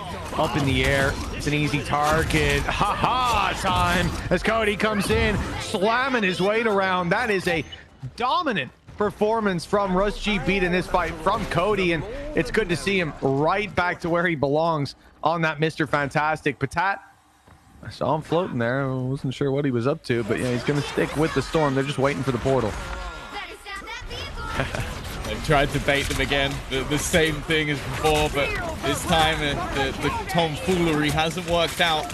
Even still, though, Generation has done well, an attempt with the Meteor M, but I thought it was going to be blocked by the shield. It in fact wasn't, and instead, damn Kit Kat can now do the same with the Hurricane, leaving them in turmoil, bleeding internally as they fall one by one. I don't know if there's going to be any opportunity to respond. So far away, portal's already dissipated. That first point will be taken.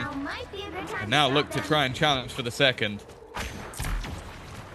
Let's see if they can push it all the way. It's on a good amount of movement already before this squad can even get past this choke point. You've seen Rush G Beat push up to it, taking the fight to them. There was a point there where nobody was on the payload. They were exclusively looking to deny ground, deny space. The tanks now need to be the ones to step forward. Luckily, you've got the thing to try to carve out that little bit of extra space. It's being contested hard. The shield on the fallback by Jagoshi. He's barely going to survive that engagement. While all this damage is being fired in on the other side by Storm. You've got invisible boundary on both sides just to keep these people alive. And indeed, with Hala's ult essentially being canceled out by it, back to the drawing board in terms of securing that point. Cody, my goodness, is at least able to find one.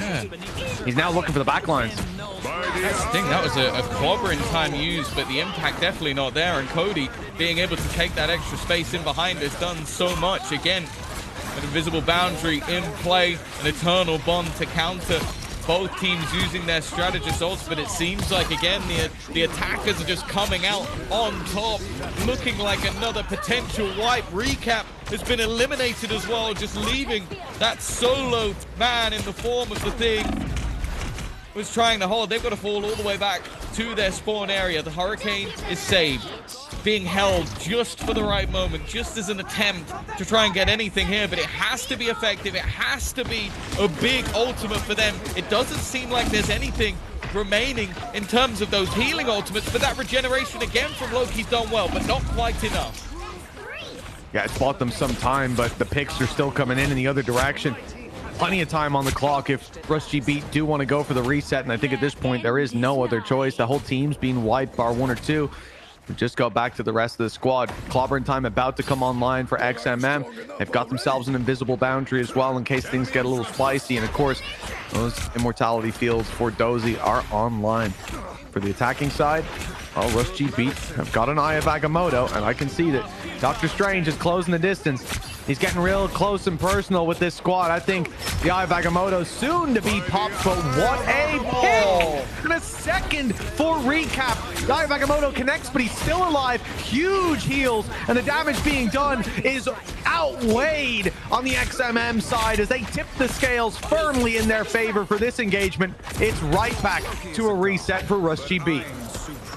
These have been a couple of huge team fights by XMM. It looked like, again, a done deal, but this last few meters of the point can be so difficult to take. Such a tight choke, an attempt from Beyond to block them in, but it really hasn't worked out. In fact, it even got a little bit dangerous, needed some help from a teammate. Got them out of position. Loki going to be stealing an ultimate in order to try and put them into a solid position. A lot of damage being taken, but that invisible boundary will help out. Recap again, the first to fall. In the midst of it is Damn Kitten. Hurricanes being used on either side seemingly, but still the majority stand. Eye of Agamotto thrown in, and it's Tiongming to start things off, but the Hurricane has responded. Still holding strong, but that timer is ticking. Overtime will be necessary here if this fight is going to work out, but just at the depths, it seems like the attackers might have found some ground. The Goddess raining death down from above, but gets absolutely nothing for it. In fact, traded out immediately. At that point, is moving ever closer to the finish line. Look how quick the respawns come in. The defensive side is there immediately, but they're being sent right back to their spawn. Big picks. Invisible Boundary comes in. They'll be able to at least contest the point, stop it from pushing forward, but the picks, hard to find. They don't have the damage they need, even with players slowed down. Look at Cody go. He is just destroying up the front line, and that is it. Payload all the way to the end, 3-0 with no time left on the clock. But that's going to be hard to beat. It is tough to push that last payload point. Yeah, it feels like we've seen it many a time where the first two, I'm not going to say they're easy, but they can go quite quick, and you sit there with an awful amount of time. I think there was, again, like 3 or 4 minutes on the clock available just to get that over the line. But those first initial fights within the choke, and I actually do it, like, obviously it kind of reset a couple of times, but that initial attempt to portal them in, I think ended up being their undoing, because they just weren't able to quite reset into the exact positions they were holding earlier when those defensive fights were working. Even still, though, a decent shift to now go back onto the attack.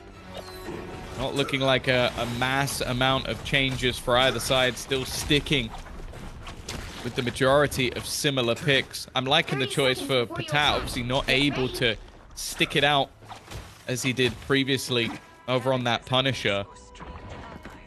And Tiong Ming is going to go straight back over. Obviously started this one out as that Winter Soldier, but I think wanting that extra stability of playing that Strange.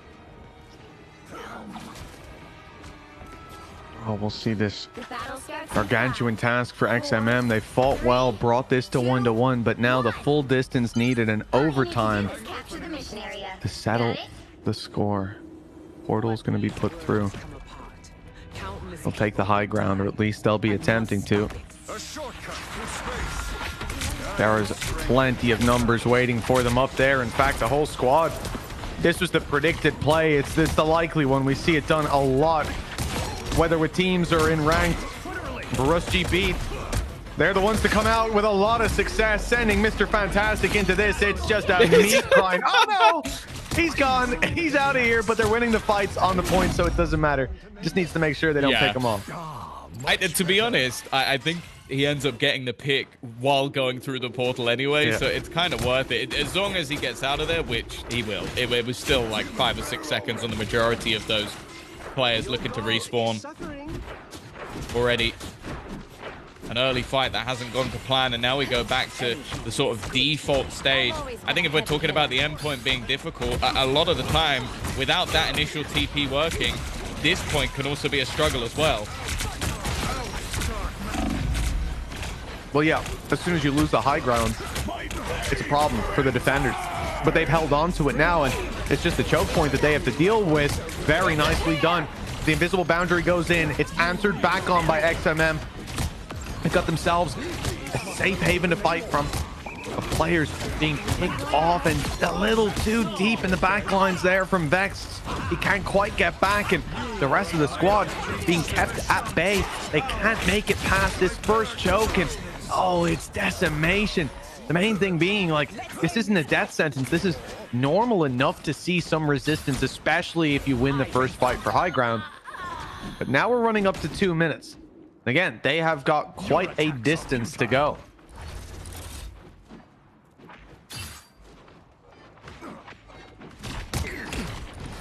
Again, another pause. We spoke about the importance of having a lot of time in that late. I'm looking at the Hurricane being available, looking to try and pick the right moment to potentially clear out that backline. Instead, the invisible boundary should give them at least a bit of space for survival. It's still definitely an important battle for them to win, and so far it doesn't look like they're going to be able to cling to life for much longer. Finally, something coming up right for this attacking side. XMM should be able to get this one over the line. In fact, such deep control, I'd almost guarantee it. Yeah, unless we're about to see a portal and it's too late. They've already got it. Wonderful stuff. XMM, 3 minutes 30 now to make that push. We were getting down to crunch time, but just before, they're able to pull it across the line. No real trouble for them. Invisible Boundary coming online as we speak. Clobbering Time and the Goddess of Death there for XMM. So this push is going to be quite powerful when they meet proper resistance. Not Riddles, though. Just got the Loki ult online, so quite the choice of ultis to go for.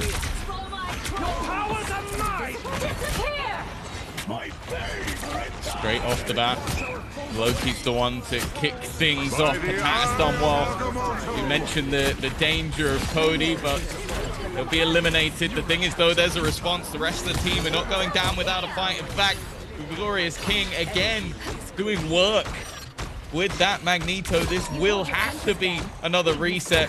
King Bob even adding one to the tally, which, hey, you'll take that all day long, farming up that extra little bit towards your ultimate.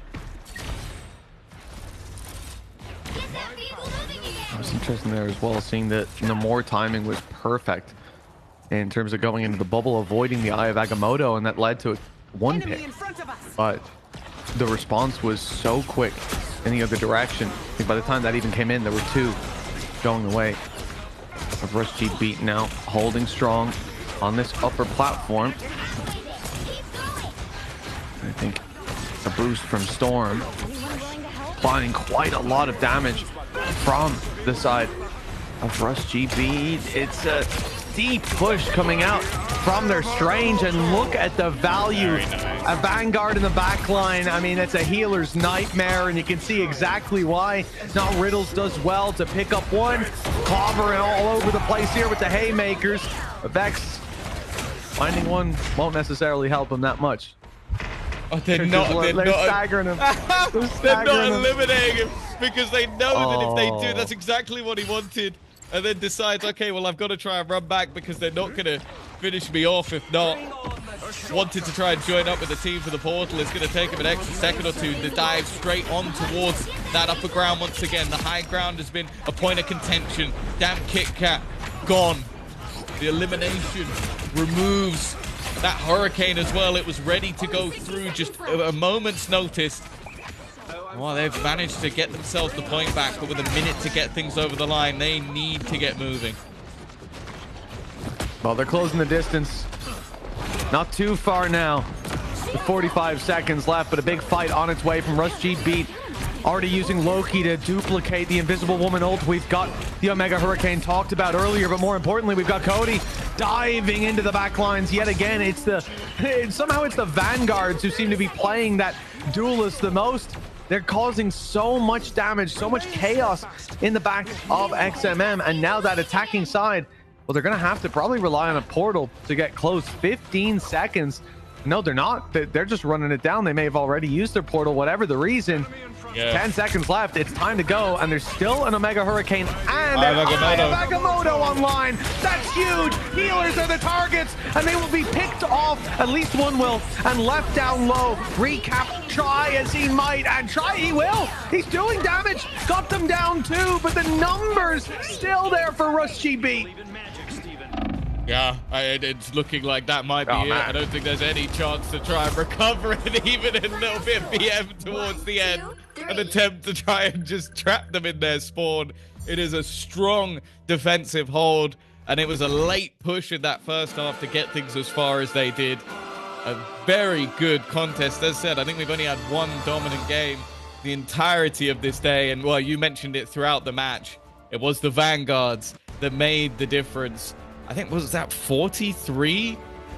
Like, that's crazy. That's crazy. 43 KOs on the board. 23 final hits from your Vanguard. I don't know. I think you got to give him a thumbs up for that one, Mitch.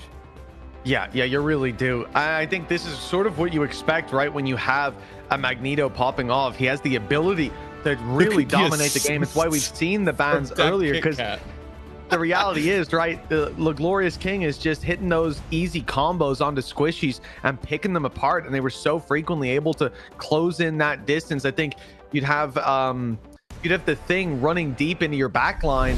You'd have Doctor Strange being the only sort of barrier for you. It's easy. They just walk through, take those fights. And obviously with Damn Kit Kat, like you said, 48 assists as well. Yeah. You know, he was always there. If you've got a Magneto as a problem, typically, then you add in that Storm damage buff and you're just having a really bad day. Yeah, I think I like the fact as well that it seemed like it's not quite a triple Vanguard, but that was the one sort of addition Mr. Fantastic made, is you could still have that sort of brutal front line, but then if you need to block that damage, you can actually do it yourself. You have that sort of middle ground, and I don't think most teams would be able to pull that off. I think at times it can go very badly wrong, but I think the synergy of this squad was good enough that they knew when to engage and when to disengage and when to get back to their healers when it was necessary, and that made them very, very difficult to play against.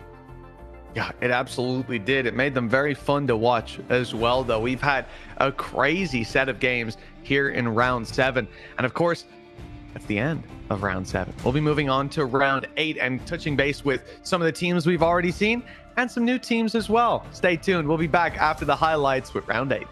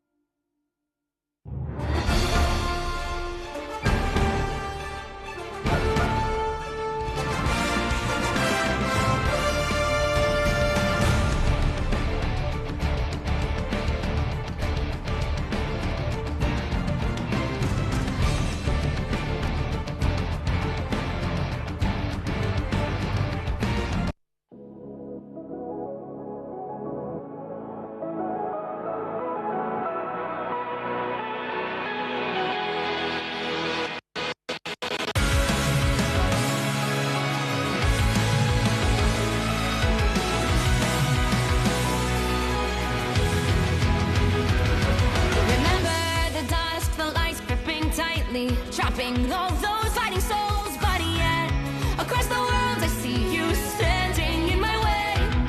And remember the time, the place we used to fight, like the sun and moon. And I wonder if ever there was a time that we were friends. The night has fallen, shadows looming, and yes, that time has come for me to seek you out. We are set now for our last reunion. Break the chains, find your way, come find me. Do you remember who you really are? Show me that you are still the only one for me. I'll be waiting for you. Wake up, open your eyes, raising up your fists and smashing through time walls. Before the rifts winters again, we are rebels till the end. Rise up, open your minds, hold on to your powers. No one can stop us. We are rivals till the end of time. We will clash, no matter where. We will fight, reaching across time and space. 'Cause you are my destiny to the end.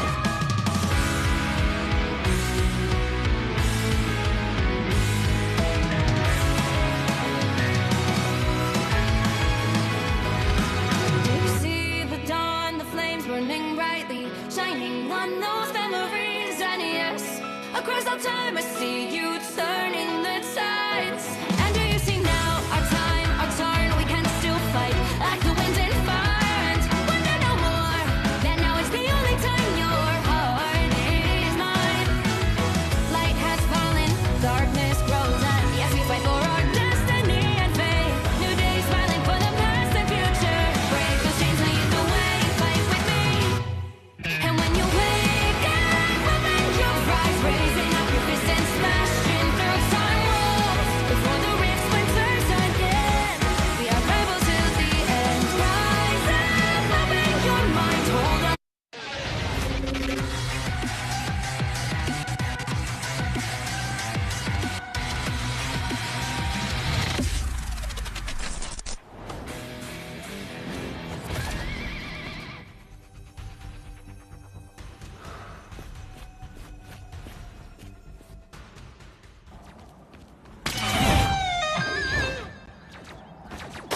Grab the whip.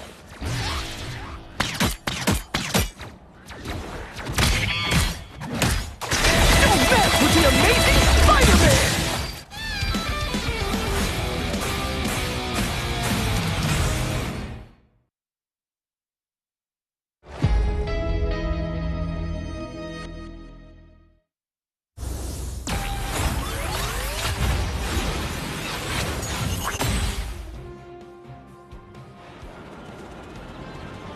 Anyone say fireworks? Powering up. Maximum pulse!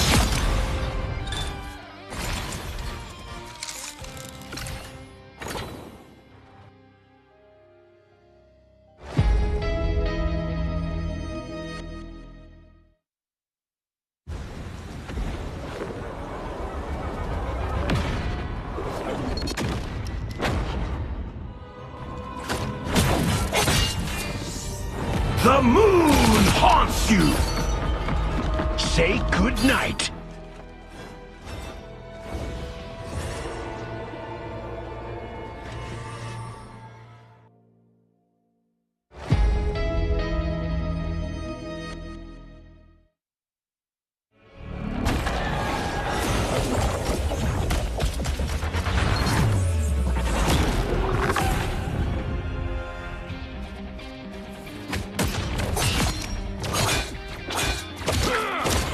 Tremble before fast!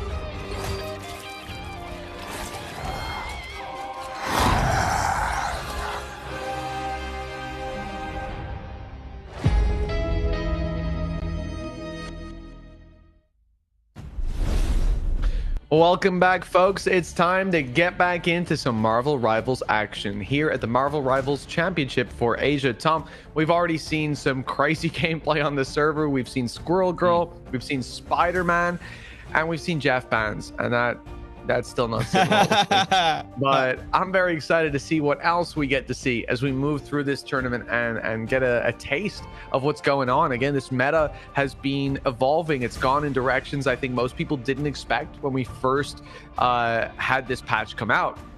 But now we're starting to see some interpretations, some different ideas around how to play this game. So yeah, I think as we push in, we're now in round 8. So again, we're thinning out the herd, and only the best of the best Jeff players will remain.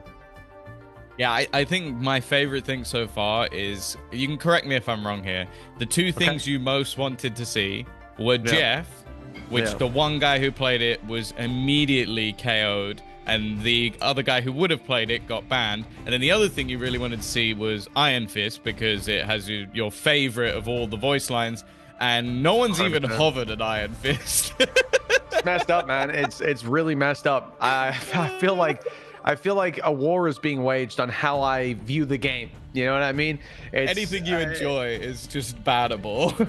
Yeah, there's people just taking it out of the game. I mean, look, if we started out today and we went through a list of heroes I think are most likely to get banned, Jeff's on the bottom of the list. I don't expect it, but here we are. Here we are. Maybe but that's a penny. a beautiful thing as well. I don't see anyone banning a penny. No, I don't think that's going to be coming in anytime soon. But yeah, it's been a really interesting start to the day. As we said, there's been competition. There's been close games. There's been one stomp, but for the most part, it's nothing but clean games. There's some other teams that we haven't seen yet that I'm excited to see.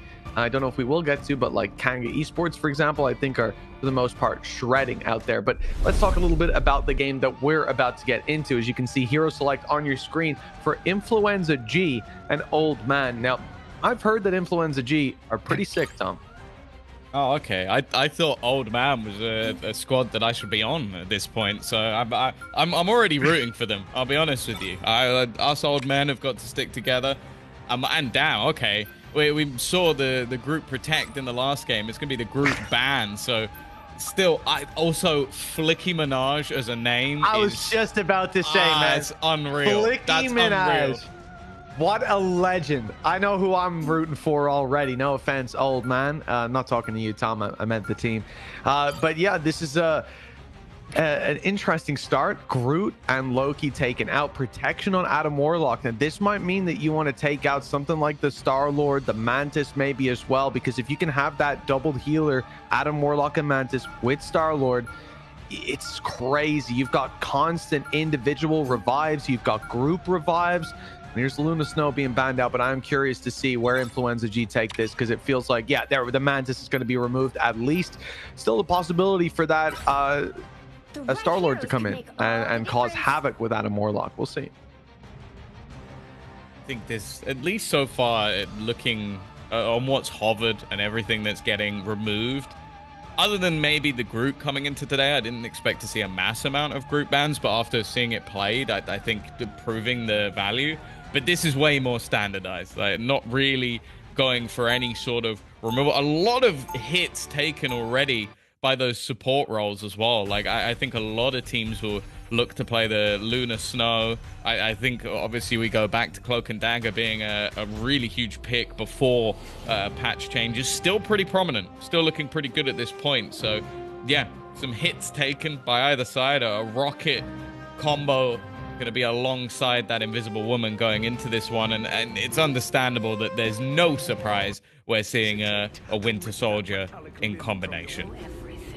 Well, I think the key thing here, Tom, is the fact that when you look at Groot, we were talking earlier about sort of the expectations for today, and a lot of that is based on ranked and based on statistics from ranked.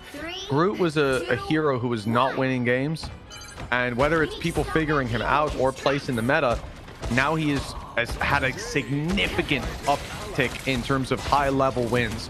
So I think that it makes sense that you're removing Groot because he's having a lot of impact. That's a big stun coming in from the thing. Wow. A double pickup even with the res. That's a devastating blow to the attacking side of Old Man. And, well, there's no cost paid on the other side. Beautiful start to the defense. Yeah, it doesn't really get much better than that. An immediate amount of damage. The only thing is, obviously, for the attack side, they're very quickly going to be back into the action, but it's looking like more of the same. They're being able to isolate the jewel, isolate the player that is that Winter Soldier. And well, at least in the first 30 seconds or so, this has been a bit of a thing there. Keep in mind, this, of course, is we haven't filled you in at home. This is an upper bracket match. So in round 9, the loser will be in the lower bracket. So for now, at least, trying to defend themselves to make it that little bit deeper. Again, you start to come into the money once you hit that top 16, but it goes up pretty significantly the deeper that you get. Nice picks here for Old Man, returning somewhat, and with the res up for Rocket and the close respawn, they're in good position to push, or so I thought. Nice return by Magneto. Yeah, it's funny. It's one of the few sort of vanguards where Flicky Minaj actually makes sense as a name, because having that high accuracy, pretty important. Saying that though, use ult please, has been impressive. Picking them off, making this more awkward. That first point looking ever more likely as they look to force them back, although the thing will be immediately brought back from the fray with the use of that res. Now it's clobbering time. It's going to make things a whole lot worse. A good counter though with that invisible boundary. I have to think maybe it's Flicky Minaj going for the IGLing, the way they're going into the breach, and pushing them away. Sorry, I had to. At this point, meters, less than 5 to make it to the checkpoint. Kickoff going on to Old Man, but they've got an immediate respawn of Bucky at least. The problem is, the Bucky on the other side, Rib, is on the Kraken's impact, dealing damage, pushing them back, and maybe forcing them all the way to spawn. Flicky Minaj picked up, but he'll be able to make it back to safety and get his health right back to full form. At this point, you want to reset and go for the fight a little bit later. The problem is they group up, and all this damage output that Influenza G are already having is about to be amplified by Rocket. They are continuing to force them further and further back. The point might not be moving very quickly, but if they can't get through this chunk, it's not going to matter at all. A lot of damage being done, but nothing really committed off the back. Off of it, still able to hold that line over the top. Will be that Star-Lord. Again, we're going to see the usage of that invisible barrier, and this fight has gone so deep in towards that spawn. I think it's an overcommit, if anything, having to use their own invisible barrier just to try and hold onto the ground. Good work from 6 to at least be able to pick up another. Flicky Minaj alongside, but again, that res comes into play. Still though, the defense, after looking on shaky territory, have brought this back to a relatively even standpoint, but that point is moving. And right now, attempting, it's the last shot to find 2. That will slow them a little bit more. Infinite ammo, this is going to be an interesting battle. The shield keeps Rib alive long enough for him to pick Star-Lord out of the sky. Portal getting them right back into the action. 6 is here, and the damage returning is a bad sign for Old Man in overtime. They can't even get near the payload, and they tried. CQB was so close, and let me tell you, if Rocket touches the payload, it's hard to push him back. But what a pick, what a flick from Rib. Yeah, that's the thing. This was one of those rounds that I feel like there were many moments where Old Man could have got that point over the line. Like, it just came down to really clutch moments. I think the very last hit from 6 when using that ultimate from Hela, the goddess of death, that being enough to just find those 2, give them away back on, and then Tiny Valkyrie just being quick enough to bring that supportive element off the back of the Vanguard. That is not a particularly difficult score to beat. Just 128 meters and not getting to that second point at all. I mean, your opponents are going to have remarkable ult usage if you just save up and dump them on in. Combined with the fact that, you know, it felt like a couple times there, Influenza G were shut out, or at least were on their way out of the game, and the checkpoint will be taken, but they were constantly able to bounce back. The portal switch up as well got them right their way up to the point just in time. 6 was there, picking off, dealing extra damage, and Rib has just looked unbelievable. And I think one of the problems is as well, when you've got a Bucky dominating like that, like we had Rib, I think he had infinite ammo, but still, Rib versus an ultimate from Star-Lord, and he's still winning that fight. I mean, that is a statement of how things have been going. Yeah, I think the shield as well. That was the thing. It was the interplay. Because otherwise, he is going to get shredded almost immediately. Hello. Oh! That's a nasty surprise. Six did not expect anybody to be there. And, oh, use ult, please, was anything but very well aware of that potential. Again, we're having this upper ground fought for by the things, both looking for those haymaker punches. Flicky Minaj trying to clear out Hela and does exactly that. And you have to bear in mind that you might be looking at this from the perspective of, okay, trading evenly fine. No, it's not. For this defensive side, they have so much further to go, and they are being blitzed. This might be one of the fastest maps we've seen in a while, unless they can begin to hold on, group up together, because they are wiped out. That will create a serious stagger, and considering that they are only mere meters away from getting this done, I think we're already heading to map 2. Well, this is not a good sign for the series. Old man struggling. They didn't hit the first checkpoint, and here we're not even hitting 2 minutes on the clock. It's looking like this one is done, and with the boost, with the infinite ammo, Rocket's ult is letting Rib shred these players, and indeed, they're so focused on fighting the squad, they don't touch the payload. It's 1-0, and honestly, Tom, what feels like a speed run of a map here, this is going to be remarkably difficult to see any sort of a comeback from. Like, let's hope it's just a map that they're not familiar with. I don't know. I don't know what other hope to draw. That was truly brutal. I think one of the main aspects was that super late clobbering time that was brought out, that basically just they were setting up to go back in. I think they even had maybe an invisible boundary or something like that to get them so much space that would have kept them alive on the point. Just about to use it, get hit by a clobbering time, and immediately you have the loss of that invisible woman. They still did have the eternal bond, but when that's alone, as we've sort of mentioned throughout, it's nowhere near as impactful an ultimate as what we've seen in the past. And that was a really, really brutal map to start things off in this best of 3. Yeah, it was. On the upside, I guess, applying some logic from other games, often it's easier to just brush off those quick losses, but here it really feels like they couldn't get off the starting block. Maybe we're going to draw comparisons to the comp they're playing, what they were up against. Maybe the bans will change, but they need to draw some serious conclusions on where they went wrong there, because that was a blowout. And in this BO3, you got to expect it to be just that, a blowout coming into map number 2.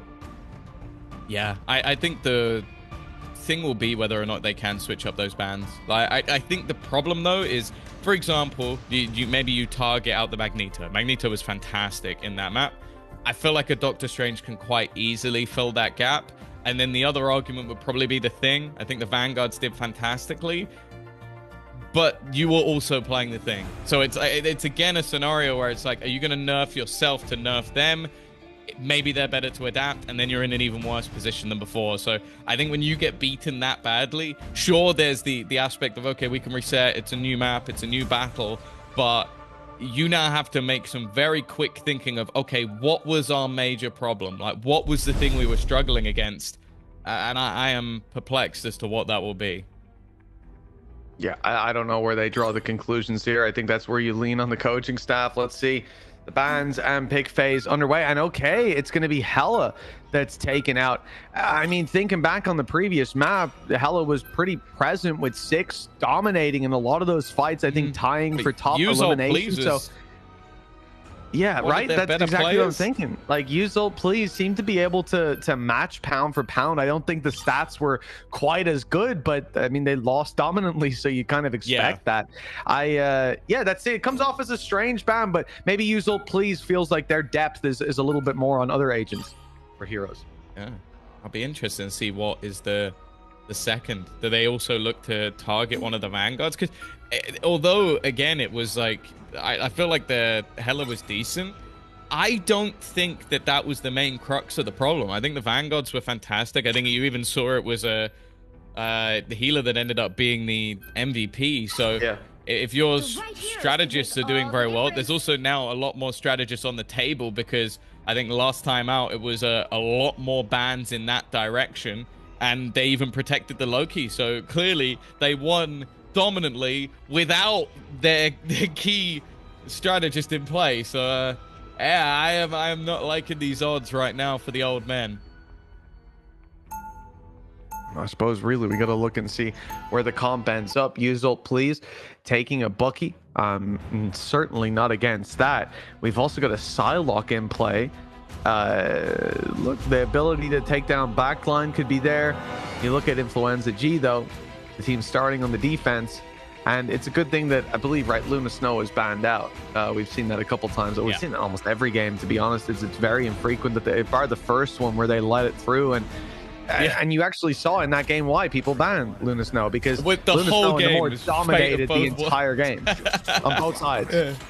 Yeah, it was literally the amount of fate of both worlds I think we saw was just off the charts, and then Loki as well. Just go, and then there's the Namor, who's just okay. I've just wiped out both their healers with my horn again. So, we're waiting to see if there is a complete revolution, a complete switch around of how things have went. I'd be surprised just how dominant that was for Influenza G, but we'll see if Yuzult, please, is going to be as effective now on the Winter Soldier. Well, that's it. And then looking at Influenza G, also, you wonder if Six is going to have the same success taking Bucky, because Rib is now on the Namor instead of the Bucky. So there's a big change up on both sides. And the one thing that hasn't changed is Flicky Minaj hitting those openings. Beautiful on the Magneto, and now they're going to just use that to snowball. One duelist down, they start to push deep, wanting a stagger, close to getting it as well onto Winter Soldier. So good. This is just a problem with Magneto, man. He does so much damage so quickly.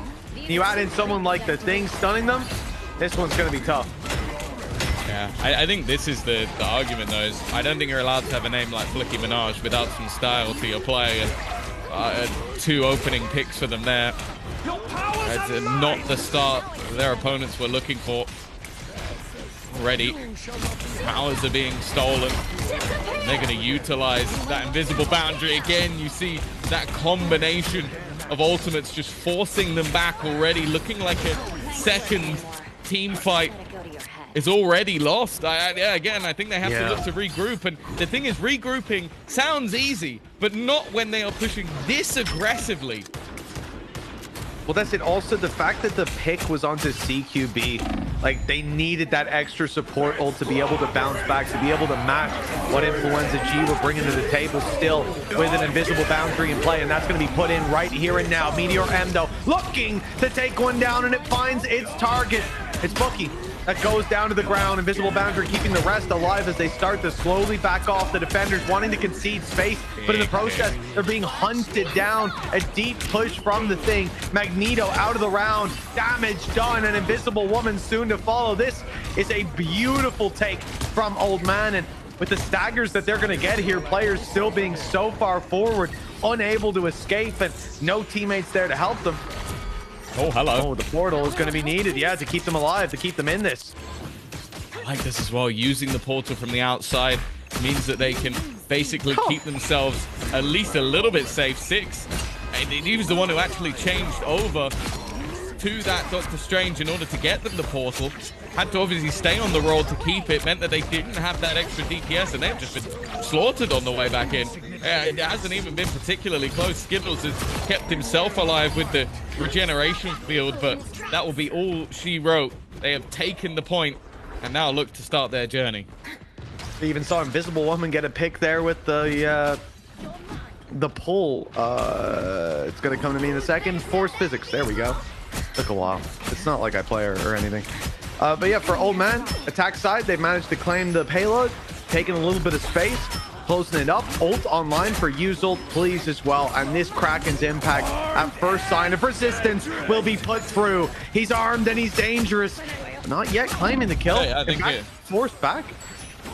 Yeah, I think again, you're just seeing more and more the real benefit of that regeneration domain. It basically means that you just deny all damage.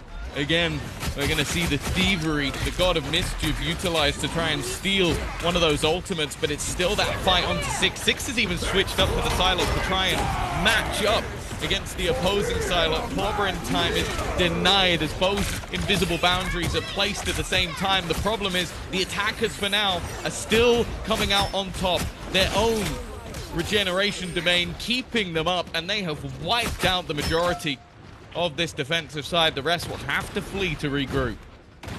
That was good timing as well. There's 2 invisible women, I suppose, because you've got Skittles having stolen the ult, and they managed to take down the other the real invisible woman, who was obviously about to pop invisible boundary. So that could have doubled up and saved them, kept them alive a little bit longer. Instead, not possible. Now stolen on the other side by CQB. That's going to be invisible boundary of their own, keeping the squad in the game. In goes the Omega Hurricane, but it's just into a boundary. There's no way to get any value from that. Now, popping in with the lightning, the buff for the rest of the squad. The immortality fields have kept them in it though. It's so annoying. As soon as you get that opportunity, you start lighting someone low. Loki just keeps them alive. Still, Flicky Minaj diving through the back lines, picks off two healers as well, even following up. I think he's gonna wipe the whole squad himself. Generously donates one to Rib, I suppose. They won't quite be, I'm not sure that was a good idea to shoot, but luckily you're able to get out of there before Flicky Minaj does his signature move. My power knows no limits. Now, puts them in a better spot. Minute left. You can see how deep they've pushed back to just really work on that delay. Flicky Minaj doing a lot of damage. It's close to clearing out the thing. Still having that prepared Meteor and potentially holding it. Try and deny one of the ults. Might not even be necessary. Looking for those healers. Again, the regeneration domain is going to be held, and this is where that healer ult comes out to play. Trying to clear one, won't be able to. Will be that invisible boundary, but now there's one on the other side as well. Damage is not really being done. A lot of time for, but this is where they can clear things out. The Kraken's impact. Ult being used. Come on, you know what, Mitch? I'm sure they're pleased with that one. Well, that should get them the checkpoint. It's going to be very difficult to get involved. Maybe a portal could get them there in time. It doesn't look like that's even an option at this point. A few meters left to go. Somebody needs to step on. They blocked them out with the wall. The Omega Hurricane comes in, but it's too little too late. The checkpoint's already been reached, and I'm not even sure that you can test while you're inside that ultimate. So regardless of the kills that come through, the eliminations can be theirs, but they've killed the momentum, and that's all they needed to do. The defensive side, despite, again, they'll take this control, but they got to go back. They got to just reset for this deeper push. And I mean, I guess the longer they run down the clock with a minute. Yeah. Kind of worth it. Yeah, they can hold them into position. Make getting out of that tight choke more and more difficult. They still have Agamotto if they need it, but they've got to be careful of the Clobber in time. Same can be done on the other side to stun them up. Tag desperately low, but still holding on to that ground. Yeah, it is definitely creating an awkward set of angles that need to be battled for. It's the first to go in the direction of this defensive side. Again, 30 seconds. They've only just cleared this point, and they're already running out of time to try and get it towards the end of this position. Eye of Agamotto still there if necessary, but right now, they're holding on. Yeah, I thought they'd have to fall back, but Eye of Agamotto is going to be used for this major delay. You're gonna have to rely on big bubbles from Magneto to keep this one from going awry. And look at where the invisible boundary is being used. It's in their spawn, and it's answered up on the other side. Deep push, though. It's huge. Use ult, please. Grabbing one right up in their spawn, essentially taking down the heal, lighting up the back lines, and moving that payload forward. I didn't think they would still be so heavily contesting this, still looking to take that fight, at least burning up more ultimates, but there'll be no stopping them. Old man, move forward. That's the thing. Influencer G have just pretty much used 6 ults in the space of a second. I think it's only 1 remaining, and well, that was in the hands of the Doctor Strange we mentioned earlier. It's impressive the Old Man have come out of that using their own ultimates as a counter. Everything has pretty much been burnt up other than that single Eye of Agamotto, but everything will start to charge up very quickly indeed. You could already see clobbering time close to being available again. Look at the overtime though. It is right at the depths. A single push off this point could be everything. The Eye of Agamotto could be enough to change the game if it can be placed at the right time. Just removing them from positions would be enough, and they are getting to the edge of that point. The idea just to try and force them away. They've got incredibly far based on just that overtime, but they're starting to lose personnel, Mitch. Yeah, of course, it's too little too late. Look how thin that line is, and the players all over from Influenza G. This defense has got full control. Eye of Agamotto put in to put them to bed. Good night and sweet dreams. Dream about the end of this road, because you ain't getting there by the looks of things. Invisible boundary put in. Desperation from Old Man, putting whatever ults they can into it, but 3 players are back in the spawn. It's a formality for Influenza G to finish off these last few heroes. They're lasting a remarkable amount of time. Kraken's impact though will put this one to bed once and for all. What a fight though, and considering they were held in their spawn for almost I think over a minute actually, considering when that fight started, they've done really well to get that close to the end of the line. You'll need a top-notch team. Yeah, no, I really impressed actually with Old Man and what they were able to do there, because as you sort of said, they were trapped basically at the choke of getting into point 2. They get a minute to try and push it all the way. That time completely fades, and they end up getting it fairly close towards the end, which in all honesty, after the first map, I did not see coming. Now they actually have something to fight for, because if that had been like a blowout like the last, this second half would be similarly quite meaningless. Instead though, there is definitely potential. Well, there's always a chance though. You just gotta believe. Get ready. For Old Man, the stopping power is about to be put to the test. We saw them make it not quite the full distance. Like you said, Influenza G, they've got just that checkpoint to reach, not quite the full distance. And to be honest, they're not even getting around that corner right at the end. It seems like a relatively easy task. If it was ranked, you'd feel like you've done your job. Let's see as the shoe swaps to the other foot. Influenza G. 6 is surely not going to be playing the Hawkeye. We've seen again, he's another one of these heroes that I was wondering if we would see today, because the pick rate and the win rate have both increased decently in ranked, especially at the higher level. What am I, invisible? There's some opportunities, especially looking at the comp in play. You know, Thing's not going to be blocking a lot of those arrows. It's really just Magneto that's going to be your line of defense. So opportunities there for 6.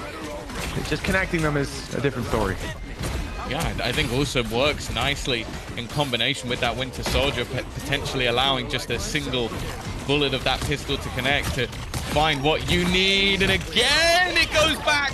Who cares what DPS is being played when you've got Flicky Minaj so good at finding those openers? The first 2, making a 3rd already, and looking for a bonus at the end. Okay, Rib will get that one, but realistically, we know who did the damage, and wow, that was as quick as could be. 5.5 minutes of opportunity here.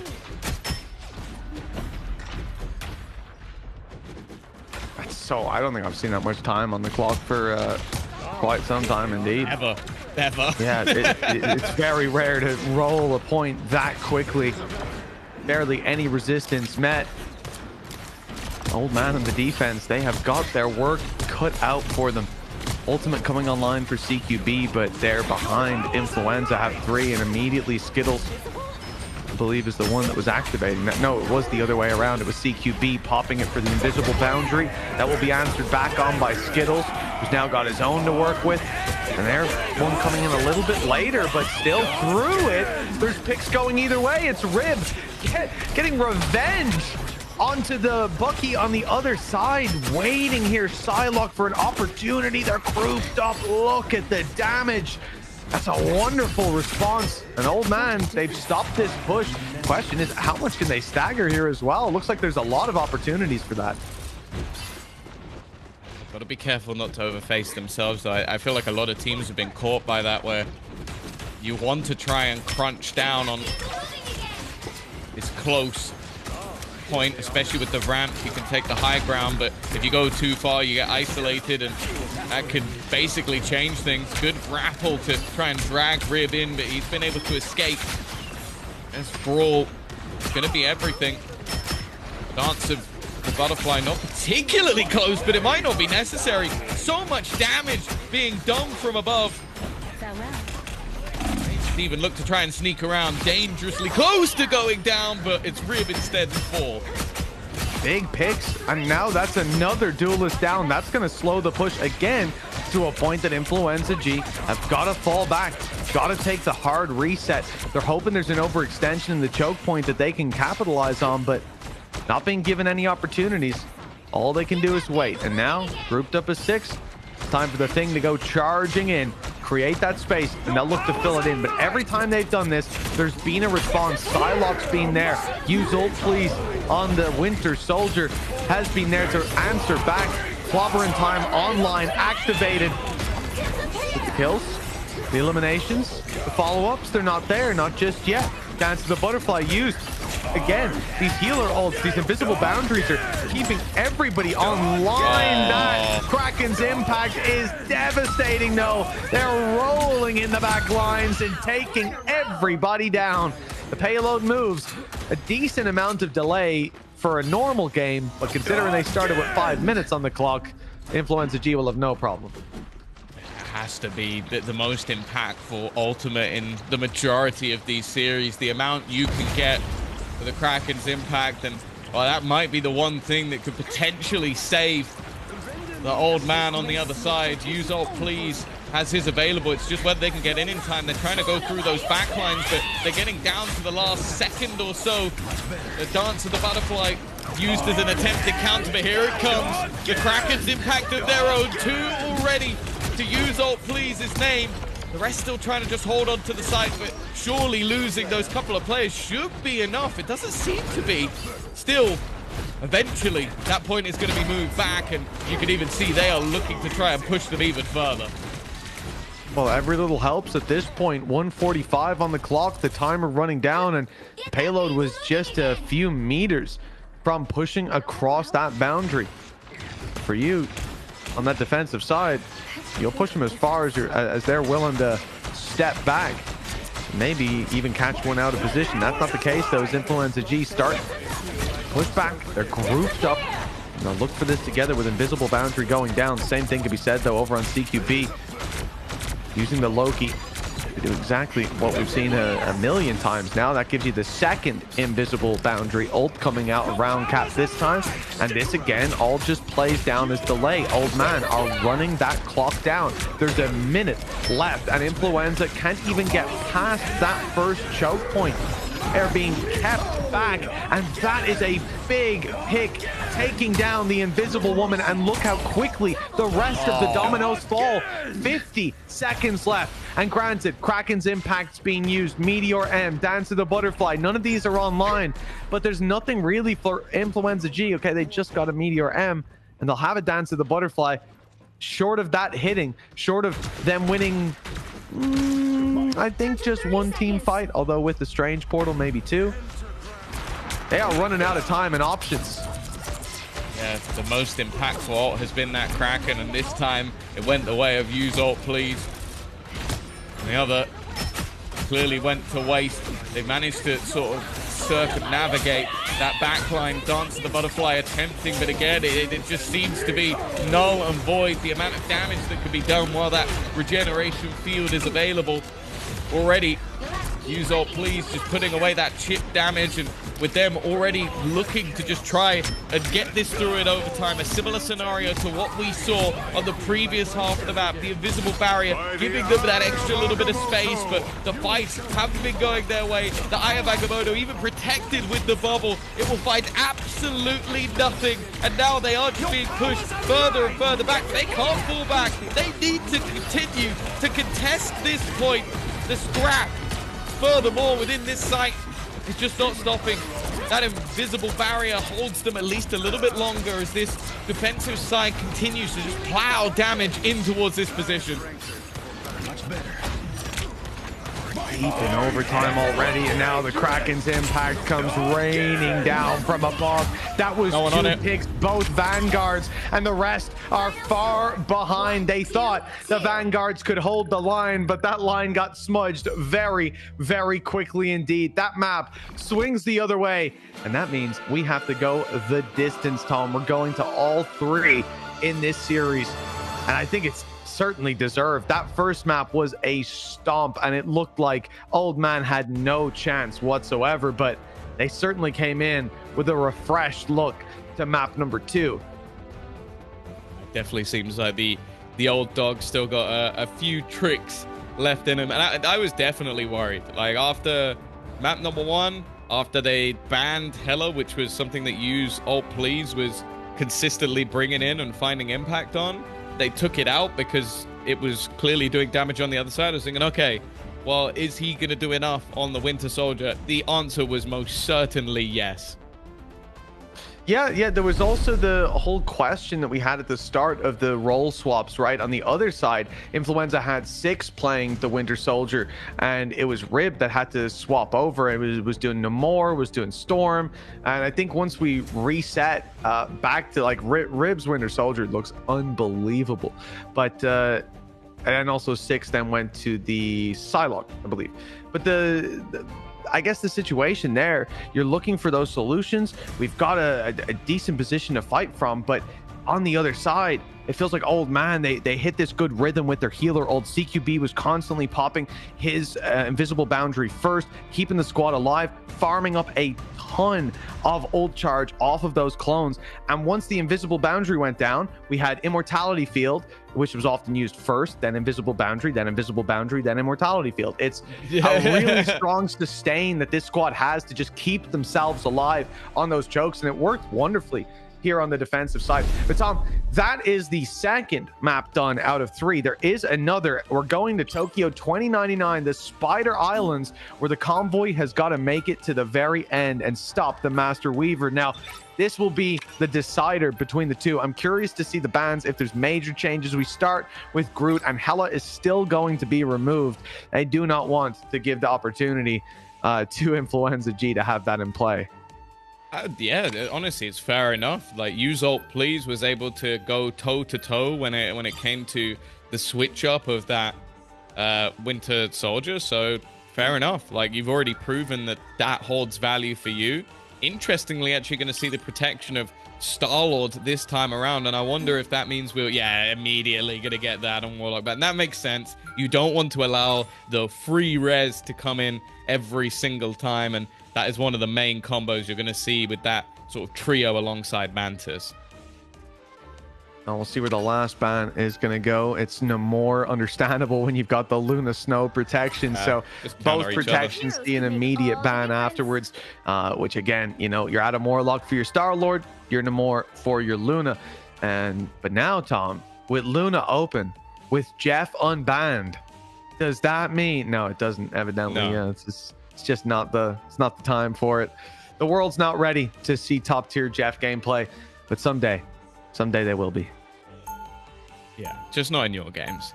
But nonetheless, wow. we are no need for that. No need whatsoever. We're going to be getting back into this one again. Like we saw this earlier with an attempt to pull out the Star-Lord, like even without having that extra buff, and it seemed to do a decent amount. I think it's just the ability to get into that backline and cause issues. I think that's what a lot of teams have been going for, like with how strong still we see these strategists. And I think that's a good thing, honestly. I still remember in other games, it's playing those healers is normally a nightmare, whereas in this game, it genuinely seems like a priority for a lot of players because of how much impact, even in terms of damage you can have. 2, 1. Yeah, this is the thing, man. Like, I agree with you entirely. Healers are often boring in most hero shooters, and here you feel like you really have a say over the game. And I know triple healer meta season 1, it felt a little too impactful, which is like the exact opposite direction, but it's balanced really nicely now, where I think everyone pulls their weight. Now we've got unless it's changed, no, we've got mirror comps, so the identity that's been slowly shifting, you know, we're very much on the same page at the get-go. We'll see who's the first to give up on it and to make those swaps. For now, it is going to be an even matchup.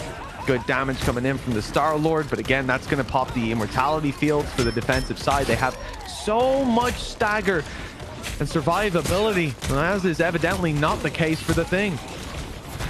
That regeneration domain has been so impressive throughout, as has the Magneto. Nice work already from Star-Lord, a bit of Star-Lord doppelganger fight, and it is a bit of a haymaker to be the one to close out Rib. A solid start in the battle for Old Man. As said, when we came into map 1, they were barely even on the server.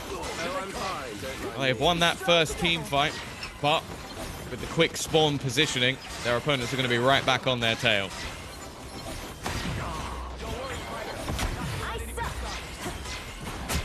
That's the thing, Influenza G. 5 ultimates, the same can be said for Old Man. This is about to be a chaotic battle with the dance commencing on one side, Influenza pop there, on the other. And it's exactly the same on the other. Yeah, Skittles had stolen the fate of both worlds, and we're going to see a lot of this, just Luna Snow or duplicates of Luna Snow dancing all over the points. Kraken's impact refreshed, ready to go, and slammed straight down. It's only taking the decoys, but it's getting him another bite of the cherry. And waiting out those ultimates is really what we're looking for. That's all 4. And it might seem strange to say 4. My goodness, 6. Dominance coming out from this bookie. And yeah, all 4 of the fate of both worlds are activated. 2 Lokis, 2 Luna Snows, and in the end, it's all just delay for 6 to come in swinging. Yeah, the scary thing as well, though, is that it was a mirror in other aspects. That was also the Kraken's impact utilized by Use All Please on the other side, but his was completely denied. So 6 has dominated this early battle. As I said, that was the fight of the last map. We saw this with Use All Please being the dominant victor when it came to the latter stages. This point is so desperately close to being completed. I don't know if there's going to be much resistance standing in their way. Just a millimeter needed, and you can see the dance from the Thing, hoping to try and keep them in play. 0.5 meters, but wow, there's no one left to tell the tale. Point 1 is taken for the side of Influenza G, and after a bit of a stalling start, good to see them back. You know, it's very easy to have that focus be the bookie, because it's, you know, once the ult is popped and you get 5 kills, that's the team fight. No, it's just a you fight. But I think the interesting thing is then when you move to looking at the Thing, how much space is being taken, and I mean, consistently getting picks as well. I said it starting out today, I just feel like if you're not playing the Thing, you're trolling, or you're making the game harder for yourself than it needs to be. He's in such a strong position right now, and I think all the Vanguards for the most part are viable. I'm guessing not Captain America, just because people don't seem to play him, but I am with Thor, I believe. Yeah, I think Thor has been increasing in pick rate, but I guess not so much in pro play yet. I just don't know if teams don't want to pivot yet. But especially because we saw Storm so much today, it seems weird that you wouldn't have that buff, because Storm gets, you know, quite a lot of extra damage with that C ability. Once. Yes, 1 time for a short period. Oh, here we go. Clobbering time to start.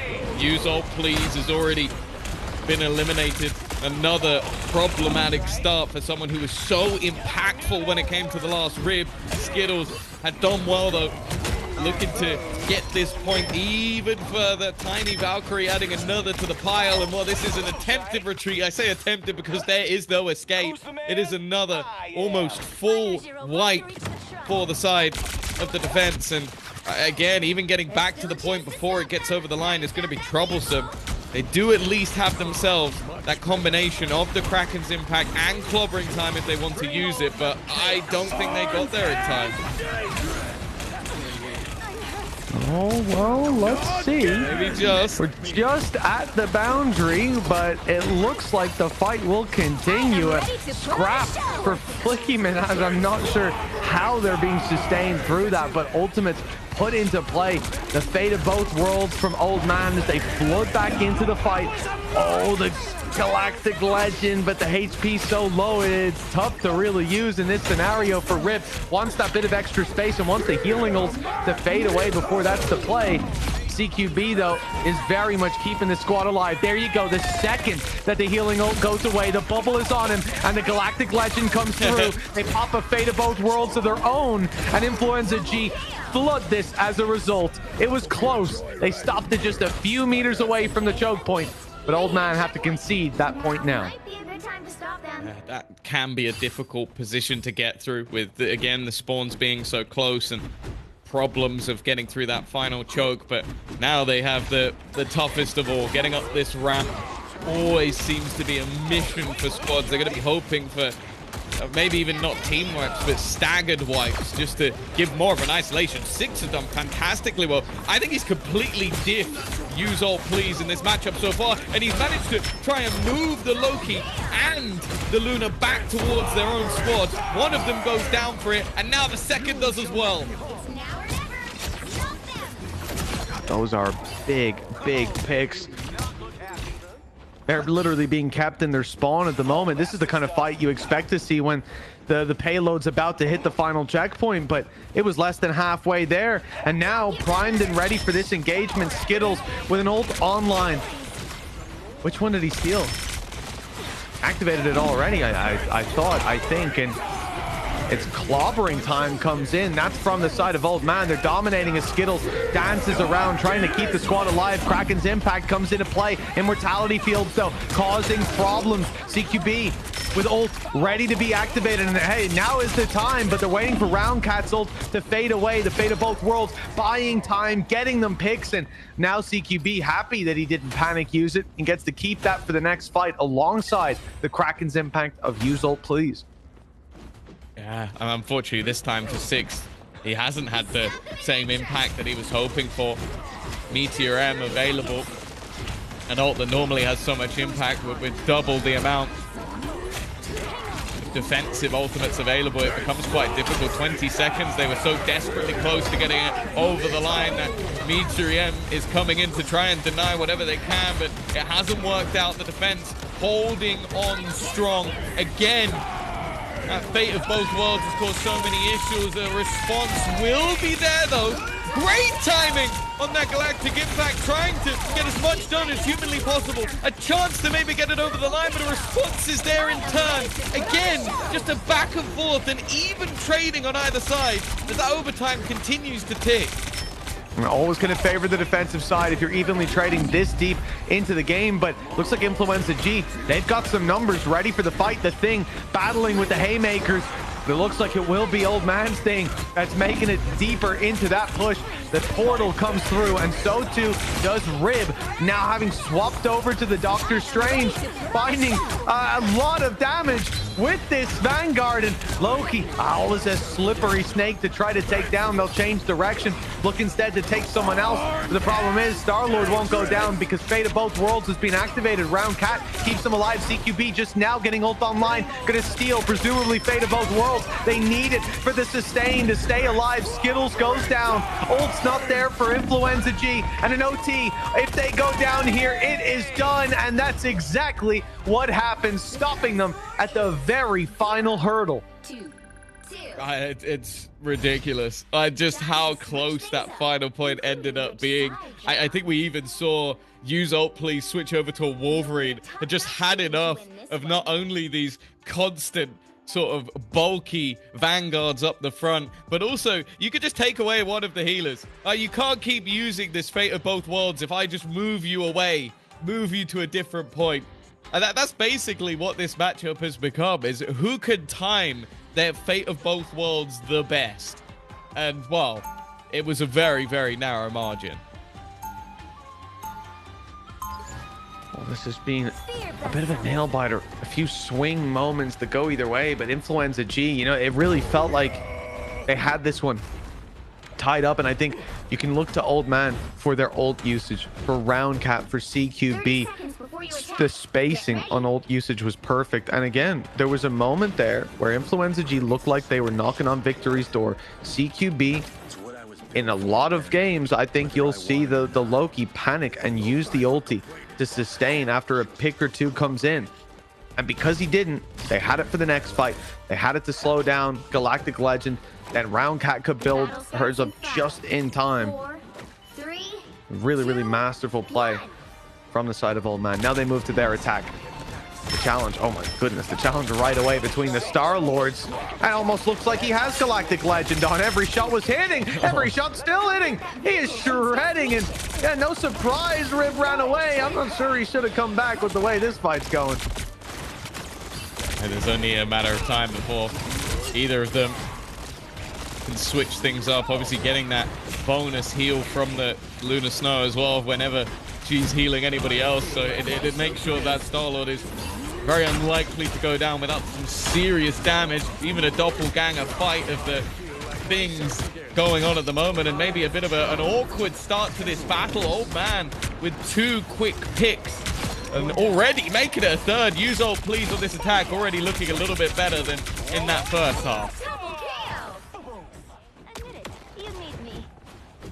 Well, that's halfway towards the point.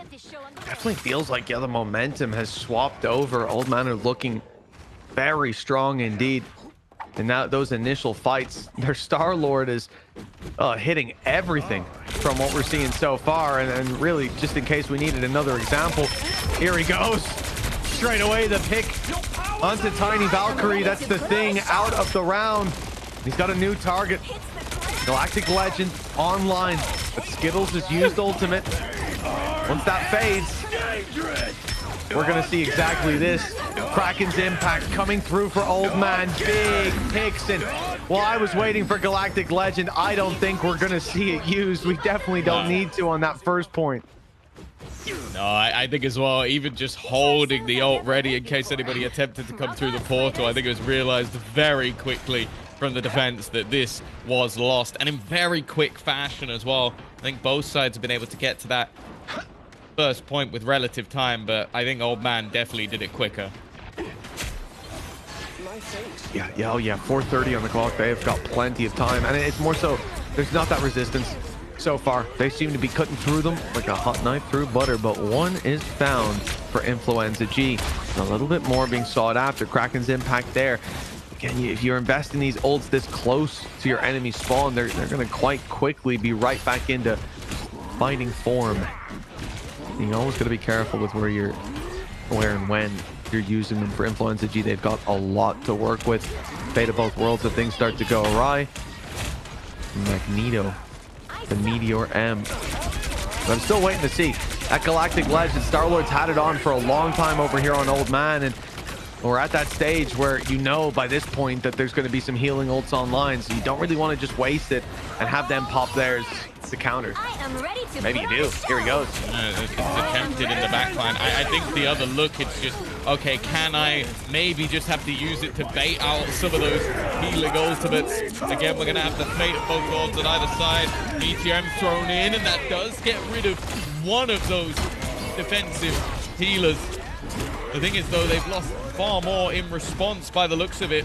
Both sides in a bit of a troublesome position, but with this flank, they've got to try and make sure that they're not going to all get caught out here. It seems to be the fallback, and Old Man has taken this one by storm. Again, it comes down to just having that closer spawn point. It's so difficult to challenge from here.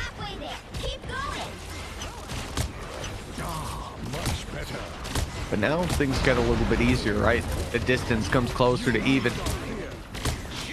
Influenza G on that defense.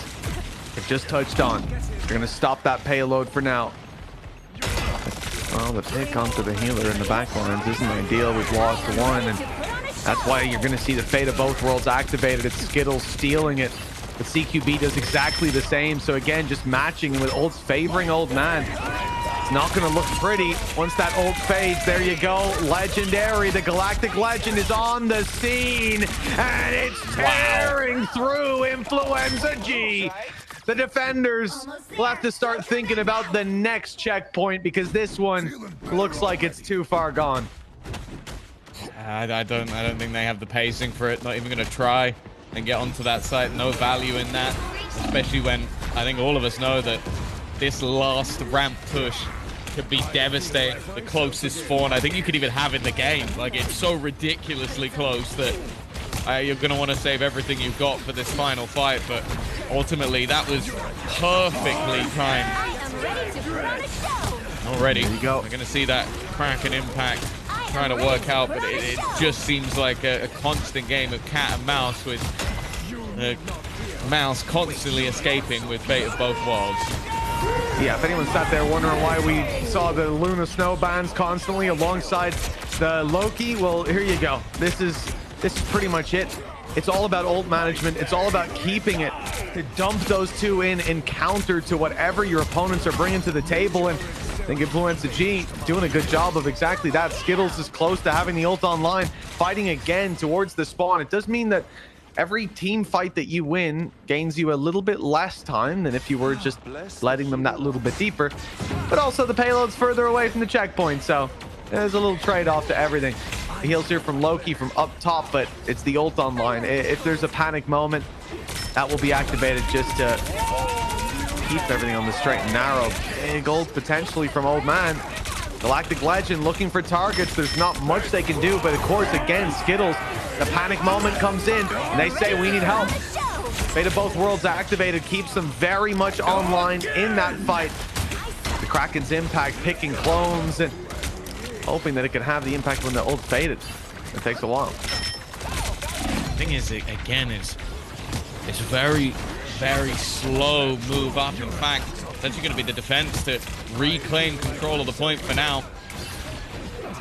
They're not necessarily winning all of the battles, but they're just choking out their opponents, timing their ultimates to make sure that this point can't move any further. Eventually, they have to fall back at least a little bit, but 6 now in position, and that's a big shot. In fact, a couple. We talk about the impact of the ult, but that was just raw individual brilliance, and now the frontline push from Tiny Valkyrie. And now we look at this. Think about how long that point was stuck at the top of that ramp. I think it was more than a minute, and that's how long they've got.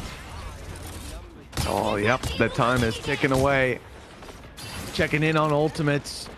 Round Cat online. Fate of both worlds for both sides. Loki roughly on the same number as well. So this is going to be all down to who can use them better, but with quicker respawns for Influenza G, they've got less of a panic on their front. 35 seconds and in comes Galactic Legend. Meteor M pop just to tank all of those shots, keep them alive a moment, and in goes the Fate of both worlds. Old Man and Influenza G popping those ultimates with both Lokis having theirs. It's not going to be long before we see the same thing activated the other way. CQB just now goes in for it. Kraken's impact is invested, but of course you're going to be going into the Fate of both worlds with that ulti, so completely countered out. But this is the end of the stall. Now we're going to see the real game commence, and it's Galactic Legend online for Old Man. This could be devastating, keeping them alive with the immortality fields. This worked out wonderfully though. Skittles saved the day. That could have been a wipe. The payload slowly creeping forward. Rib gets in there. One team wipe, and it's done. And Galactic Legend of his own. But immortality fields pop. The teammates start to burn them up though. And with nowhere to hide, it's all for the side of Influenza G. Big picks. And all they've got to do is push this a little further, but a little further is too far. Old Man, they got within meters. That's all it took. Yeah, it's super impressive. Again, it comes down to those sort of last moments. I think we've seen it throughout the game, what Loki could do with that regeneration domain, the little field that's put into play. And I just think that the amount of damage that was done, but you highlight it throughout the match. Tiny Valkyrie, the Thing, and it was that combo of every time having that ult to sort of do damage with the Kraken's impact, and then him pushing forward, pushing them back with immense amount of damage. They've taken this one over the line, but what started off looking like an easy victory, it turned into a real brawl. Oh, it really did. Yeah, let's not forget that first map. I'm gonna go back and check. It was 5 minutes and 41 seconds. Considering you start with 4 minutes on the clock a lot of the time, that's quite impressive indeed. I've seen more. I've seen more Fate of Both Worlds lasting longer than 5 minutes in this game. So I will say, going into the next map, please, for the love of God, ban Lunar Snow. I cannot go through another game just going, and there is the Fate of Both Worlds, countered by the Fate of Both Worlds, that's been countered by the Fate of Both Worlds, and been countered. I think I'm going to lose my mind if I have to go through another game of that. And thankfully, my mind is going to be saved for a moment or two. Enjoy the highlights with the Fate of Both Worlds.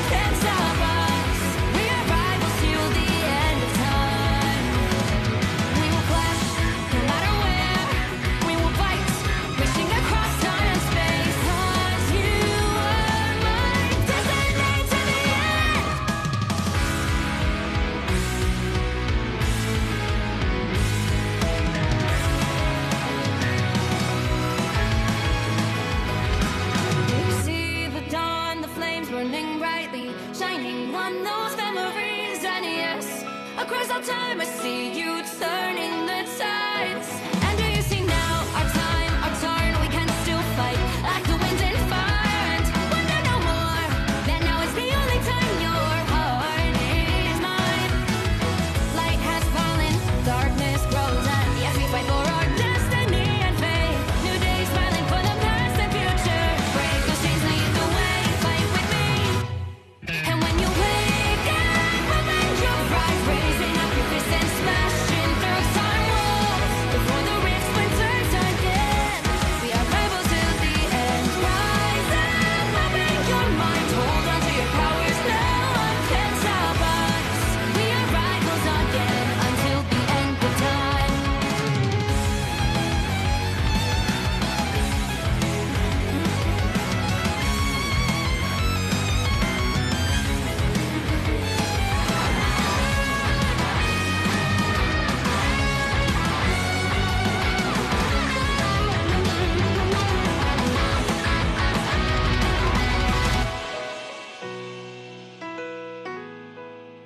Show me that you are still the only one that matters for me. I'll be waiting for you. Wait up, open your hands, holding on to your heart. Look inside you. Can you feel it? The sparks in you. Add it up, unleash it. Wake up, open your eyes, raising up your fists and smashing through time walls. Before the rift winters yet again, we are rivals till the end. And rise up, open your mind, hold on to your powers, no one can stop us. We are rivals till the end of time.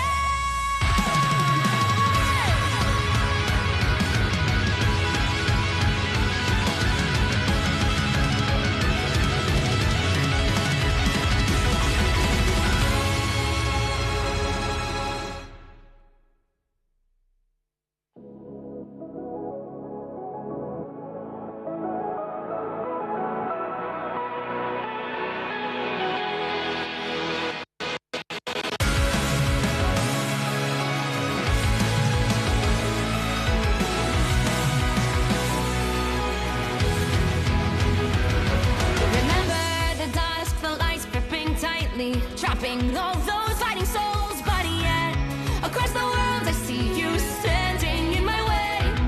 And remember the time, the place we used to fight, like the sun and moon. And I wonder if ever there was a time that we were friends. The night has fallen, shadows looming, and yes, that time has come for me to seek you out. We are set now for our last reunion. Break the chains, find your way, come fight me. Do you remember who you really are? Show me that you are still the only one for me. I'll be waiting for you.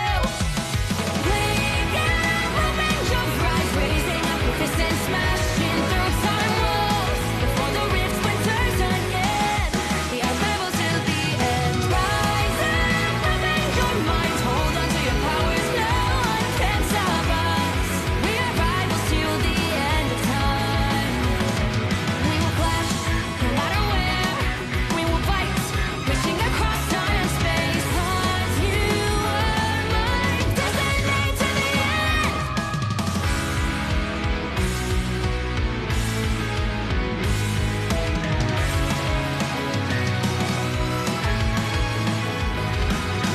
See the dawn, the flames burning brightly, shining on those memories. And yes, across all time, I see you turning the tides. And do you see now our time, our turn? We can still fight like the wind and fire. And wonder no more. That now is the only time your heart is mine. Light has fallen, darkness grows, and yes, we fight for our destiny and fate. New days smiling for the past and future. Break those chains, lead the way, fight with me. And when you wake up, open your eyes, raising up your fists and smashing through time walls. Before the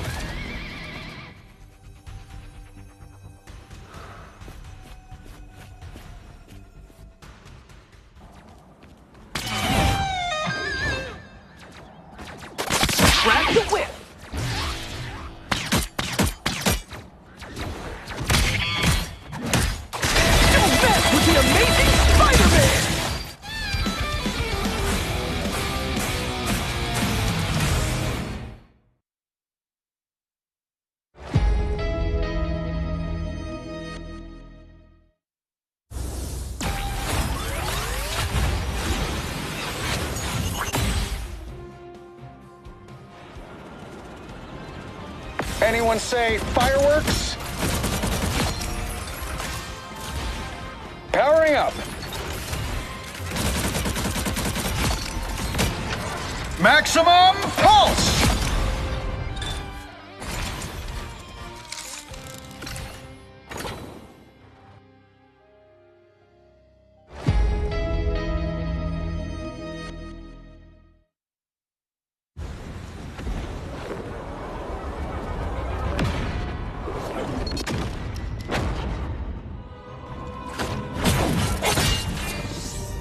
The moon haunts you! Say goodnight.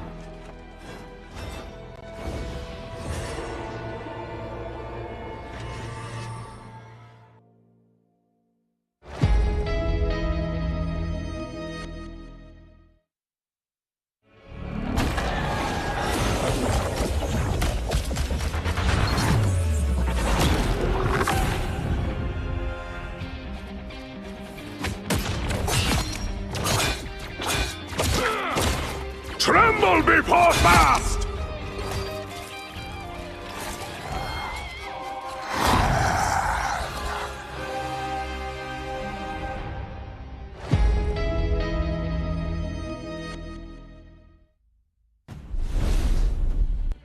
Hello, everybody, and welcome back to the Marvel Rivals Championship. It's time to get back into the games here in the Asia region. Tom, we have had a hell of a day so far. We're still in round 8. Remember, top 16, you're in the money, but from here on out, it's time to make the big money. Time to push deeper into the tournament. Now, Tom, I'm excited to see the matchup that we're about to cover. You're going to have to help me with the name here. I'm going to go with Quetzal. Quetzal sounds good. And XOXO. Quetzal are the team that knocked down one of the squads that you were bringing up earlier, Kanga, who I believe were the Oceania champions, right? So they're Kanga, Oceania champions, in the lower bracket now, and we're in the upper bracket watching. You say it, Tom. How are you going to say it? I like the idea of saying it like pretzel, Quetzal. I think it rings off. It goes off the tongue. I like the sound of it. So I'm going to stick with that. If someone knows officially and wants to correct me, that's fine. But until then, I'm calling them Quetzal. But yeah, that's always a good sign. I think Kanga had some. I remember their Hulk play specifically was really nasty when we saw them play over in Oceania. So obviously they've come under some threat here. So I think we're going to have an exciting match on our hands. Oh, just no Luna Snow. Please ban Luna Snow. I can't say Fate of Both Worlds anymore. Yeah, it was a lot of Fate of Both Worlds. Get the dance on. But look, I think that this is a very exciting matchup then, because obviously you have Oceania champions, you have a strong team. They're being knocked down to the lower bracket. Has to be said then that surely Quetzal are coming in as hard favorites in this matchup up against XOXO01. Now, it's been an interesting day so far. We've seen lots of different compositions. The last one, I will be honest, was my least favorite, I think. But again, it's sort of, I don't think I've seen, certainly when you talk about ranked or anything like that, you don't get to see Luna Snow ultimates used and conserved that well. And here we got to see what happened, or in the last game, you got to see what happens when you have two very well-oiled machines when it comes to these teams, and they are set up to continually snowball and keep themselves alive in those fights. The Loki fields of immortality that he puts down as well, because they were used in probably 4 to 6 occasions to counter the Galactic Legend, Star-Lord's ultimate. So yeah, it was really cool to see that level of play. I actually think that we're swapping up the game we're covering, actually. So I was talking about Quetzal. That is another matchup that is happening in the background with the XOXO01. But I'm seeing that we might be going into a game with our old friends, Tom. We might be catching back up with Mr. Donuts. I would not look at that screen until we get to it. Because I've already now looked at swapped again. Oh no. That's what I'm saying. Today's the day match will be coming in a moment. Well, you know what? Then we can talk more generally about it, Tom. That's fine, because there have been a lot of games going on in the background, haven't there? So I guess we can cover it that way. Like the last time we were covering round 7, and obviously we mentioned about Kanga. They were playing against a team called Nuggies, and it took 20 minutes for them to decimate them. So definitely, like, that lower bracket run is looking horrendous for anybody who goes down there. Like, you've got them, you've got the Mr. Donuts boys as well, who we saw really warm up into the game with, I think it was that was the team with Psyx. It was a really cool Psylocke. So there's a lot of good things to report home about. Now it seems like we've got our game locked in. Of course, there's a wealth of choices for where we want to take it, and it looks like we're going to go back in with the team that we've already seen here today called Russ G Beat. Now, curiosity, you might recognize Fatty Yam, and they banned Jeff off rip. I'm gonna grit my teeth and move through that. The interesting thing is that Fatty Yam has the same logo as Mr. Donuts from earlier on, so I'm not sure how that one's transpired, but there you go. Is it an big fan of the Philadelphia logo? Eagles? Maybe is it one that you pick in game? I don't know, but Maybe. yeah, obviously, Damp Kit Kat is someone very well known that everybody going into games against them is deciding to ban out that Jeff. And I think it hurts you every time it happens. Hella ban, a bit more standard. The Protect on Luna Snot. I'm really hoping that we then get a Loki ban, because I can't live through that spam of ultimates again. It just, it will break me. Because it really did. That turned from, I feel like, a competitive video game to a game of bluff. Like, who can time each other out? Who can get things back into control? We've seen the group save. The thing is, it might end up being Namor. It depends what they want to be up against. Obviously, that combination of Luna Snow and Lamore is super powerful. So, yeah. that kind of makes more sense. But it does mean that they will likely be free to pick Loki, unless it's going to be taken out by the team who's opted to protect the Luna Snow, which would be a bit of a peculiar one, but I guess it depends what they have planned. Yeah, it is unlikely, I would say, to go the way of yeah, indeed. We're just going to end up switching it up. Unlikely to go the way of Loki. Bucky taken out of play makes sense, has huge impact throughout the game. I just can't get over the fact that, I mean, how far and wide must the story of Damp Kit Kat go when it comes to his Jeff play? And the fact that we have a player so storied throughout the ranks of this tournament for his Jeff play, and he's not allowed to play Jeff while I'm watching, makes me very, very sad. But maybe we'll get to see it later on. I'm going to keep saying that so I feel a little bit better. The highlight for me, though, obviously Damp Kit Kat did put up a good performance when it came to the Storm earlier, but Cody was unreal. I think single-handedly won one of the games on Mr. Fantastic, and I was especially impressed because when we came into the game, I was a little bit like, well, okay, Cody's trolling. You know, I'm not sure he knows what he's doing.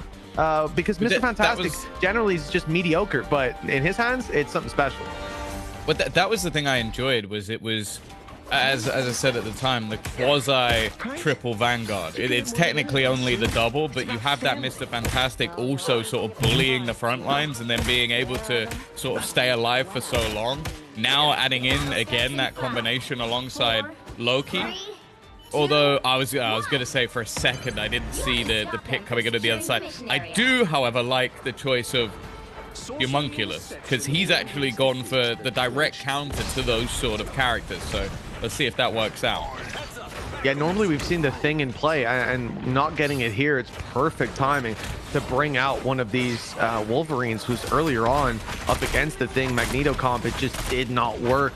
And especially with Invisible Woman as well, because you can pull your Wolverine right back in as they're diving away with one of your teammates.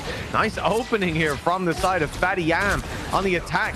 They found their pick. The return, though, from Damp Kit Kat could get a little bit better from up top. Wasn't being spotted, wasn't being focused, but now forced to fall back, and that's when Wolverine dives on in, starts dealing the damage to the tanks. Magneto's out of play. Good pick out of the sky there And with this, it's going to be very difficult to recover. We've lost a front line. We've lost one of the main damage and damage boosters. Plus, your tank's just being pulled deep into enemy lines. Luckily, Magneto here to still grab that shield and keep your tank alive a little longer. Even the punish onto the Wolverine and following up with one onto the Hawkeye. So all of a sudden, this has turned from what seemed to be a snowball for the attacking side into a solid defense. Yeah, I'm quite surprised. I think it looked like the Wolverine sort of had them dev to rights. I am, however, looking at the fact that Last Stand is available in combination with the potential Strangling Prison. You put those two together and it could be an absolute shredding of this defensive side, potentially going to get grasped in to the middle of the pack, as we are seeing this pop now from the attacking side. The Meteor primed. That is both supports down. Surely sterner challenges await. Oh my god, that's just toxic. You hear that? In-game, surely sterner challenges await. Apparently they think it was easy. Doctor Strange certainly does. And Russ G beat a team that performed quite well earlier. Off to a good start. The defense holding strong. They've just pushed past the 2-minute mark. And for Fatty Yam, it's time to get on that site very, very soon. Spider Zero's getting impatient. Damn Kit Kat up top has ult online. Gonna wait out the fate of both worlds. Both will be used once Matty Apps has faded away. Anytime now, the big damage will be dealt, but Damn Kit Kat gets picked off before ult can be activated. Eye of Agamotto instead is gonna be their backup, and it gets them a kill immediately. That elimination maybe followed up on with a little bit more as they push them further and further back. The group walls, though, making it difficult to really pursue them and to have that backline damage follow you. Still, though, they do get homunculus. That's the thing. Each time there's seemingly been openers ready for this attack side, but there's always been a response. Damn Kit Kat has had some struggles. I've noted for a while that that Hurricane has been available. Up top, you can see Riddles, or not Riddles, just basically slamming heals and damage in. Whoa, flying up top his paws. Even still, though, again, it is these trades. Once more, we see the usage of that Hurricane. It's done so much damage, leaving Groot standing and not standing for long. I said it'd been a quiet start for Damn Kit Kat, but, well, they have just opened up massively. And Mitch, there is 15 seconds. This is a large attempt. I assume, is there going to be a portal here? There has to be 10 seconds to get towards that point. It is time to put it in. In fact, we're running out of time. They got to dive straight in. There's no time to waste. Right onto the point. Ultimate's online for both sides, but it's double fate of both worlds for Russ G beat. They can run the clock way down. And with the trade-offs, there's not even a Luna Snow online on the other side, hoping that they can get the ulti online for Matty-App and keep the squad online. They're keeping the health up, but it's not going to last long. All the damage is swinging the way of Russ G beat as Damn Kit Kat flies around. The damage boost connecting onto all of the teammates. Swap up for Glorious to be in right away on the Orange Venom. He might not have the twerk emote yet, but the next best thing, a dominant scoreline, not even a tick acquired. Yeah, that's devastating. And again, you now look at it and go, okay, this is basically done. You'd have to have a flawless defensive side. You'd have to not lose a single team fight, and you'd have to hope your opponents don't decide to just save up and get some high impact ults. When you think about it, they like playing with that Hurricane, Eye of Agamotto. They can steal ultimates as well. Like, I can't see this hold happening. And the devastating thing is, I feel like there was 2, maybe even 3 very valid attempts from the side of Fat Yam. Like, realistically, especially when they were getting the opener at least once or twice onto Damn Kit Kat, I think there was a moment where they lost one of their vanguards. In fact, they definitely did, because the Glorious King had to switch up just to get back in time. So the fact that they weren't able to capitalize on any of those moments is definitely a bit disappointing. Well, this is not looking pretty for Fatty Yam. One of the strongest defenses required for this squad to pull it off. And when you look at Russ G beat, Damn Kit Kat I mean, at one point, I think scored a 4-piece. Like, that was ultimate, catching off the vanguards, finishing them off with just the standard abilities. Cody has been phenomenal. And I just think you really expect Fatty Am to hold on for 4 minutes straight after what we just saw. One tick needed. High ground invasion from Russ GB. Turret spotted, focused by the whole squad. Immortality for them as well, and they will easily pick off Pars. The rest of the squad, Tom, they weren't in that fight. That was just Punisher against 6, and it went the way you'd expect. Now, an early dive down, though, from Mr. Fantastic has put a bit of a stagger to this play. With no one else falling, they should be able to group and take this push together. Gonna try and pick them apart, but somewhat getting caught out themselves. It's an aggressive style group combo with the thing that has worked out wonderfully. 3 immediate picks. Oh, I don't think there's anything they can do to hold on to this. In fact, I don't know if there's much value in holding on to this. Yeah, no surprise to see King Bob. You might think that looks silly watching him fall off the map, but they want to group up. They want to go as a squad. And the factor is, they only need a very, very small amount to get the victory here. So being isolated doesn't have a lot of value. Oh, there's Loki Collins. I really are taking the bullet for him.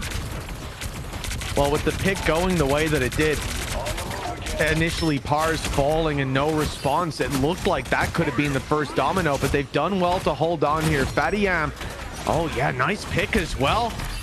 Anti-air Groot, by the looks of things, wonderful as the dive in. They're not yet looking to pick anyone with the Pharaoh Leap, but the job's done for the opening. Now they move to the spot, and there's no way that you can afford to step off this site. One tick, all they need. The fight has to be here. Got Aya Bagamoto online and ready to use for that attacking side, but pushed back by the Punisher. His big guns are out.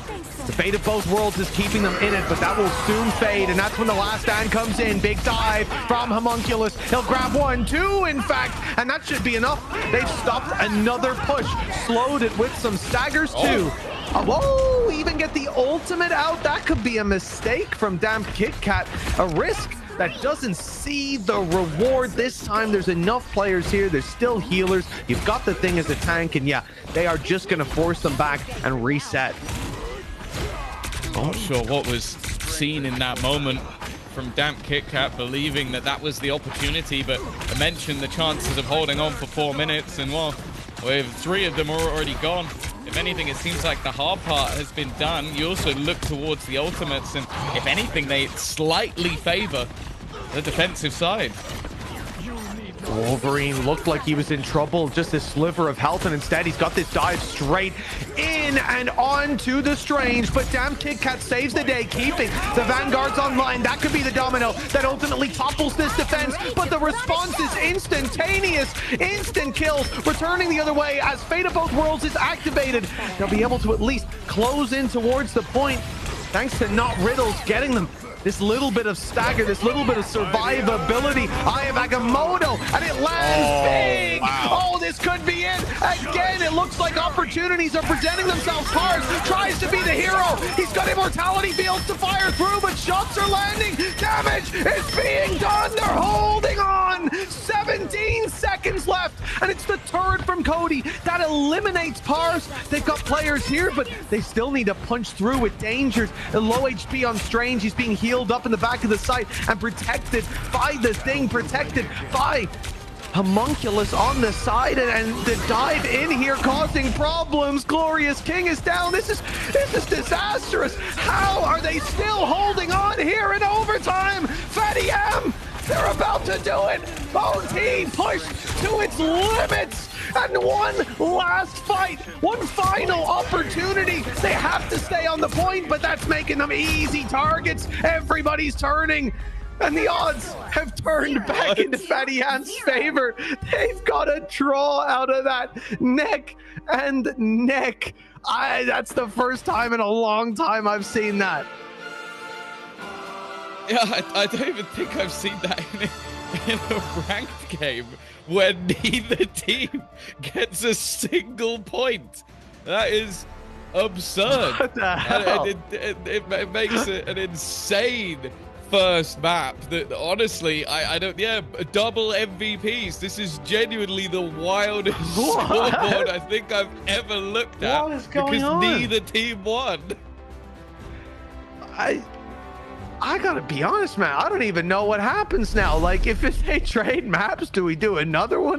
We'll have to find out. This is new ground. This is new territory for me. A draw, 4 minutes to push just one tick of the point, and they can get it done. And that was incredible, man. There were so many picks that seemed to be, again, the first domino falling, the first mistake had been made, and there might not be a way back. And yet they clawed their way back into every single fight. Phenomenal stuff. And now, well, this makes this BO3 very interesting, starting out with a 0-0, a 1-1. I don't even know what we call that. Oh, does it now become a best of four? Yeah. The first ever best of four because we have to play. Yeah, I'd assume it's 0-0. Nobody won, so yeah, it's not going to have a scoreline for either side. But it's definitely a weird way to start things off. Pure defensive prowess, but again, it seemed like in both cases, both squads had opportunities just to get that, at least the first segment. That's the crazy thing. But we'll have to wait and see who's going to then come out on top. Maybe we'll just have a never-ending streak of draws and they'll get to play all day. It could be. It could be. I don't know what to expect anymore. Yeah, well, there was... I don't know why they keep doing this, man. I mean, I do know. I like how damn Kit Kat is hovering that Jeff, like, please. 5 in a row. It's all he wants. A happy little guy. All he wants is to play as Jeff. All I want is for him to play as Jeff. And Tom, we're not getting it. It's not happening today. I've accepted my fate. It is what it is. Well, unless he faces off against another Jeff, I suppose. Luna Snow kept into things. Namor ban, we're looking at the same sort of veto, except we're going to have the Hela in play. And I'm curious to see if there's going to be big impact out of that. That was banned out immediately last time. I like that's the thing. It looks much more like Rust GB have gone for counters. They've removed the Groot. It definitely caused them some problems in the last map. And the Wolverine. The Wolverine was the game changer. It actually made it so they couldn't get into that site, constantly having problems with their Vanguards. And we've spoken about this team and how effective they are with those Vanguards. How good. Like, I think Jagos especially is someone who is unbelievable with both Groot and Doctor Strange. So just having him almost nullified by the Wolverine, it's not worth it. Just get rid of it. So the only difference, though, really, or well, one of the big differences, one, we're going to have Hela online and available. Pars is picking that, and I reckon Pars is going to be pretty decent. I think he's Lord on that agent. But then you look elsewhere, and you've got Bucky now available and in play for a Homunculus, which is, again, we look at the previous game, it was Rust G Beats that were banning it. So as far as heavy hitting heroes, it looks like Fatty Yam have come out on top in that they now get to play all the things that they wanted to before. Meanwhile, damn Kit Kat's just begging for a Jeff. Maybe the first and last person doing that, but I guess that's a problem. If you become infamous enough, you're going to get punished. It is crazy that a single player has managed to cause the mass ban of a hero for one of the teams, but we'll see if it works out for them. It hasn't caused Rust G Beats too many problems in their previous matches, but that's not a bad start. It seems to be a running theme with damn Kit Kat having a bit of a slower start on some of these other heroes. And more, look at the ground that's already been taken by this attack. So deep within this first point already. This is looking like a problem. Yeah, it really is. They're fighting this as if we're about to see the checkpoint claim, but it's just now getting halfway. Rusty Beats effectively being pushed into their spawn, and for Fatty Yam, that's perfect. Free space. Only now does the contest come in, but it does start with Hela being sniped out by the Vanguard. Visible boundary in play for Fatty Yam, but they're already one big duelist down. Homunculus has the Kraken's impact online, but you know the second it's activated, King Bob is going to come in with the fate of both worlds, doing his dance and keeping his squad alive. This is not really an easy time for Homunculus to use that. You kind of got to wait for that window to open. We'll wait for enough damage to be done that the panic button is clicked, and then you have to wait that little bit longer. The problem is your opponents aren't just going to sit pretty. Damn Kit Kat starting off again. You might win 1-over against the Hela, but it doesn't seem like anything more. And Cody, this is the problem. The second they get even the slightest bit of momentum, they start to push that line further and further back. 2 for Damp, 1 coming in for Cody, and a complete shutdown of this push. Well, that's it. The way that we saw this used well to avoid Fate of Both Worlds in previous fights was that the Bucky was using ult and then firing it onto the Loki. So like you would also the clones, right? And because if you're inside the Fate of Both Worlds, well, you can't die. You can't get the reset. You can't keep on firing back. That's dangerous. Pulling in Stephen Strange quite close range, and oh, let's say the same thing's happening over here for Hela. Fate of Both Worlds activated. That's not Riddles keeping the squad alive as up goes Hela into the sky, but immediately being sniped out of it by Pars, who has the ult of his own ready to be deployed, waiting for their own to fade away, perhaps, as Matty App keeps the squad in fighting form, pushing ever closer to this checkpoint. They're just a few meters away, and the picks are coming in. Rusty Beat sent back. Eye of Agamotto put into play by Rusty Beat, but it feels like a desperate play that there really wasn't the backline damage there to pick up what was being put down. It's not a bad response. They definitely got a little bit dicey with a few of those fights, but I also think, again, once Cody goes, their frontline push becomes so much more difficult to hold on to. And when that Goddess of Death doesn't really find anywhere near as much as they were hoping for, it's a very different battle. Homunculus, again, the player that we saw just in the last game playing over on the Wolverine, definitely seems to be a large threat to this defensive side, and already an impactful opener in this battle. We're at 3 minutes left, and they're halfway to that second checkpoint. Badiam with quite a lot of options coming up in terms of damage dealing, but again, we're on board with King Bob, and you see the problem that's developing. Fate of Both Worlds is there, and it's going to be activated the second the sound cue is given away that Homunculus wants to get involved, that there's going to be a big play. It was Matty App that started that one out, though. Here comes Homunculus with his own, looking to dive right onto them, but not Riddles. Goes ahead and activates his own little dance, keeping the squad in it. I mean, it is just the trade-off of those Fate of Both Worlds. We keep seeing this, and such an annoyance normally, yet they're chasing them down. That's both Luna Snows, the Loki in disguise, eliminated, and Fatty Yam really making this one look a lot easier than you would have expected. There will be a portal to get them back in, though, before this checkpoint's taken. Yeah, it was a little bit hesitant. That's the only thing. It took them some time to make that decision, and because of it, they're now within just minimal meters away. Jagos has done well, but it's taking a mass amount of damage, and is it going to survive any longer? It is such a minimal amount. The bounce from above coming in from that Mr. Fantastic, but you are not invulnerable while that is going on. You are very much able to be taken out. Well, it looks very easy in the end from Fat Yam. Well, 3 minutes. Is it enough, Mitch? Because I'll be honest, this final ramp, have we seen anybody complete it today? I think it was mass failures all the way through. No, yeah, it was a tough showing. It was a very tough showing, I'll tell you that. Getting all the way to the end of the Master Weaver is not going to be easy. The way Fatty Yam have been playing so far, 2 minutes 30 on the clock. Swap ups, though, for Rusty Beat. They've gone over to a Magneto now, back to a Magneto after the portal used earlier on. Initial fights, wow, favored Fatty Yam by, well, a landslide. There's nothing to be said about Rusty Beat's defense other than the Fate of Both Worlds is pretty good. But for now, they're being shut down. 2 ultis. Oh, it's close. We started out with Loki claiming the Fate of Both Worlds. He'll make it to point. Then in goes the invisible boundary.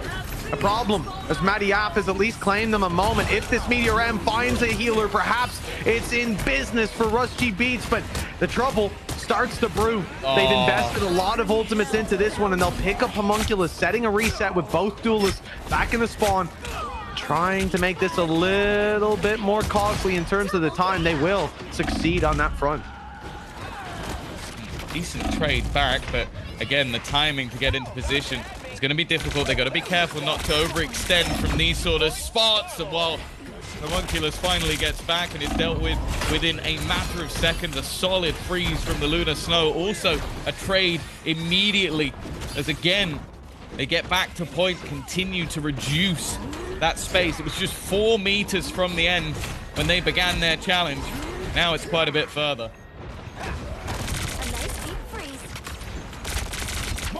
Galactic Legends been here for a while, and now it's going to be activated. Big pickup to start. A second as well. Magneto, Loki, and Hela all in the dirt. That is a beautiful response from Rush G Beat. We said nobody's made it to the top of the ramp, Tom. It's not looking like that's going to change here, but for Fatty Yam, they're up against one big ultimate from King Bob. They'll probably also be up against the second King Bob ult from Not Riddles. But they have 5 ultis of their own. If ever there was a chance, 6 now. This is it. The final push, the final time, but even still, they've got to try and counter out. That's a great start.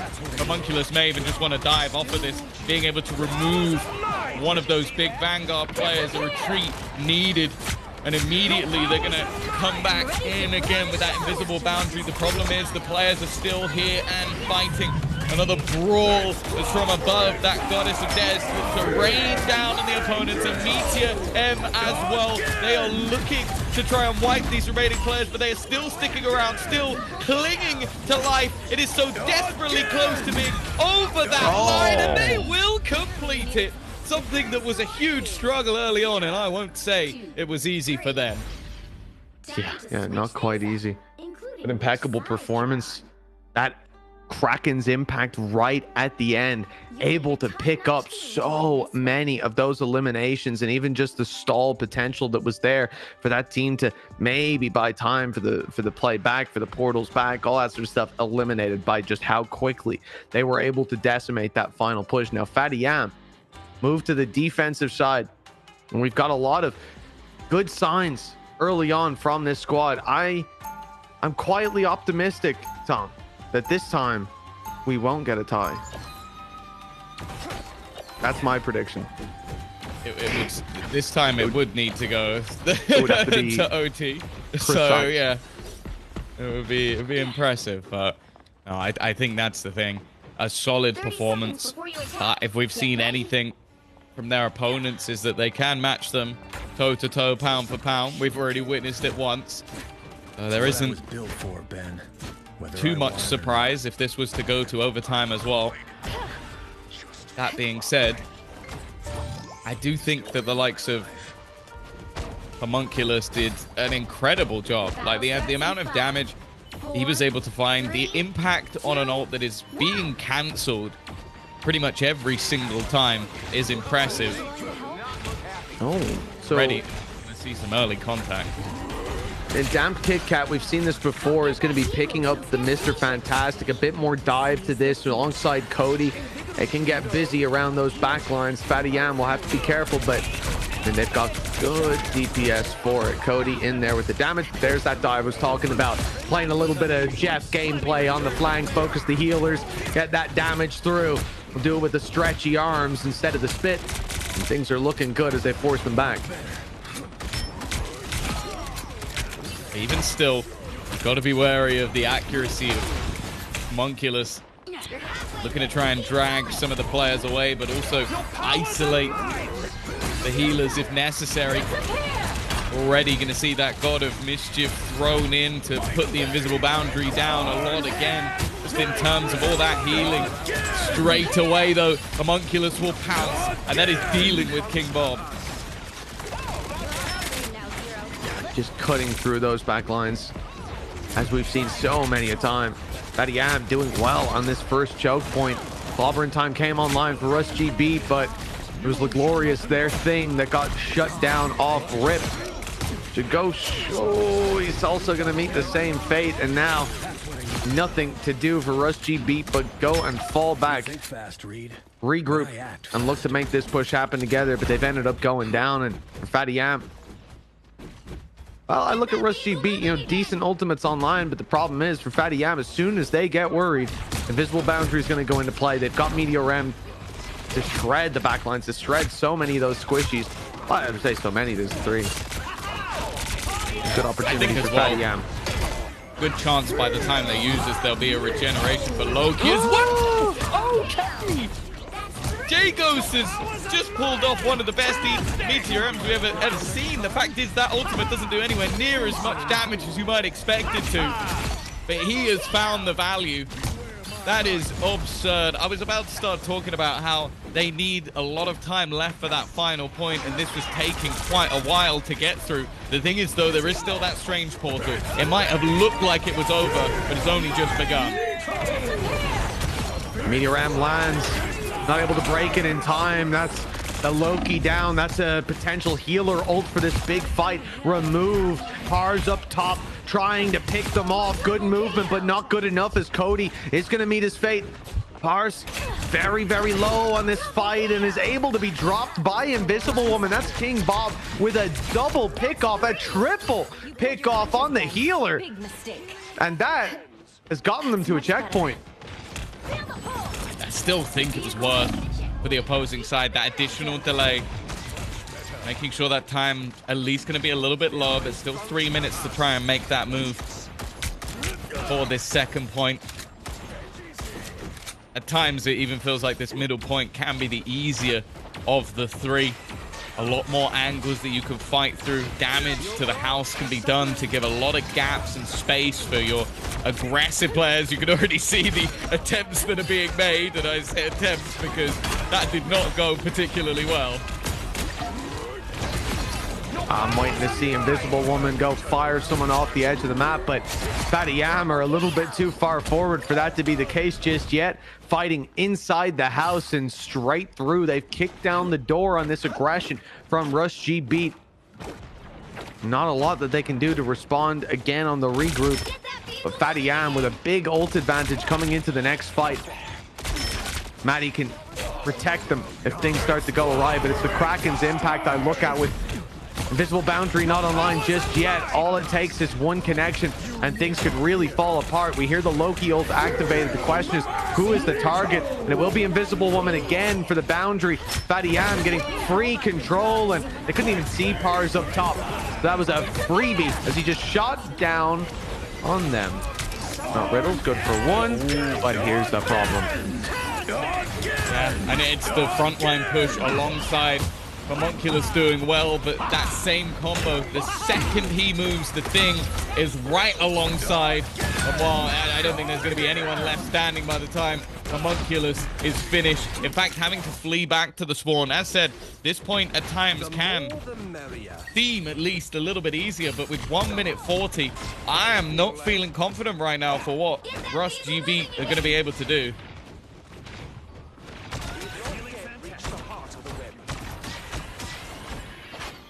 125 on that clock.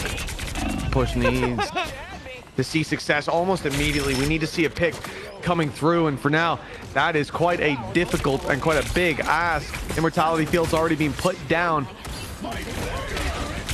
for that defensive side. I'm waiting to see Pars pop the ulti, go up above, cause that damage, and I think right after this Invisible Woman ult that was stolen by not Riddles, we could see that come through. If they need it, they might not. Magneto is just making waves on the front line. Not Riddles. I guess Loki in disguise has been shut down.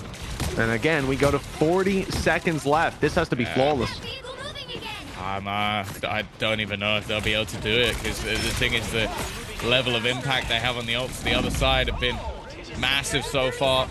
We haven't really seen the value from Cody in a while, and well, they've had to try and counter things out fairly early. This is not the fight that they were looking for, but the Glorious King has done well. That's at least one pass from above. They have not been able to deal with him, just playing in these awkward positions.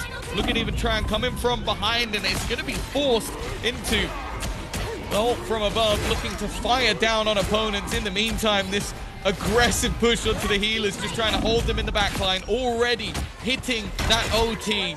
They will be likely to win this fight, but they have got a long way to go.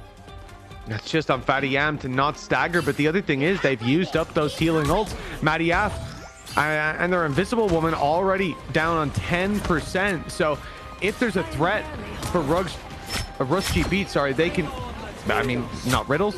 I think it's going to just activate, take Invisible Woman ult for this next fight. They'll be safe inside of it. Fatty Yam will be forced to either step into it to take the fight or force back. In fact, I'm getting way ahead of myself. They're fighting deep, pushing them all the way back. Never mind the defensive ult. Used or not, I don't give a damn. They're just taking the space for free. Oh, that is decimation, and they've done it. They bought themselves an extra minute and a half, but again, we know just how hard this push can be. Yeah, it's the late charge, and the thing is they're only going to get 1, at best 2 attempts at getting up this ramp. Something that I think their opposing side had about 8 attempts. Again, though, they're finding a lot of these freebie picks from afar. Good work from Not Riddles to be able to take down the opponent of Pars. Of course, though, Pars will be right back into the action. Again, their plan is to get up in their opponent's face, but they're already losing this first fight. As said, they're not going to get many attempts at this, but with 2 players down, they are actually going to stick the ult. That's the thing, they will not have that for a later fight, so they need to make this one work. Yeah, oh, it is now or never. 40 seconds. Unless they lose this fight immediately, they'll have no time to reset, and they're putting it all on the line. Breaking Meteor M off Riff, and not a lot to be said about it. Fatty Yam with a lot of control up top. They've got Invisible Woman ult as well that's just now fading, and that's when Damn Kit Kat takes his timing, firing through, ha, he says, and takes a lot of damage right to their back line. Fatty Yam holding on desperately as they try to fall back for one final regroup, but they're being picked apart. We're about to hit OT. They thought that this win was theirs. It seemed to be under their belt, but now they'll have to rush forward to have any chance. Healers a little bit further behind. This is, I mean, they're throwing themselves head first to try to stop it. They've at least managed to stop it 2 meters from the end, but that payload desperately close to the final marker to bringing us to overtime. Fatty Yam, they've managed to pick up one with Wosh. The return from Magneto is at least something, but Rusty Beat need more, and it's Mr. Fantastic picking them up. Immortality Field gone, and Loki, he's being chased down, slammed from behind, and we are going to overtime. We gotta go again. I don't know how they've managed to do that. Like, again, I think when we were talking about, they ran out of time on the second point. And I was like, oh, that has to be done. That's the one that a lot of people will get through in decent fashion. They struggled, got it through in the last few seconds, running overtime on that point. And then this one, you're coming into it with 1:30. But I think it was how aggressive they were being in front of the payload. They were like, okay, we need this to just keep moving. Someone will stay with it. The rest of us are just going to keep running our way forward and just taking as much ground as we can. And towards the end, well, Fatty Yam never even got out of the spawn. Now we saw switch ups as well.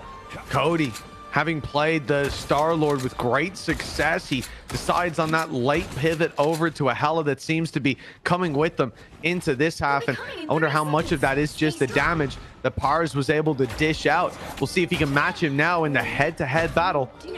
Something's got to change. 1 minute on the clock. And last time, Fatty Yam on the attack were able to push so much space off this first fight. I think they got like halfway there without even having, or maybe having one person on the payload. For the most part, it was just a deep dive into the back lines of Rush GB. Well, also the front, they just pushed the front line back. They made the front line the back line. We'll see how this one works out for the attack. And oh, whoa, big change. Matty App has just swapped up. We've got a Rocket, Punisher, and Bucky switch up. You know, Rush GB comes in and says, oh, we need the Hela. The Hela's the play. And Fatty Am have switched off it. They've got a new idea. Yeah, just going for that all-out damage. The thing is, you have so little time. You're not so much looking for picks anymore. You're looking for full wipes, and that is a combination that can find you full wipes. That final judgment, such a powerful ultimate, especially if you can combine it with that Kraken impact. For now, staggering a little bit. Bear in mind, this is all now about how far they can get. There's no more bonuses to how much time they will get. Once that time goes out, if they are moved off the payload, it ends. What a game we're witnessing here today. 2 seconds, 1, and here we go. Overtime commences. Amplifier put down by Matty App. Homunculus waiting for his moment for the Kraken's impact to come through. Damn Kit Kat running deep into their lines and taking down one. That's Pars. A big player eliminated on 81% of the ult as well, but will be brought back in by the rest. That means no other revives. Anyone that goes down now will be removed from the fight and possibly for the rest of the round. Again, the slam comes in and Homunculus seeking another prey. He's already dropped one healer, a slam down as well from Whoosh, and all of a sudden it looks like Fatty Yam's OT is not in as much trouble as it appeared to be. Ultimate active. Here we go from Pars. It should be a wipeout from this squad. Fatty Yam in OT, they've made it to the checkpoint and they're gonna keep on going. However far they go, Rust Beat will need to match it, and this task, it's looking gargantuan. Again, it seems like the clutch plays are absolutely everything. Of course, you're not going to see Pars move from that payload whatsoever. If he takes a step off, then they are in trouble. Picking him apart is going to be so desperately important. Fact is, though, that overtime is so desperately close. It will take next to nothing for them to be maneuvered, but they are almost halfway across the map. Every meter helps here, and the amplifier going down, the infinite ammo as well. This rocket changeup has worked wonders for Fatty Yam, and Rusty Beat just can't adapt. Every time they're faced with a big fight with an ultimate from either Punisher or Bucky, the defense crumbles, and it's done exactly that again. Maybe King Bob can have a chance if he can lob them into the pit down below, but you're not going to move that turret. You got to look for someone else. They're gonna hit that checkpoint. There's no way. Invis goes down. Maybe it's actually Magneto with the bubble. They break the turret at least, but they gotta stop them here. OT just push them off for 1 second. 90% on Meteor M. A slam in this choke point could be huge if they can get it off, but it's online for both squads at almost the same time. And here comes a big ultimate from Homunculus. He is slamming down all over the point, but the invisible boundary keeps them alive. There still hasn't been enough contention to clear them. Cody trying to pick them apart, will be able to find a couple. It might finally be the beginning of the end. The slams, the haymakers are what closes it out. It is still an incredible shift from that attacking side. The Reds have been able to get it almost all the way to the second, and bear in mind that when we saw the struggles coming out from Rush GB, those first 2 points were where they slipped up. So I have to see if they have got a plan in place to get it as far as their opponent. Wow. This game has delivered, let me tell you, considering we looked like it was going to be over and stalled out going way before the second checkpoint of that second attack, and now we're here in OT. There's been a remarkable distance taken with 1 minute on the clock, and now Rush G Beat, after changing identity, they came in here and they decided to take the hella that had been working for their opponents, but their opponents swapped off, and now they have to play the mind game of, are we about to run into a defense which still has that Rocket, Punisher, and Bucky? And if so, do we have the right comp for it? There's a lot of questions, and they're the only ones that can come up with the answers. 22 seconds before those doors open, and they will have 1 minute to make it. I mean, the bulk of the way to the end, essentially. What, 2 full checkpoints in a minute without stepping off the point is tough. Yeah, that's the thing. There is a real value at this stage of just delaying, and it's so difficult to sort of get that right. Like, if you go in for a fight here, you can just slow them enough that they're on that 0 marker, and then from there onwards you just have to clear them off the point. Although, as we've seen so far, it's a lot easier said than done. Infinite ammo off rip. Fatty Yam looking to just put them in their place immediately. Rocket's been doing a wonderful job as well of farming up that ultimate in the very early stages. 30 seconds. We've seen a pick onto Cody. This is okay. They can afford one reset, and they don't even need a reset just yet. Just wait a moment for Cody to come back into play. Now, we've seen swap-ups before. Squirrel Girl's going to be brought into play, noticing that they're all playing in this big clump. Look at the damage output. It's massive, but only one kill. And Pars is immediately brought back into play. Madiaf puts down the ultimate, but no real firepower is said out loud. The voice line cut short by the immediate elimination. Pars meets the same fate. Fatty Am holding on, but an invisible boundary to send them back. They might have to concede this space and well, now they kind of have to reset for another fight. A lot of ultimates used, though, on the side of Rusty beaten. Yeah, this Coral Tsunami feels like a little bit of an overcommit. I guess with the amount of chip damage, probably have it back within a matter of seconds anyway. Of course, that small delay is enough for it to go down to 0 seconds. This now has to be a streak all the way to the second point, all the way to the end of it, in fact. Otherwise, their opponents will be taking the victory, and the opposing side, all they have to do is knock them off once. Clobbering time could be of high impact, but you can see the immediate denial. Getting rid of Pars is huge. Well, that is it. That ult may have been the turning point, and if it wasn't, you'd imagine Homunculus would be, but both are now down. It looks like stopping this could be an impossibility, but the tanks, the Vanguards are the ones stepping it up. Pars goes down again, but still standing on the point is the Vanguards. It's Maddie just firing in those healing orbs. It's Invisible Woman as well with all these heals. They're barely holding on, and then the firepower comes in. Damage buffed, and it's OT right on the precipice of ending. They can't step off this payload, and they do.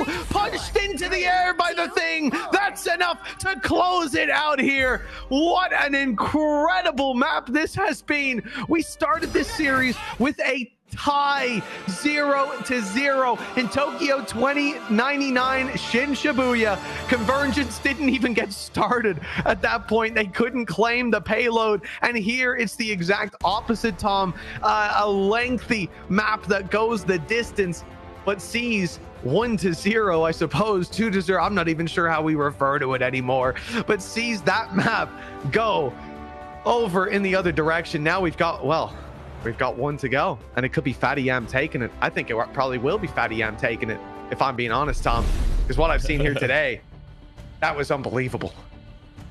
Yeah, no, it definitely was coming down to the wire, and I'm not overly surprised whatsoever to see Zenstari end up taking that MVP, because if you watch towards the end, so much of it was the thing with the haymakers just basically slamming the right click and making sure that they couldn't stay on the point long enough. So even if they were near enough that they could keep getting back on, that you just watch that yellow bar just go whoop, whoop, whoop every time the haymaker's someone off the site. Really impressive stuff. And again, I think that when we saw the initial release of the Fantastic Four, the conversations all really surrounded like, oh, how overpowered is the Human Torch going to be? Like, what are we going to see from those flaming tornadoes?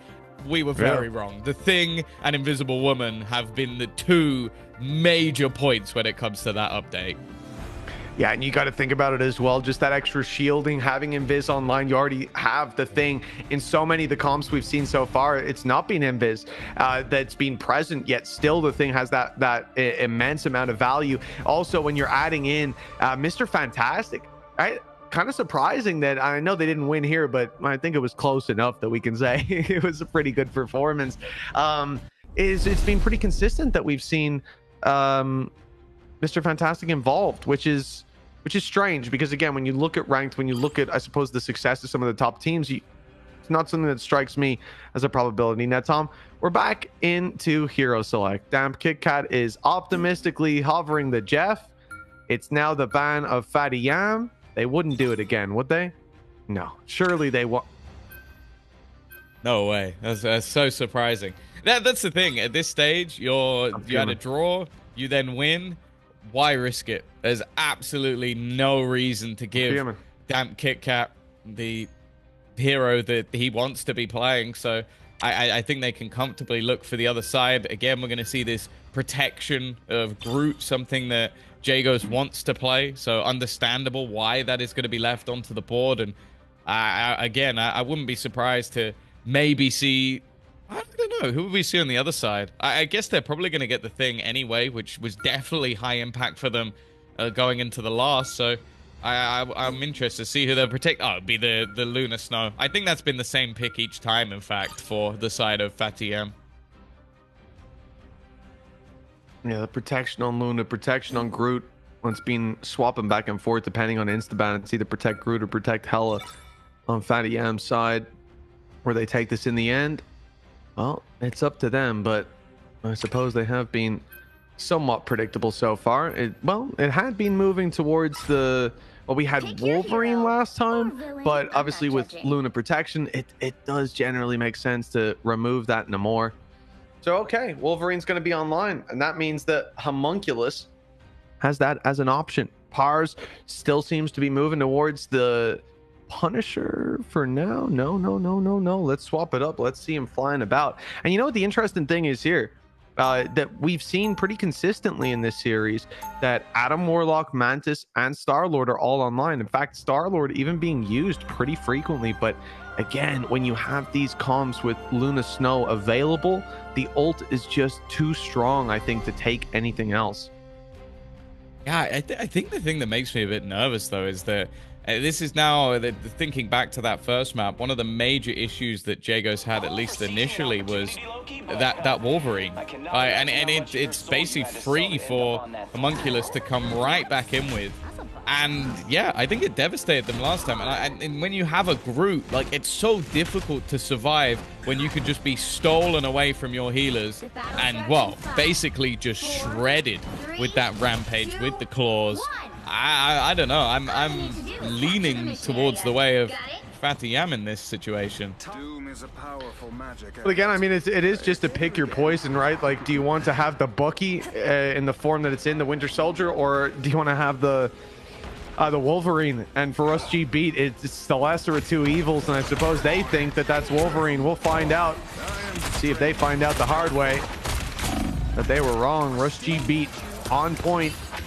They're just about getting there, but the walls go up behind. They cause some problems. Cut off the heels for a second. It was almost enough to drop Magneto. He's just about able to survive that initial engagement. And one of the key things being that off rip, Cody is going to be playing this Squirrel Girl, doing a lot of damage. And with how clumped up they are, again, like, this is just farming for him. Rush GB, well, they're winning in all the KO fronts and staggering too. Solid take. Obviously, the initial point went in the other direction, but it's not going to hold much relevancy with that percentage already beginning to count up. I'm also looking at the Squirrel Tsunami being online, although can be blocked if you have a well-placed group wall in your way. Have to see if that comes into fruition. Again, we're seeing this aggressive stance from Damp Kit Kat, just right in the face of opponents with a quick reposition back to the team as they look to re-engage.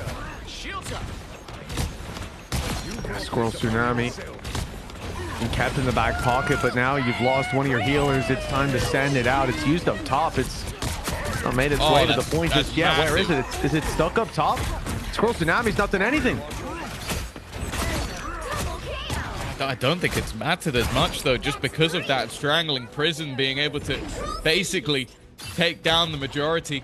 We spoke about the saving of that group for Jagos, and as I said, coming up against Homunculus, I don't feel like it's going to work. Has already been forced to switch, and then Zenstari has picked it up and basically helped wipe the full squad with the ultimate. So I feel like, if anything, the ban and shield phase thus far could be playing against them. Are still technically in the lead, though, but when they're not on the point, that is meaningless. It just sucks to Rusty Beat. You know, that's such a powerful ult, especially in a moment where you kind of want them to be shooting at something else or taking a ton of damage. And it's used in like a 1v1 up top. It doesn't bounce down. The wall just about blocked it. Eye of Agamotto and Meteor M activated on site. It's Rusty Beat grabbing a double opening. Homunculus no longer a problem, and a healer or two down. This is an easy take, and well, Rusty Beat, they had the lead, and now they've got it again. Yeah, think Glorious doing... I feel like he goes above and beyond with the Meteor M. It's always watching his POV, you think, oh, he's going to get nothing. And then just waiting for that final second build-up, manages to get a multi-frag almost every single time. Luckily, already back in action.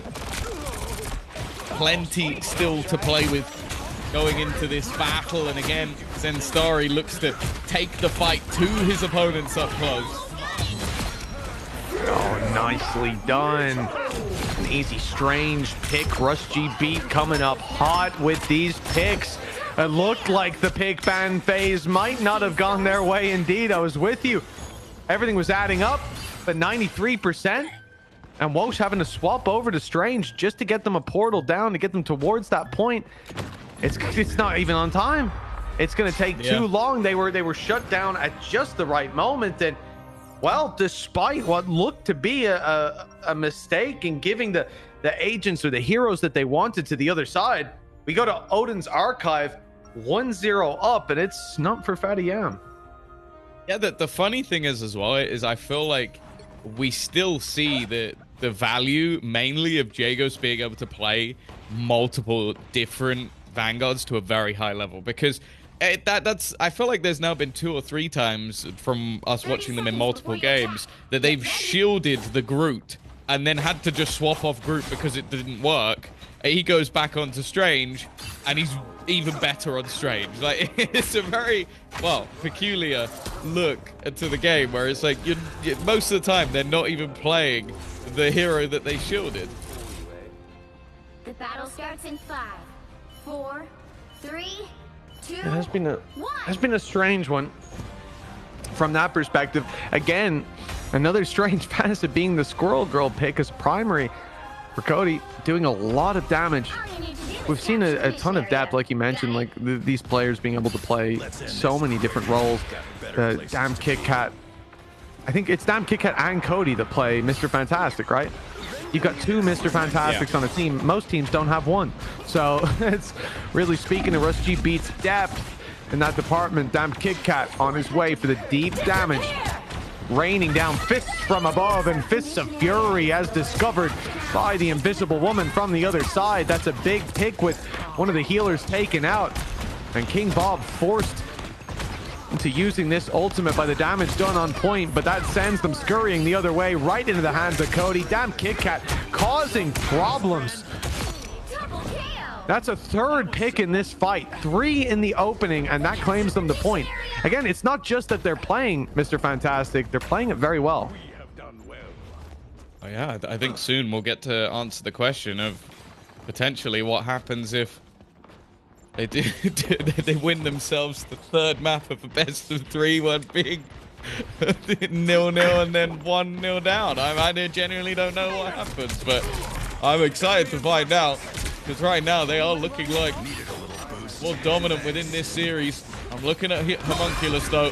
What can he do here? He's stolen his opponent, and well, happy to make the sacrifice to get rid of Not Riddles. Yeah, Not Riddles just ulted, so it got cancelled. He only gets 50% as a refund. That's well worth it for Homunculus just to delay those really impactful healing ults. What a pull that was. And now Fatty Yam, they win the fight as a result because you're 1 healer down. Ult economy and player economy very much going in their favor thanks to that fight. And Homunculus ready with the last stand when he comes back for the fight. Meteor M online, but Pars, he's seen lots of, well, that was a cheeky little position. Pars has seen a lot of players in that choke point. I wouldn't be surprised to hear the judge, jury, and executioner is here. It's making me a little bit nervous, some of these tight balls with that Squirrel Tsunami online. It's the Eye of Agamotto, but I do wonder if the regeneration is going to be enough to get them through it. No, it is not. They have been mowed down on their way into the site. That is a dominant hold, and Homunculus again is the guy at the front of it. They need to try and rebuild back into this one, but as we've seen from Rush G Beat so far, they have been good at playing that late game. They still have themselves some decent ultimates to play with. In fact, almost everything online, but their opponents are in a similar boat. Well, that's 2 for 2 so far on those early fights that we see going down, where Rusty Beat are trying to establish a bit of a front line to fight from, and they get interrupted by just a dive. Whether it's Mr. Fantastic or what we just saw there, Pars managing to find the opening here. The ultimate activated, but immediately Fate of Both Worlds is pulled into play. This will keep Rusty Beat alive later in the round. Not Riddles also has the ultimate. It's already going to be stealing, and again, that is going to be a big mistake. They've used the ult, but then ran away. They didn't stick together, so one ends up getting picked off. That's one healer down, and Not Riddles is the only one to really have that impact. In comes an Invisible Woman ultimate, and now a big problem starting to brew, because Fatty Yam, they're winning these fights. They've got free space to fight from, and you're already a healer down. It's about to get a whole lot worse with both Vanguards falling, and a stagger onto Cody at 97%. Nobody can touch, and they're running for the hills. That one goes the opposite way. It's Fatty Yam claiming the dub, and so we can go all the way to the Bifrost Garden. It seems like the goal here is to play every single round, every single minute, every single part of this best-of-3 series, but it is still possible here and now for Fatty Yam to close this one out if they're able to take it over the line here. Obviously, still can have a look at what ultimates have already built up. The Meteor M available, the Eye of Agamotto as well for the side of Rush G Beat. But that's the thing, you've also got to have it in the back of your minds that if you got a single segment on that very first map where both teams went 0-0, this could be a very different scenario. For one side, the deal could already be done. They could be continuing forward in the tournament. For the other, well, I'll be honest, I don't really know. They could be fighting for the victory here.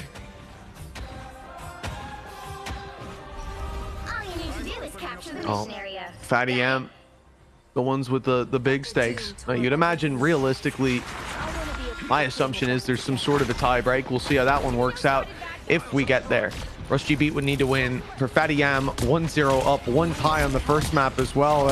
An unusual scenario, the one that they found themselves in. Now the battle sees both Stranges on either side having ultimates online, but the follow-up from Wosh could be huge with a Meteor M ready to roll. Immediately the Eye of Agamotto goes in, destroying those immortality fields, and well, the Meteor M wasn't really needed. It was fired into stunned up and gunned up players. This is Fatty Yam. The dominant start, they've wiped almost the entirety of Rush G Beat, and they're chasing them into their spawn to make sure that they get the last. Cody staggered that little bit further. Start again, but these initial fights haven't always been the defining factor. Tsunami available again to potentially try and do damage, although I think after I feel like the last map we haven't seen a crazy amount of work done from Cody. Already going to see the thieving not only of the ult but also of one of the players. Just mass spam being thrown in. That Tsunami has got absolutely nothing because of the barrier put into play. Well, now they're going to have to be careful. Nice work from Cody, though. That at least clears out Homunculus.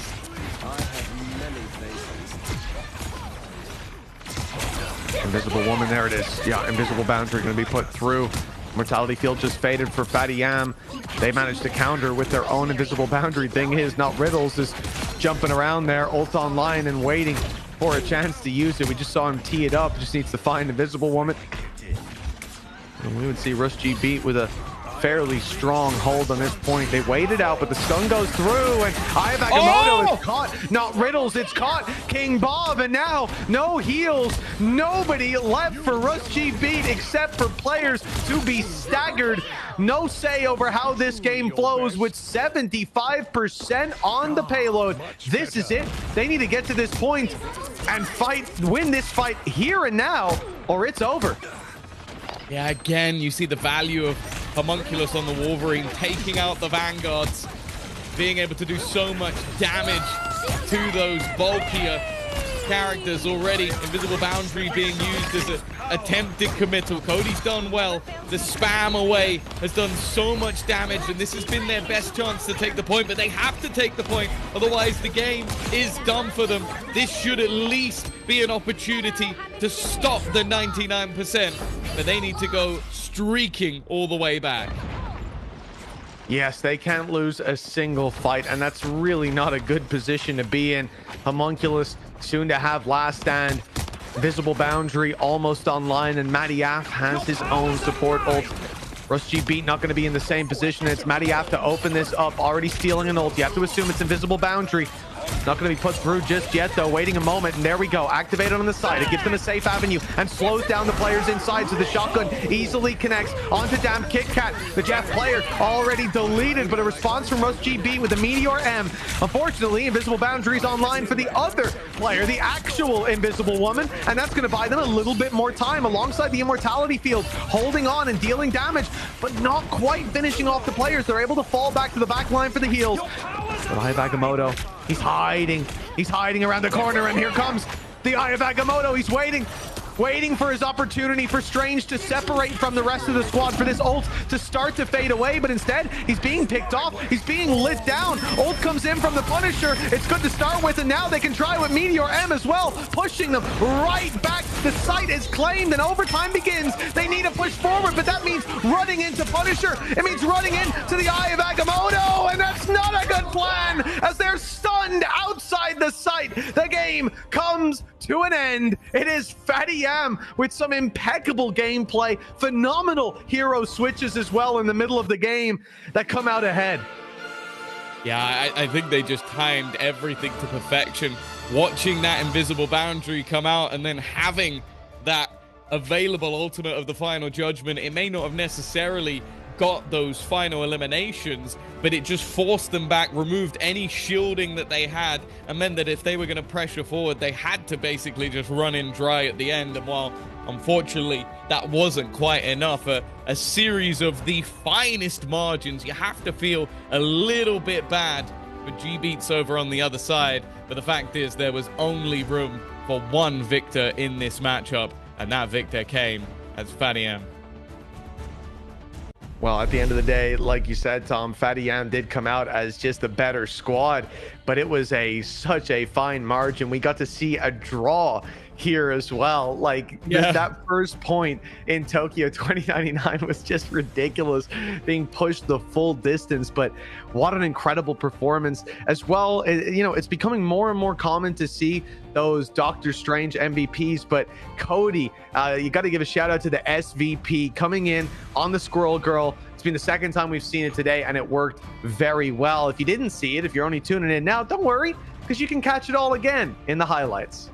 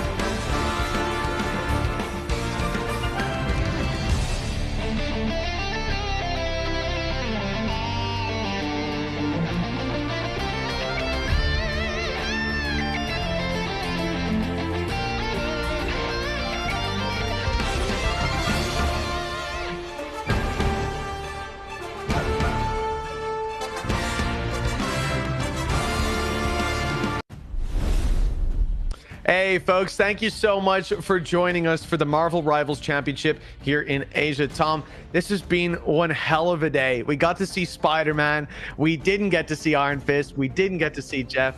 That was a little bit sad. It made me very sad. But the reality is, we got to see a lot of gameplay. I want to know, Tom, from you before we carry on, who's your favorite hero that you got to see played here today? Mr. Fantastic, Squirrel Girl, it was Spider-Man, to say the least. It really was, wasn't it? It was definitely the Spider-Man. Like earlier in the day, I think it was so impressive just seeing it was not even so much just like those cheeky little dives that we had. It was more so just lurking in their spawn and just being this irritants that you would kind of expect to see in your ranked games and not in like the top 32 of the teams within Asia. That's a slightly different story, but that last match was also impressive just for the length and closeness alone. Yeah, no, really, it went the distance. We got to draw out of it and everything. But like you're saying from earlier on, the Spider-Man, if you guys didn't see it, you should go back and watch it. Unbelievable. Like, I've seen good Spider-Man. I don't know how that works, but I've seen, it's a name, so Spider-Mans. Anyways, I've seen good players in ranked. I've seen good players in some of the tournaments before, but Sky was just doing some unbelievable stuff, moving around the map like a maniac. This was a lot of fun here today, but there's going to be plenty more action tomorrow. For now, though, we are done here at the Marvel Rivals Championship for Asia. Thank you so much for watching at home and going through this madness with us. We'll see you tomorrow for even more chaos on the server. For now, we'll catch you later.